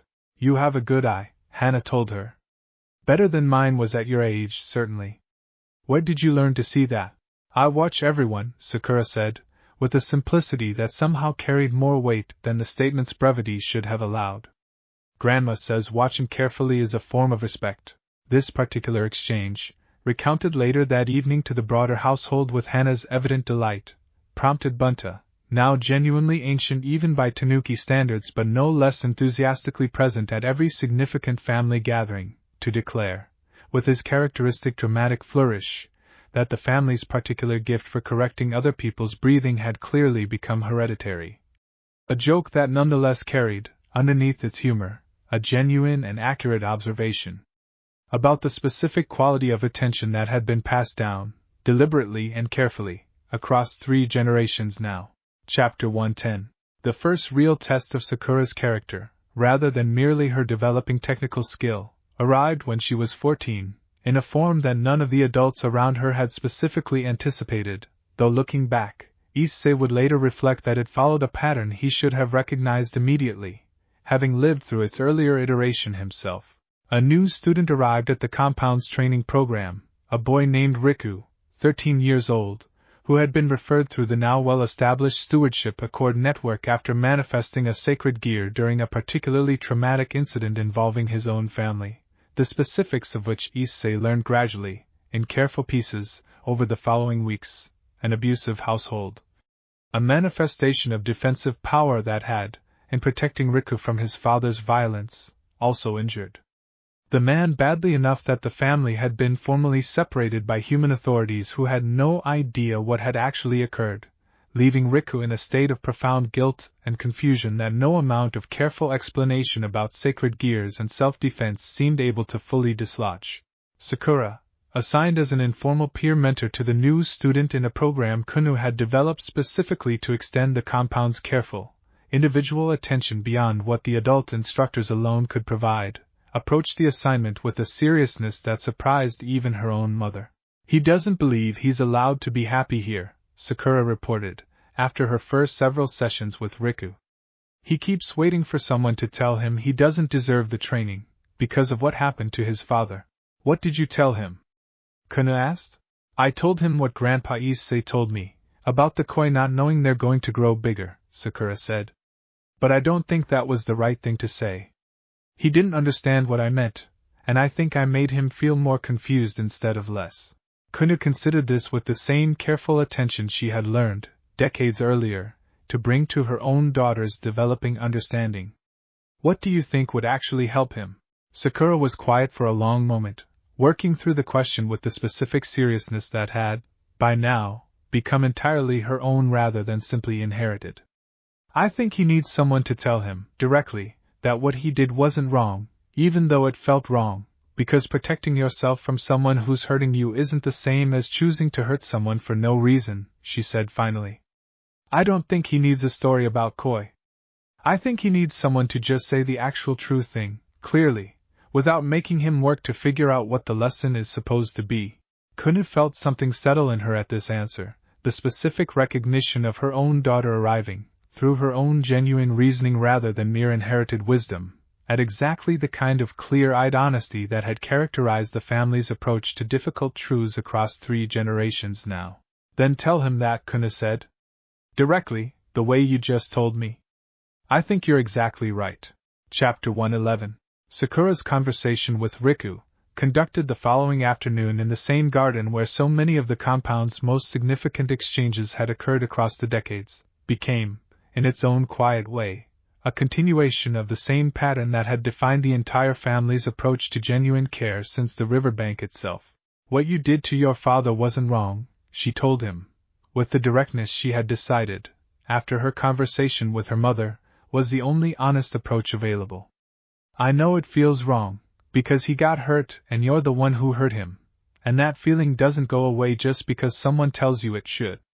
But hurting someone who is actively hurting you isn't the same as choosing violence for no reason. It's the opposite of what you're afraid it is. Riku, who had spent weeks deflecting every gentler, more indirect attempt to address his guilt, looked at her with an expression that suggested, for the first time since his arrival, that something had actually landed rather than simply bounced off his carefully maintained defensive shell. "How do you know that's true?" he asked. "Everyone keeps telling me it wasn't my fault, but no one explains why, exactly. They just say it like it's obvious." Sakura considered this question with care, recognizing, even at 14, that the difference between being told something and actually understanding it mattered enormously. "Because your sacred gear is a defensive ability," she said. "It only activated because you were in genuine danger. Sacred gears don't generally manifest just because someone is angry or wants to hurt another person. They manifest because something in you needed protecting, and the power responded to that need." She paused, choosing her next words carefully.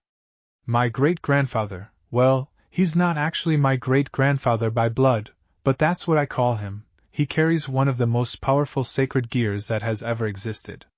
It manifested because he was being killed by someone who decided he was just an inconvenient variable.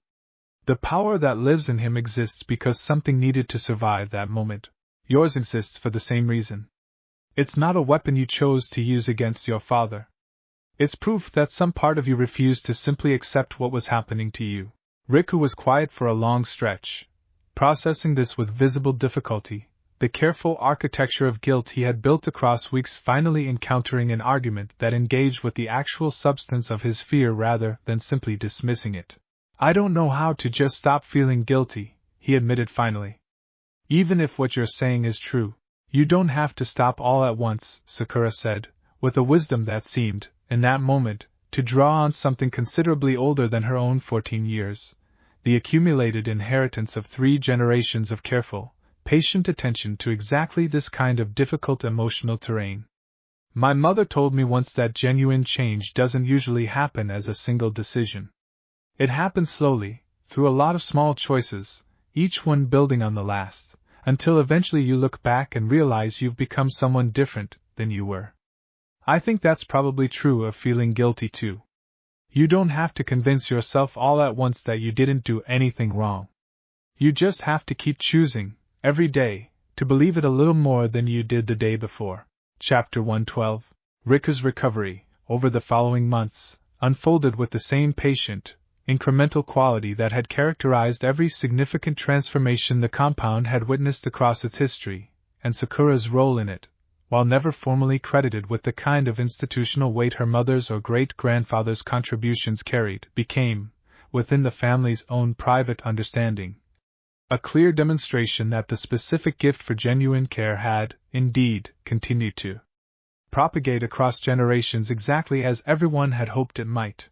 "She did something I'm not certain I could have managed at her age," Kuno told Issei, during one of their now regular conversations about the compound's broader generational development, conversations that had taken on, across the years, something of the same quality the conversations between Issei and Yasaka had once carried, 2 people who had built something significant together reflecting on what it had grown into. She found exactly the right combination of honesty and patience, without anyone explicitly teaching her that particular balance. She simply absorbed it, somehow, from everything around her. "That's how I learned it too," Issei said. "Not through explicit instruction, mostly, though your mother gave me plenty of that as well. Mostly I learned it by watching her do it, over and over, with Rinji and Mei and Dumon and Tobio, until eventually I understood the shape of the thing well enough to do it myself, without having to consciously think through every step." Yasaka, present for this conversation in her own settled, comfortable later years, the particular quiet contentment of someone who had built something extraordinary and then watched it continue to flourish without requiring her constant, direct involvement, offered her own observation with the specific warmth that had only deepened across the accumulated decades. "I find I am most struck," she said, "by how thoroughly the principle has become simply ordinary, within this family, rather than remaining something requiring conscious effort or deliberate teaching. Sakura did not consciously decide to extend the same care that was once extended to Issei, the same care he later extended to Renji and the others, the same care Kunu extended in building the sanctuary of scale. She simply absorbed it as the natural, unremarkable way that people who care about each other behave.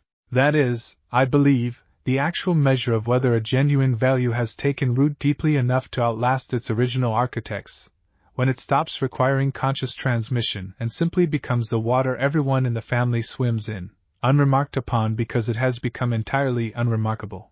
Issei considered this observation with the particular fullness that had characterized so many of his reflections across the decades, the recognition that everything he and Yasaka had built together, the entire elaborate structure of policy and institution and careful, patient relationship, existed ultimately in service of exactly this kind of unremarkable, ordinary inheritance.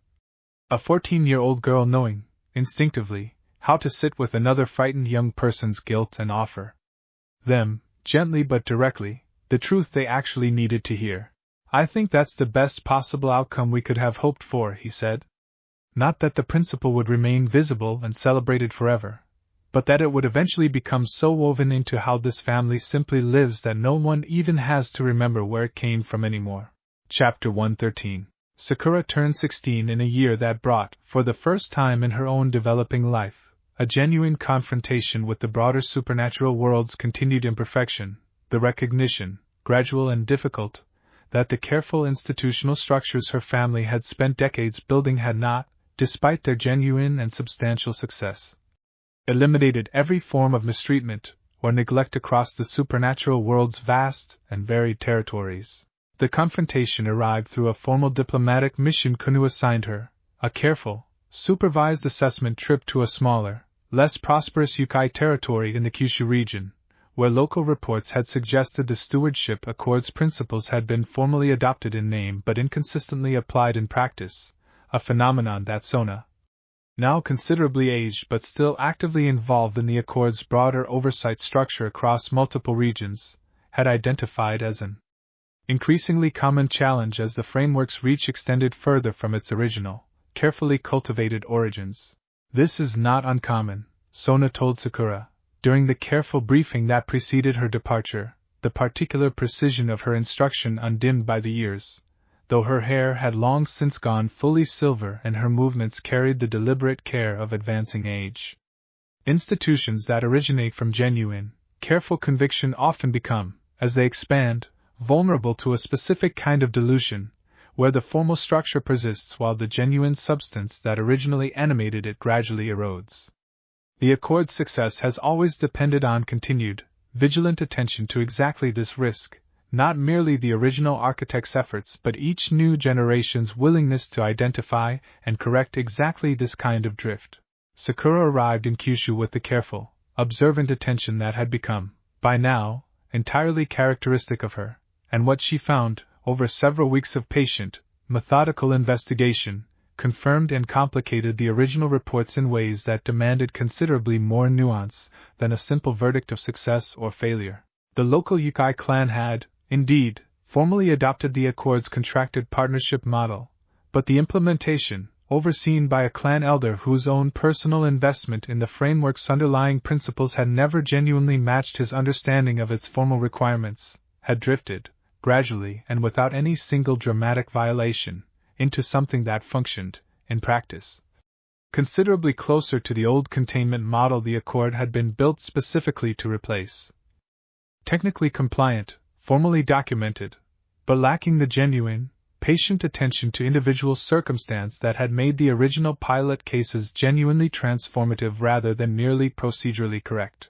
It's not that anyone is being actively cruel, Sakura reported, in her careful written assessment, the precision of her language reflecting both her formal training and her own developing voice. It's that the formal structure has become a substitute for the genuine attention it was originally meant to support, rather than a framework that enables that attention. The sacred gear holders here are technically free, technically unaffiliated, technically protected by contracted terms. But no one is actually asking them what they need, the way Issei asked Renji, all those years ago, at the noodle shop. They are being managed according to correct procedure, rather than seen as individual people whose specific circumstances deserve specific, careful consideration. Chapter 114. Sakura's report, when it reached the broader Accord oversight structure, prompted exactly the kind of careful institutional response that Sona, despite her advancing years, still insisted on personally reviewing, the specific quality of attention that had characterized her own contribution to the framework's success across its entire multi-decade history. You have identified something genuinely important, Sona told her, during the formal review of her findings, conducted with Kunu and several senior Accord administrators present. Not merely a procedural failure that can be corrected through additional paperwork or formal sanction, but a deeper structural risk that the framework has always carried, the danger that genuine principle, once formalized into institutional procedure, can gradually calcify into mere procedure, losing the animating substance that made it genuinely transformative, in the first place. What should be done about it? Sakura asked, with the directness that had, by now, become entirely her own. That is, I believe, precisely the question your generation will need to answer, Sona said, the way my own generation answered the original question of whether development could genuinely replace containment, and Kunu's generation answered the question of whether the same principle could extend to entities entirely outside conventional categories. I do not believe the answer lies in simply punishing the Kyushu clan elder for his procedural drift, since I do not believe his failure arose from malice, but from the simple, common human and supernatural tendency to mistake correct form for genuine substance when sustained attention becomes difficult to maintain across years of routine administration. She looked at Sakura directly, with the particular weight of someone passing forward, deliberately, the responsibility for a problem she had identified but did not believe was hers alone to solve. I believe the answer likely involves building some manner of ongoing, periodic renewal mechanism, formal structures that require each implementing community to genuinely reconnect, periodically, with the framework's original animating purpose, rather than simply assuming that initial correct implementation will sustain itself indefinitely without continued, deliberate attention. Sakura considered this challenge with the same seriousness her mother had once brought to the original Sanctuary of Scale proposal, recognizing, with a specific clarity that surprised even herself, that she was being offered something considerably larger than a simple administrative correction, an invitation to extend the family's accumulated work into its next necessary phase. The careful maintenance of genuine substance against the natural entropy that threatened any institution's long-term integrity. I want to work on this properly, she told Kunu and Sona both, with the particular formal seriousness she had learned, across years of observing her family's significant decisions, was appropriate to genuinely significant commitments. Not as a single corrective intervention in Kyushu specifically, but as a broader framework for ensuring this kind of drift gets caught and corrected across the entire Accord network, before it becomes severe enough to actually harm the people it was meant to protect. Kunu looked at her daughter with an expression that Issei, observing the exchange from across the room, recognized immediately, having seen its precise equivalent on Yasaka's face decades earlier, watching Kunu herself propose the Sanctuary of Scale with exactly this same combination of careful seriousness and genuine, developing conviction. Then we will build it together, Kunu said. The way my mother and Issei built the original Accord, and the way I built the Sanctuary of Scale with all of your help and guidance. This will be yours to design, with our support and counsel whenever you need it, but yours to genuinely build. Chapter 115. What Sakura eventually built, over the following 2 years, working closely with Sona despite the older woman's increasingly limited energy, and drawing extensively on conversations with Issei about the specific texture of genuine, individual attention that had characterized his own earliest work with the original pilot cases, became known across the supernatural world's institutional landscape as the renewal standard, a formal mechanism requiring every community implementing Accord or Sanctuary principles to undergo periodic, substantive review not merely of formal compliance but of genuine, demonstrated attention to individual circumstance, conducted by rotating panels of people who had themselves been pilot cases or beneficiaries of the framework's earlier implementation, rather than purely administrative reviewers disconnected from the lived experience the standards were meant to protect. This is precisely right, Griselda Corda told her, during the formal council presentation of the renewal standard, the elderly stateswoman's continued involvement in the Accord's institutional oversight now spanning more than 3 decades, her own advancing age tempered by the same precise, careful judgment that had characterized her original assessment of Issei's case so many years before. You have identified something that even the framework's original architects did not fully anticipate, that genuine reform requires not merely correct initial design, but ongoing, deliberate maintenance against the natural human and supernatural tendency toward complacent procedural drift. I find myself, at this stage of my own long career, genuinely grateful that the next generation has proven capable of identifying problems my own generation did not adequately foresee. Sakura, 18 now and increasingly recognized across the supernatural world's institutional landscape as a genuinely capable contributor in her own right rather than merely the inheritor of an illustrious family legacy, received this praise with the particular grounded modesty that had, by now, become entirely characteristic of her family across 3 generations. I didn't build this alone, she said, with the now well-established family habit of properly distributing credit that Issei had first practiced, somewhat awkwardly, decades earlier, and that had since become, within the family, simply the natural and expected response to genuine accomplishment. Sona-san identified the underlying problem and trusted me to design the solution. My mother and grandfather taught me, across my entire life, what genuine attention actually looks like in practice, long before I had any formal framework for understanding why it mattered institutionally. I am simply the person who happened to notice the specific gap that needed filling, at the specific moment when I had accumulated enough understanding to actually fill it.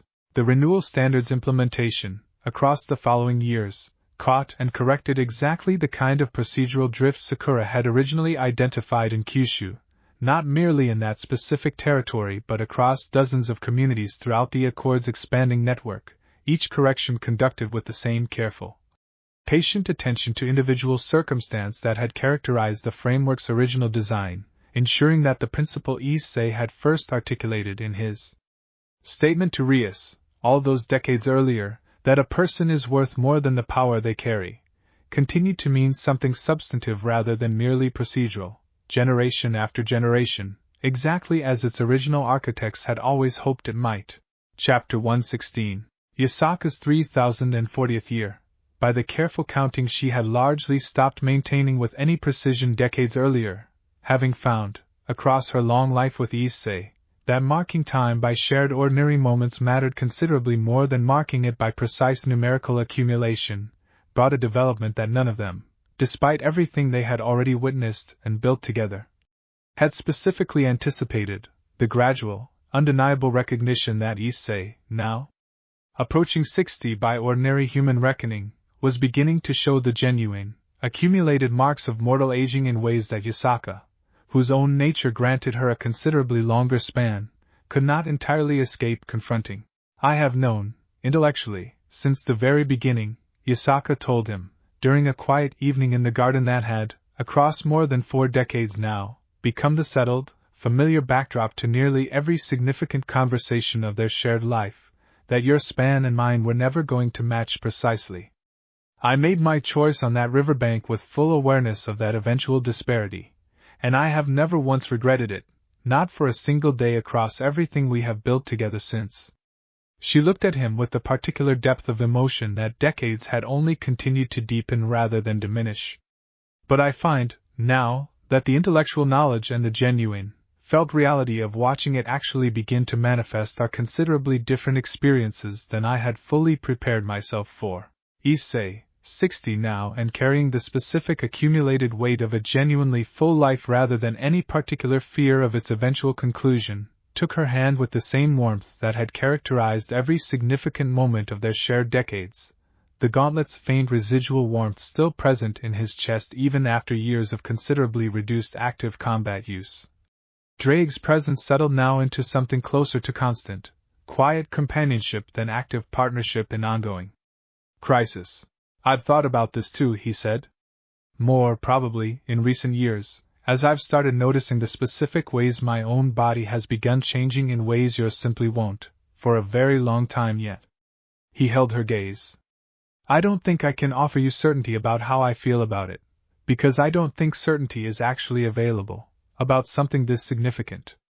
But I can tell you this, I have never once, across 40 years, wished I had chosen differently, or wished for a different span that might have matched yours more precisely.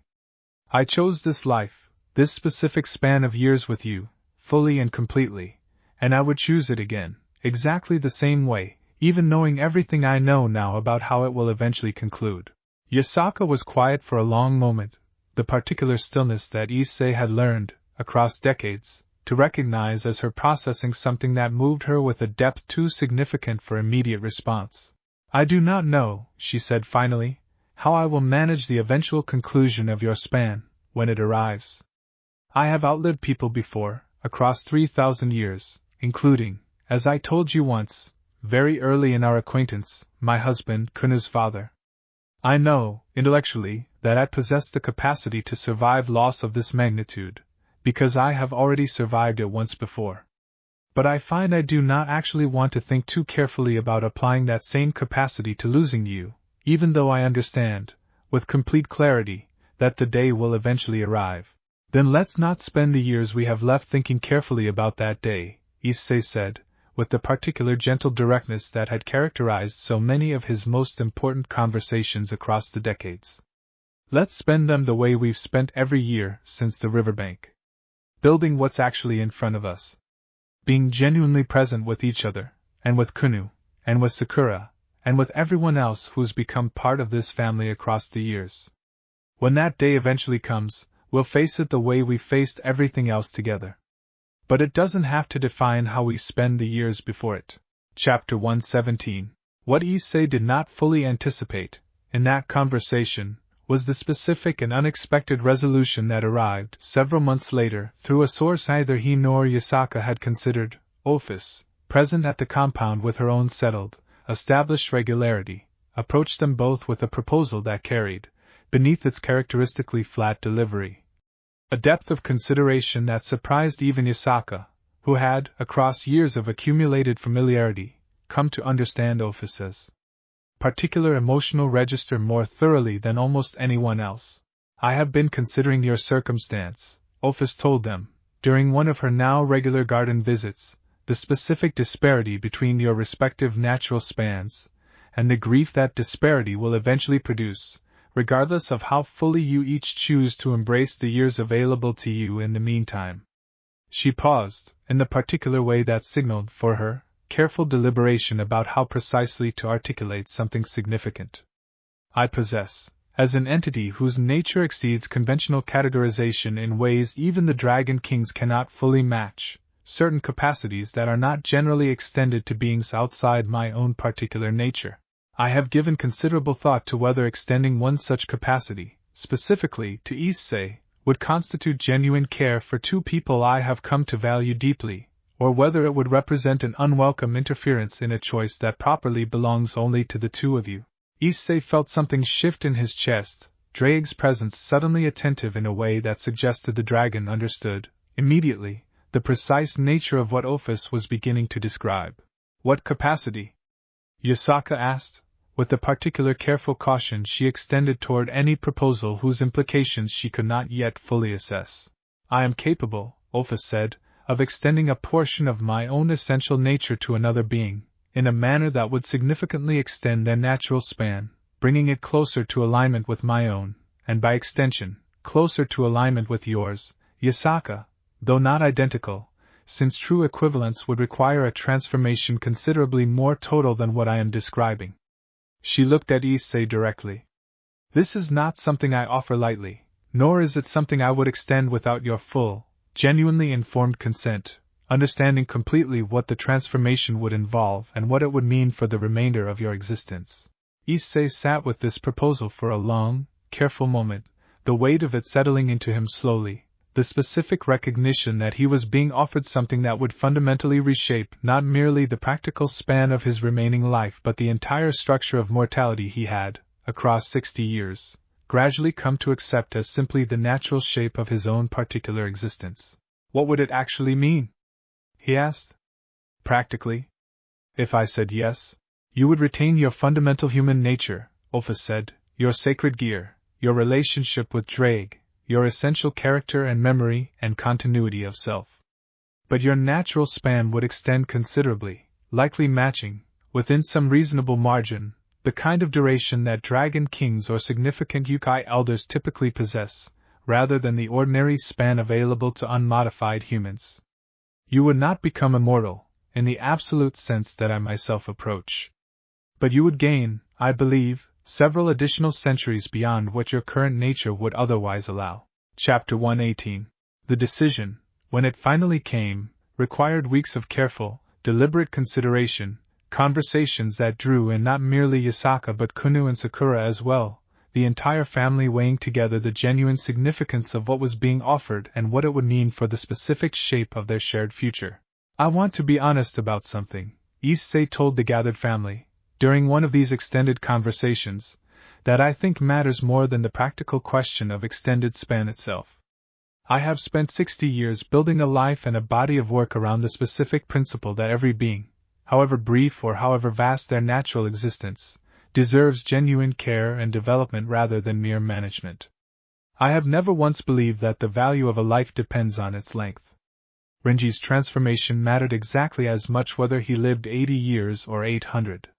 Tobio's escape from Astaroth's household mattered exactly as much regardless of his eventual natural span. He looked at Yasaka, then at Kunu, then at Sakura, the 3 generations of family that had grown from his own original rescue. So I want to be clear that I am not considering this because I believe my own life requires a longer span to have been genuinely worthwhile. It has already been worthwhile, completely, regardless of how many years remain. Then why are you considering it? Sakura asked, with the directness that had, by now, become entirely characteristic of her own developing voice within the family. Issei considered this question with the same careful seriousness he had learned, across decades, to bring to every question that genuinely mattered. Because I think there's a difference between believing a brief life can be genuinely complete, and actively choosing brevity when a genuine alternative exists, out of some misplaced sense that accepting extension would somehow betray the principle I've spent my life defending. He looked at Yasaka specifically. And because I think about what it would mean to your grandmother, and to your mother, and to you, if I had the chance to remain present for considerably longer than my original nature would have allowed, and I chose not to take it, simply because I had grown attached to a particular, abstract idea about the dignity of accepting mortality on its original terms. Yasaka, listening to this reasoning with the particular depth of attention she had always extended to Issei's most significant deliberations, offered her own consideration with the careful honesty that had characterized their entire relationship across 4 decades.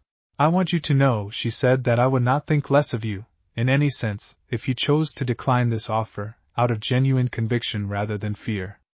I have built my own understanding of a meaningful existence around exactly the principle you just articulated, that worth does not depend on duration. I would honor whatever choice you genuinely arrived at, with complete sincerity. She paused. But I will also say this, honestly, because you deserve complete honesty from me, the way I have always tried to extend it to you. I would be profoundly, selfishly glad, if you chose to accept Ophis's offer, and I do not believe that gladness contradicts anything I genuinely believe about the dignity of brief, well-lived existence. I simply also, separately, deeply want more time with you for reasons that have nothing to do with abstract philosophical principle and everything to do with the simple, specific fact that I love you, and want as much of whatever time remains to either of us as I can genuinely have. Chapter 119. Issei accepted Ophis's offer in the autumn of his 61st year, in a ceremony that carried none of the formal institutional weight of the council hearings or transition ceremonies that had marked so many of the family's other significant occasions, simply the immediate household gathered in the garden.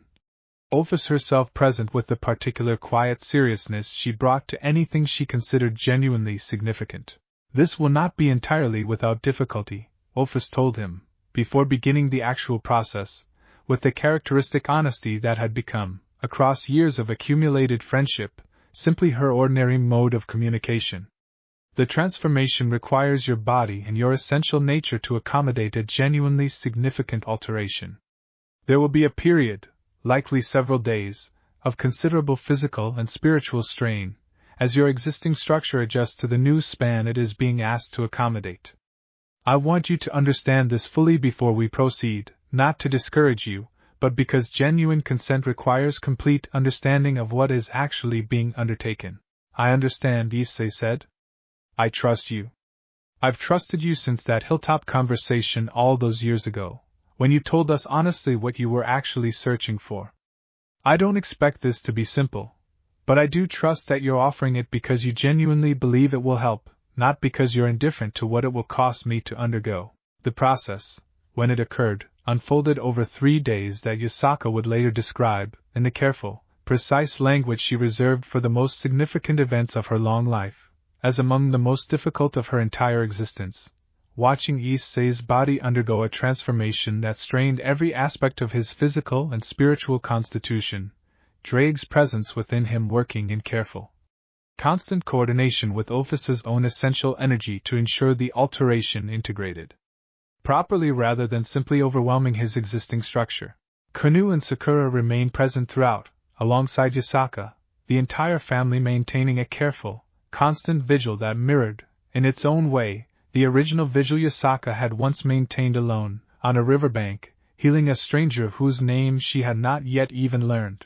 On the 3rd day, as the transformation finally settled into something stable, Issei opened his eyes to find the same garden, the same koi pond, the same gathered family that had surrounded him throughout the process, and felt, in the specific way Drake confirmed internally before he had even fully processed it himself, that something fundamental had genuinely shifted in the underlying structure of his own existence. How do you feel? Yasaka asked, the particular careful tenderness in her voice carrying the full weight of 3 days of accumulated worry finally beginning to ease. Different, Issei said, considering the question honestly. Not wrong. Just genuinely different, in a way I think will take time to fully understand.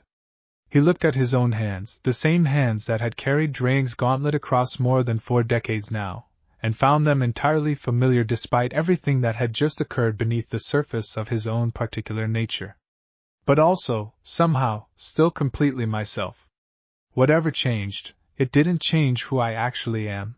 Ophus, observing this exchange with the particular quiet satisfaction that had become, across years, her own settled expression of genuine care, offered a final observation that Issei would carry with him for the remainder of his now considerably extended life. That was always the actual point, she said. Not to give you more years at the cost of your essential nature, but to give you more years of remaining exactly who you already are, alongside the people who genuinely value that specific, particular self. I believe, having observed your family across many years now, that this is precisely the gift that matters most to all of you, not transformation for its own sake, but the chance to continue being yourselves, together, for as long as genuinely possible. Chapter 120. The years that followed Issei's transformation unfolded with a particular quality of settled gratitude that Yasaka found herself appreciating more deeply than she had perhaps anticipated, the specific texture of a future that had once carried an inevitable, looming asymmetry now extended into something considerably more aligned, though never, she understood clearly, entirely equivalent. I do not believe we will ever be perfectly matched, she told him, during one of their now even more numerous quiet mornings together, the particular leisure that had characterized their post-transition years from alliance leadership now extended further by the genuine recognition that they had, between them, considerably more time than either had once expected to share. Ophus's gift extended your span considerably, but I do not believe it made us identical in our respective natures. I will likely still outlive you, eventually, by some considerable margin. I know, Issei said. I don't think that bothers me the way it might have, before. I think what mattered most wasn't achieving perfect equivalence. It was having enough time to genuinely build everything we still wanted to build, together, without the specific weight of an asymmetry that felt, before, considerably more urgent and considerably more limiting. Sakura, now in her early 20s and increasingly established as a genuinely significant figure within the Accord's broader institutional structure in her own right, the renewal standard's continued success having cemented her reputation as precisely the kind of capable, principled leader the family had consistently produced across 3 generations, married in the spring of Issei's 65th year. To a young devil from a minor household whose own careful, thoughtful character reminded Issei, watching the ceremony with genuine joy, of the same qualities that had once drawn him to recognize Tobio's quiet decency, decades earlier. I want you both to know, Sakura told Issei and Yasaka, during the private family conversation that preceded the broader ceremony, echoing, in her own words, the same sentiment Kuna had once expressed before her own wedding, that everything I have built, the renewal standard, my own marriage, my own developing sense of what genuine leadership requires, all of it grew from watching the two of you build something extraordinary together, across more years than I have even been alive to witness. Directly. I do not believe I could have become who I am without that example, consistently present across my entire life. Yasaka, watching her granddaughter speak with the particular warmth that had characterized so many similar moments across the accumulated decades, felt something settle in her that she recognized, with quiet clarity, as the specific, accumulated satisfaction of a life genuinely well spent, regardless of its eventual length, the recognition that whatever years remained to her, whether shared closely with Issei or eventually walked alone, the foundation they had built together across more than 4 decades had already produced something that would continue, generation after generation, long past either of their individual contributions. We are profoundly grateful, Yasaka told Sakura, to have been your example, in whatever specific way that example actually served you. But I want you to understand clearly that the credit belongs as much to you, and to your own choices across your own life, as it does to anything we modeled. We gave you a foundation. You built, on top of it, something genuinely your own. Chapter 121. The 20th year following Issei's transformation arrived with a particular quality of accumulated peace that the entire extended family had, by this point, come to recognize as the settled, mature texture of their shared life together. The dramatic crises of the earlier decades, the council hearings and the Shalba confrontation and the careful institutional building, now folded into the accumulated history that each new generation absorbed as simply the established foundation of who they were, rather than ongoing, active concern. Sakura's own children, twins named Hoshi and Suki, grew within this settled foundation with the same unself-conscious familiarity around supernatural complexity that Sakura herself had once possessed, the family's accumulated wisdom about genuine development and patient care now extending into its 4th generation since the original riverbank, each new addition absorbing, almost by osmosis, the specific quality of attention that had once required Issei's own difficult, hard-won discovery to establish in the first place. It is strange, Issei observed to Yasaka, watching the twins play in the garden with the particular energetic curiosity that seemed to characterize every generation of the family's children, to think that they will never know a version of this family that doesn't include the entire accumulated weight of everything we built. For them, the accord and the sanctuary of scale and the renewal standard aren't achievements anyone fought for. They're just simply how the world works, the unremarkable baseline reality they were born into. Is that troubling to you? Yasaka asked, with the particular careful attention she still brought, even after decades, to genuinely understanding his evolving perspective on their shared life's work. No, Issei said, considering the question with the same honesty he had always tried to extend her. I think it's actually the best possible outcome. We didn't build any of this so that future generations would remember our specific struggle and be appropriately grateful for it. We built it so that future generations would simply inherit a better world than the one we found, without needing to carry the weight of remembering exactly how difficult it was to build. Hoshi and Suki growing up with all of this as simply unremarkable reality. That's the actual measure of whether the work succeeded. Ophis, present for this conversation with her own settled, comfortable regularity that had, across more than 30 years now, become entirely characteristic of her relationship to the compound, offered her own observation with the particular flat directness that decades had only softened rather than eliminated.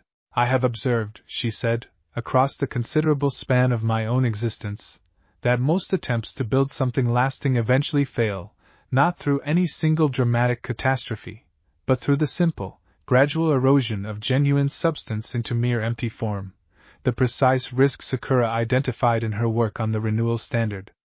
I find myself genuinely surprised, and genuinely glad, that this family's particular contribution to the broader supernatural world has, instead, continued to deepen and extend across generations, rather than merely persisting in diminished, hollowed-out form. She looked at the twins, playing near the koi pond with the same unself-conscious curiosity that had once characterized Kuna's earliest exploration of the same space. I do not believe I fully understood, when I first arrived here searching for something I could not yet properly name, that what I would eventually find was not merely a single relationship or a single place, but an entire, ongoing pattern of genuine care, extending forward across time in a manner that exceeded anything I had previously believed possible for beings as brief as humans typically are. Chapter 122. Kunu, now in her own later years though still considerably short of Yasaka's 3,000-year span, having settled comfortably into the role of respected elder advisor to the Alliance's continued leadership under Sakura's increasingly capable guidance, found herself, during a quiet evening conversation with her mother and Issei, reflecting on the particular shape her own life had taken across the decades since her earliest childhood curiosity at the koi pond's edge. I think about that first conversation often, she told them, when I asked Issei why he'd brought a human into our home, and he told me someone had tried to kill him, and you'd stopped them. She looked at the pond, at Hikari's own descendants now moving in their familiar slow loops beneath the surface. I did not understand, at the time, that I was witnessing the actual beginning of everything that would eventually define my entire life. I simply thought I had met an interesting person who didn't know much about magic yet. You corrected my breathing within the first month, Issei said, with the particular fond warmth that decades of accumulated family history had only deepened. I think that's when I first started to understand exactly how remarkable you would eventually become. I remember that too, Kuna said. I remember feeling, even then, that I had found something worth protecting, in the specific quality of attention you brought to learning from a 9-year-old without any defensive pride about needing instruction from someone so much younger than yourself. She looked at her mother. I think that's actually the quality I've tried hardest to pass forward, across my own leadership and into Sakura's. Not any specific policy framework or institutional structure, though those matter too. But that specific willingness to genuinely learn from anyone who has something to teach, regardless of their age or their formal status, because genuine wisdom doesn't actually respect the conventional hierarchies we sometimes assume it should. Yasaka, listening to this reflection with the particular settled warmth that had characterized her own gradual transition from active leadership into respected elder presence, offered her own accumulated perspective with the specific weight that 3,000 years and counting could provide. I have watched, she said, across an extraordinarily long span now, many different patterns of how genuine value either propagates successfully across generations or, more commonly, gradually erodes into mere empty tradition, performed without genuine understanding of its original substance. I believe, having observed this family's particular pattern develop across more than 5 decades now, that the actual mechanism of successful propagation is precisely what you just described, not the careful preservation of specific institutional forms, though those have their place, but the consistent, genuine modeling of an underlying disposition.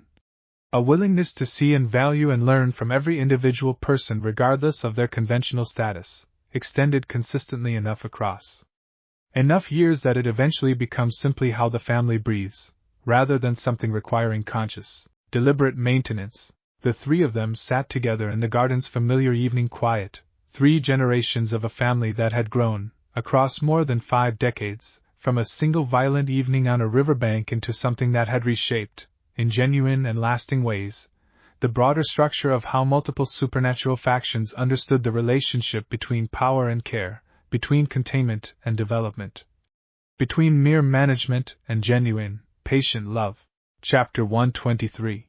The 50th anniversary of the riverbank arrived in a year that Issei, now considerably extended in his own natural span thanks to Ophus's gift, but still genuinely aging in his own particular human way, approached with a depth of reflection that exceeded even the considerable weight of every previous anniversary across the preceding decades. He stood in the garden on the anniversary morning, the same garden where he had first manifested Drake's gauntlet so many decades earlier, where Kuna had first crouched at the koi pond's edge, where Sakura had once asked her grandmother why the water felt different, where 4 generations now of careful, patient family had built something that had extended in ways none of the original participants could have specifically planned or predicted, into a genuine, lasting reshaping of how an entire supernatural world understood the relationship between power and genuine care. Drake, settled now into the specific quality of constant, quiet companionship that 50 years had produced between them, offered his own observation, and the particular dream space that had, across the decades, become less a place of active training and more simply a comfortable, familiar space for reflection. 50 years, Drake said. I have existed for considerably longer than 50 years. Across my entire span is the Welsh dragon, sealed within successive bearers across many centuries before you. But I will tell you, honestly, that I do not believe any previous bearer built anything resembling what we have built together, across this specific 50 years. Most simply survived their possession of my power, or were consumed by it, or used it for purposes that left no lasting positive mark on the broader world. You did something genuinely different. We did something different, Issei corrected, with the now well-practiced family habit of properly distributed credit. I never could have built any of this without you, just as I never could have built it without Yasaka, or Rias and Sona, or Renji and Mei and Dimon and Tobio, or Kunu and Sakura and everyone who came after them. Yes, Drake agreed. But I will tell you something I have not previously said as directly, across our 50 years together. I chose you, that day in the dream space, when you were still uncertain and frightened and newly arrived in Kyoto, not merely because Yasaka had vouched for your character, though that mattered considerably. I chose you because I sensed, even then, before either of us fully understood what it would mean, a specific capacity in you for exactly this kind of patient, generative care, the willingness to receive something significant, and immediately begin considering how to extend it further, rather than simply hoarding it for your own advantage. A pause, the red landscape around them holding its slow, ancient warmth. I have existed long enough to recognize that capacity as genuinely rare, regardless of species or power level. I am profoundly glad I recognized it in you, all those decades ago. Issei woke from this reflection to find Yasaka already present in the garden, watching the morning light settle over the koi pond with the particular stillness that 50 years of shared mornings had made entirely familiar between them. 50 years, he said, sitting beside her. 50 years, she agreed. I find myself, this morning, thinking less about the specific events of that original evening, and more about the simple, accumulated weight of everything that has grown from it. I do not believe I have ever, across my entire 3,000 years, felt as genuinely grateful for a single decision as I feel for the choice I made on that riverbank, to stop, and look closely, and decide that what I found there was worth the trouble of careful, patient attention. Chapter 124. The 50th anniversary celebration, when it occurred that evening, drew, for the first time in the family's history, for full generations gathered together in the same lamplit hall that had hosted every significant family occasion across the preceding decades, Yasaka herself. Ancient and settled and radiating the particular contentment of a life she had once believed would simply continue indefinitely according to its established 3,000-year pattern, now reshaped entirely by a single choice and everything that had grown from it. Issei, considerably extended in his own span but still recognizably himself, the same fundamental character that had first drawn Yasaka's attention on a riverbank now simply deepened and matured across 5 decades of accumulated experience. Kunu, settled into her own respected elder advisory role, watching her daughter's continued capable leadership with the particular pride of someone who had successfully passed forward everything genuinely important across her own tenure. Sakura, now leading the alliance with established confidence while continuing to oversee the renewal standard's ongoing success across the broader supernatural world, and Hoshi and Suki, the twins now well into their own adolescence, beginning to show the particular early signs of whatever specific gifts and capabilities the family's 4th generation would eventually develop and extend further still. Bunta, impossibly ancient now even by Tanuki standards but still, remarkably, present and enthusiastically engaged with every significant family occasion, offered what he insisted would be his final formal telling of the complete 50-year history, a narration that had, across the decades, accumulated so many layers of affectionate embellishment that its precise relationship to documented historical fact had become, by this point, almost entirely beside the point, the emotional and substantive truth of the telling mattering considerably more than its literal accuracy. I have told this story many times, Bunta said, drumming his belly with the particular emphasis that decades had only deepened rather than diminished, and I find, each time, that the telling reveals something new to me about its actual significance, even after 50 years of accumulated reflection. I watched a frightened boy arrive in this garden, certain he had simply survived a tragedy, with no understanding that he was actually witnessing the beginning of an entire reshaping of how multiple supernatural factions would eventually understand the relationship between power and genuine care. I watched that boy become a man, and that man build an institution that would outlast his own direct involvement, and that institution extend across generations into forms even he could not have specifically planned. I do not believe, across my own considerable span, that I have ever witnessed anything more genuinely remarkable than this specific 50-year arc, and I am profoundly grateful to have been present for every part of it. Ophis, present throughout the gathering with the settled, beloved familiarity that decades had established as her own particular relationship to the household, offered her own brief observation as the evening's celebrations began winding toward their quiet conclusion.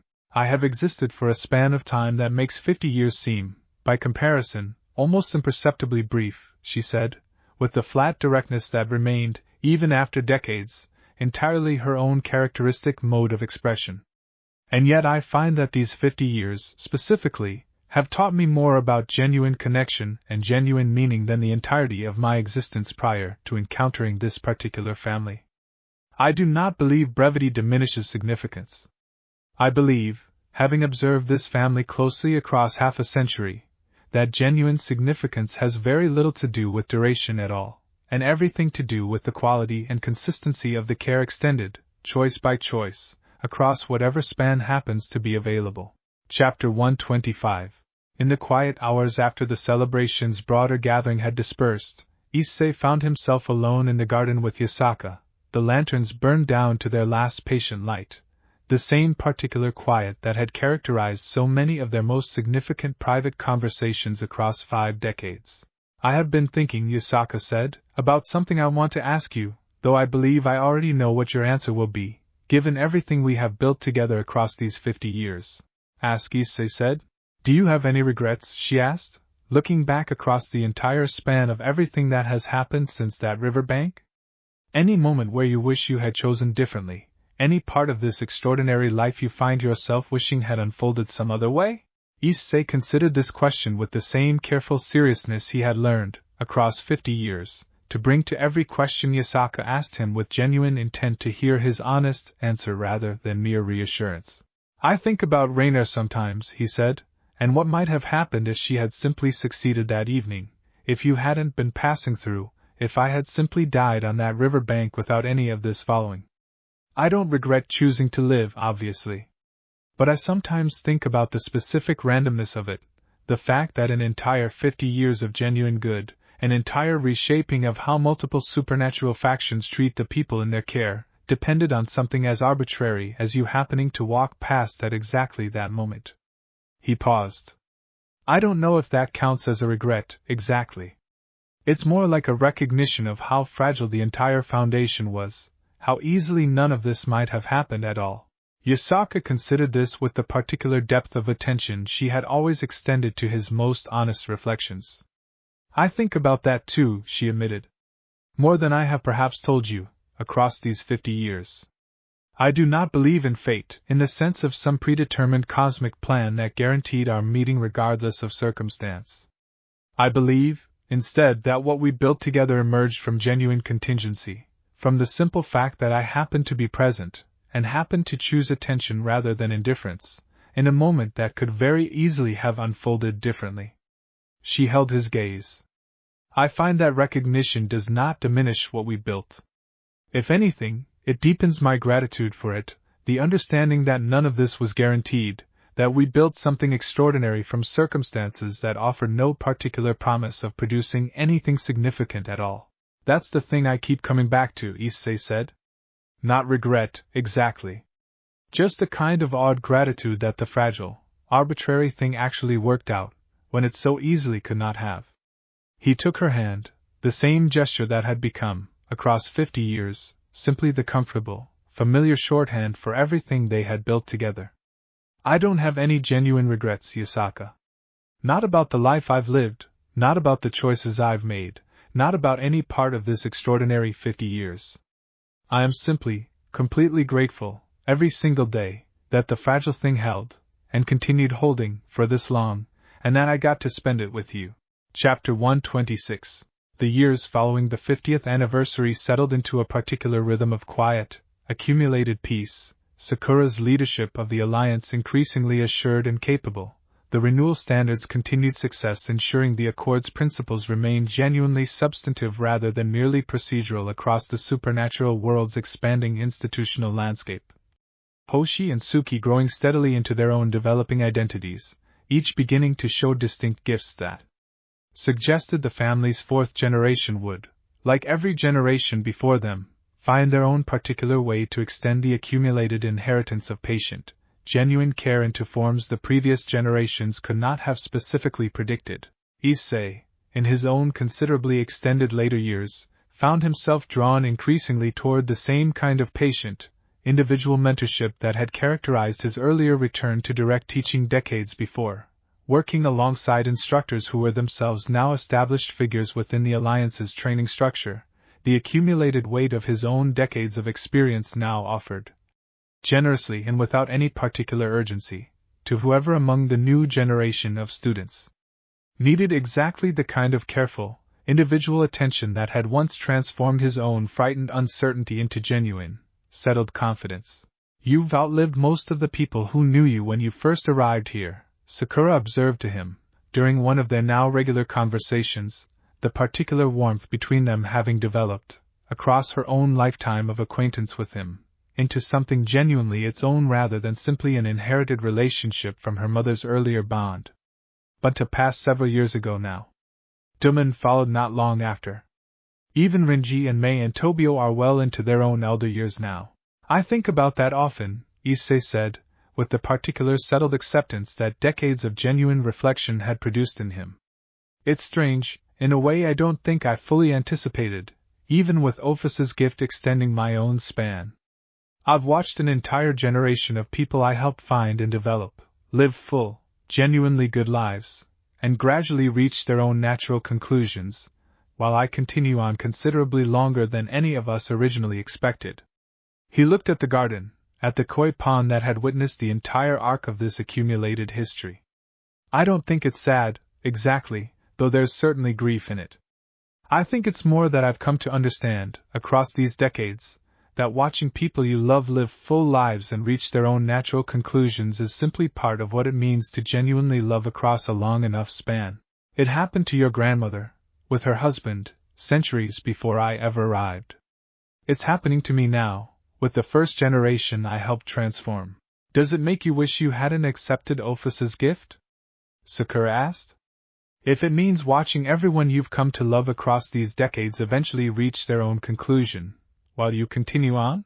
Issei considered this question with the same careful honesty he had learned, across his entire life, to bring to every genuinely difficult inquiry. No, he said finally.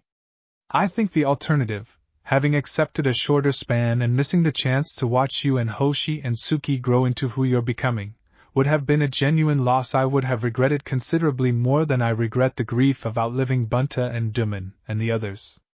Every choice involves some kind of loss, somewhere along the way. I think the measure of a good choice isn't whether it avoids loss entirely, which is never actually possible. It's whether the genuine good it produces outweighs the genuine grief it eventually requires you to carry. Chapter 127. Yasaka, in the particular quiet that had settled over her own later centuries, found herself, increasingly, drawn toward the specific work of careful historical documentation, the recognition that the accumulated weight of everything the family had built across more than 50 years deserved a kind of careful, deliberate preservation that went beyond Bunta's beloved but increasingly embellished oral storytelling tradition. I want to write it down properly, she told Issei, during one of their now even quieter evenings together, the particular leisure of their shared later years extending into projects neither of them had previously had the genuine, unhurried time to fully pursue. Not merely as institutional history, though that matters too, and Sona's careful documentation across her own decades has served that purpose well. I want to write down the actual, lived texture of it. What it felt like, on that riverbank, and in the garden during your earliest training, and across every significant moment since. I do not want this family's accumulated history to eventually become, the way so much genuine history eventually does, merely a collection of dates and institutional achievements, divorced from the actual human and supernatural experience of living through it. I'd like to help with that, Issei said. If you'll have me as a collaborator, rather than simply a subject. What emerged, over the following years, working together in the garden during the same kind of quiet morning hours that had characterized so much of their shared life across the decades, became, eventually, a careful, extensive document that Yasaka insisted on calling, with characteristic understatement, simply a record, though Kunu and Sakura both recognized it, immediately upon reading the early drafts, as something considerably more significant, a genuine, detailed account of exactly how a single choice on a riverbank had grown, across more than 5 decades, into a reshaping of how multiple supernatural factions understood power and care, written not as institutional history but as the genuine, lived texture of an extraordinary life built, choice, by two people who had chosen each other, and then chosen, repeatedly, to extend what they had built together outward into the broader world. This should be required reading, Sakura told her grandmother, after finishing an early draft, for every new generation of Accord and Sanctuary administrators. Not as mere history, but as a genuine demonstration of what the principle actually looks like, in its specific, granular, lived detail, rather than the abstracted, generalized form institutional policy documents necessarily require. That was always my hope, Yasaka said. Not that people would simply learn the formal policy frameworks Issei and Sona and you and Kuna built, important as those frameworks genuinely are. But that they would understand, in specific, human detail, exactly what genuine care actually requires, choice by choice, person by person, across whatever span of years happens to be available. The record, when it was eventually completed and formally shared across the Alliance's broader training network, became, within a few short years, exactly the kind of foundational text Sakura had hoped it might, required reading for every new administrator entering the Accord's continued institutional structure, ensuring that the genuine, granular substance of what the family had built across 5 decades would continue propagating forward, generation after generation, even as the original participants themselves gradually moved toward their own eventual conclusions. Chapter 128. The 60th anniversary of the riverbank arrived in a year that Issei, now considerably aged even by the extended standard office's gift had granted him, approached with the particular settled peace of someone who had, across an entire genuinely full life, built everything he had ever genuinely hoped to build, and had watched it continue flourishing across multiple generations exactly as he and Yasaka had always hoped it might. He stood in the garden that morning, the koi pond holding its familiar patient quiet, Hoshi and Suki now well into their own young adulthood, each having found their own particular path within the broader institutional structure the family had built, Hoshi drawn toward the careful, detailed administrative work that had characterized Sona's own legacy, Suki drawn toward the more direct, individual mentorship that had characterized Issei's own particular gift, the family's accumulated inheritance continuing to extend itself in forms that honored its original substance while genuinely finding new, particular expression in each new generation. Yasaka found him there, as she had on so many anniversary mornings across the preceding 6 decades, and sat beside him with the particular stillness that 60 years of shared mornings had made entirely, comfortably familiar. 60 years, she said. 60 years, he agreed. I find I don't have any new words for it, at this point. I think I've said everything I genuinely have to say about gratitude and unlikely beginnings and everything that grew from them, across the preceding 59 anniversaries. I think, at this point, I just want to sit here with you, in this garden, and let the simple fact of still being here together, after everything, speak for itself. Yasaka took his hand, the same gesture that had become, across 6 decades, the comfortable shorthand for an entire accumulated lifetime of genuine, chosen partnership. I find I agree, she said. I do not believe there is anything more genuinely significant I could say, at this point, beyond simply being present, here, with you, grateful for every single one of these 60 years. They sat together in the garden's familiar morning quiet, the koi moving in their patient loops below the surface, the same water that had, as Yasaka had once told her granddaughter, remembered a great deal across many years, now holding 60 years of accumulated history within its quiet, patient depths, the original riverbank evening folded into a vast, complicated, genuinely good story that had reshaped, in lasting and substantive ways, how an entire supernatural world understood the relationship between power and genuine care. The work continues, Issei said, the particular family phrase that had, across 6 decades now, become something considerably more than mere words, a genuine, lived commitment passed down through 4 generations, each one choosing, in their own way, to extend what had first been offered to a frightened boy on a riverbank, all those decades ago. It always will, Yasaka agreed. Chapter 129. In the years that eventually followed, the family's accumulated story continued exactly as Yasaka and Issei had always hoped it might, extending forward through Hoshi and Suki's own developing leadership, through whatever 5th generation would eventually follow them, the specific quality of genuine, patient attention that had once required a single, difficult discovery on Issei's part now simply the unremarkable. Established water the entire extended family swam in, generation after generation, the original principle, that every being, however small or however vast, deserves to be seen clearly and valued genuinely, continuing to propagate forward through an institutional structure that had grown, across more than 6 decades, into something that touched lives across the entire breadth of the supernatural world's major factions and beyond. Ophis, present across this entire accumulated span with her own particular, settled regularity, eventually offered what would become, within the family's own private mythology, her own final significant observation about the nature of what she had witnessed unfold. I came here, she told the gathered family, during one of the later anniversary gatherings, searching for something I could not properly name, certain only that most of existence had become repetitive and devoid of genuine novelty across the vast span of time I had already observed it. I did not expect to find, in this specific garden, an answer to a question I had carried for longer than any of you can properly comprehend. She looked around at the gathered generations, at Yasaka and Issei, at Kunu and Sakura, at Hoshi and Suki and whatever children would eventually follow them.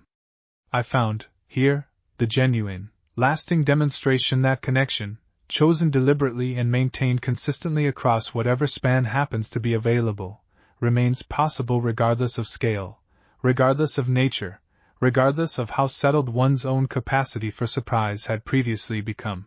I am profoundly, genuinely grateful to have witnessed this family's particular pattern of extending that connection outward, generation after generation, into a broader world that needed, considerably more than it understood, exactly this kind of patient, careful demonstration. The pattern, as Ophis had observed it, continued exactly as she described, the family's accumulated story becoming, across the decades that followed, less a single dramatic narrative and more a kind of patient, ongoing tradition, each generation finding its own particular way to extend what had first been offered on a riverbank, all those decades earlier. The specific texture of genuine care continuing to propagate forward through institutional frameworks and individual relationships alike. Exactly as its original architects had always hoped it eventually might. Chapter 130. What remained, across all the years that followed, was the garden itself, the koi pond at its center, holding, as Yasaka had once told her granddaughter, the accumulated weight of everything that had happened near it, the way old places remember, not specific events but the patient, settled warmth of everything genuine and good that had grown there, choice by choice, across generations. A frightened boy had once woken there, healed by hands he did not yet understand, and had chosen, across the following decades, to extend what he had been given outward into a broader world that desperately needed exactly the kind of patient, individual attention he had received. A fox queen, 3,000 years settled into her own particular pattern of dutiful, careful leadership, had chosen, on a single ordinary evening, to stop and address what she initially considered simple untidiness, and had found, in that choice, the foundation for everything genuinely significant that followed across the remainder of her extraordinarily long existence. A daughter had grown from curious childhood into capable leadership, extending the family's accumulated principle into forms her own mother and grandmother's generation could not have specifically anticipated. A granddaughter had identified, with her own particular clarity, the subtle risk that genuine reform could calcify into empty procedure, and had built, in response, exactly the kind of ongoing vigilance that ensured the family's accumulated work would continue mattering substantively rather than merely persisting in diminished form. And beneath all of it, holding it together across more than 6 decades of accumulated history, the simple, foundational truth that had first been spoken, in various forms, across a council chamber and a tea house in Arashiyama and a hilltop above Kyoto and countless quiet mornings in this particular garden, that every being, however small or however vast, however broken or however whole, deserved to be seen clearly, chosen deliberately, and developed patiently, for as long as the work required. Which was to say, for as long as anyone, across however many generations it eventually took, remained genuinely willing to do it. The koi continued their slow, patient loops beneath the water's surface, generation following generation, exactly as the family above them continued its own patient, accumulated pattern, the garden holding all of it, quietly, the way it always had, the way it always would, for as long as anyone remained present to tend it. The work continued. It always would.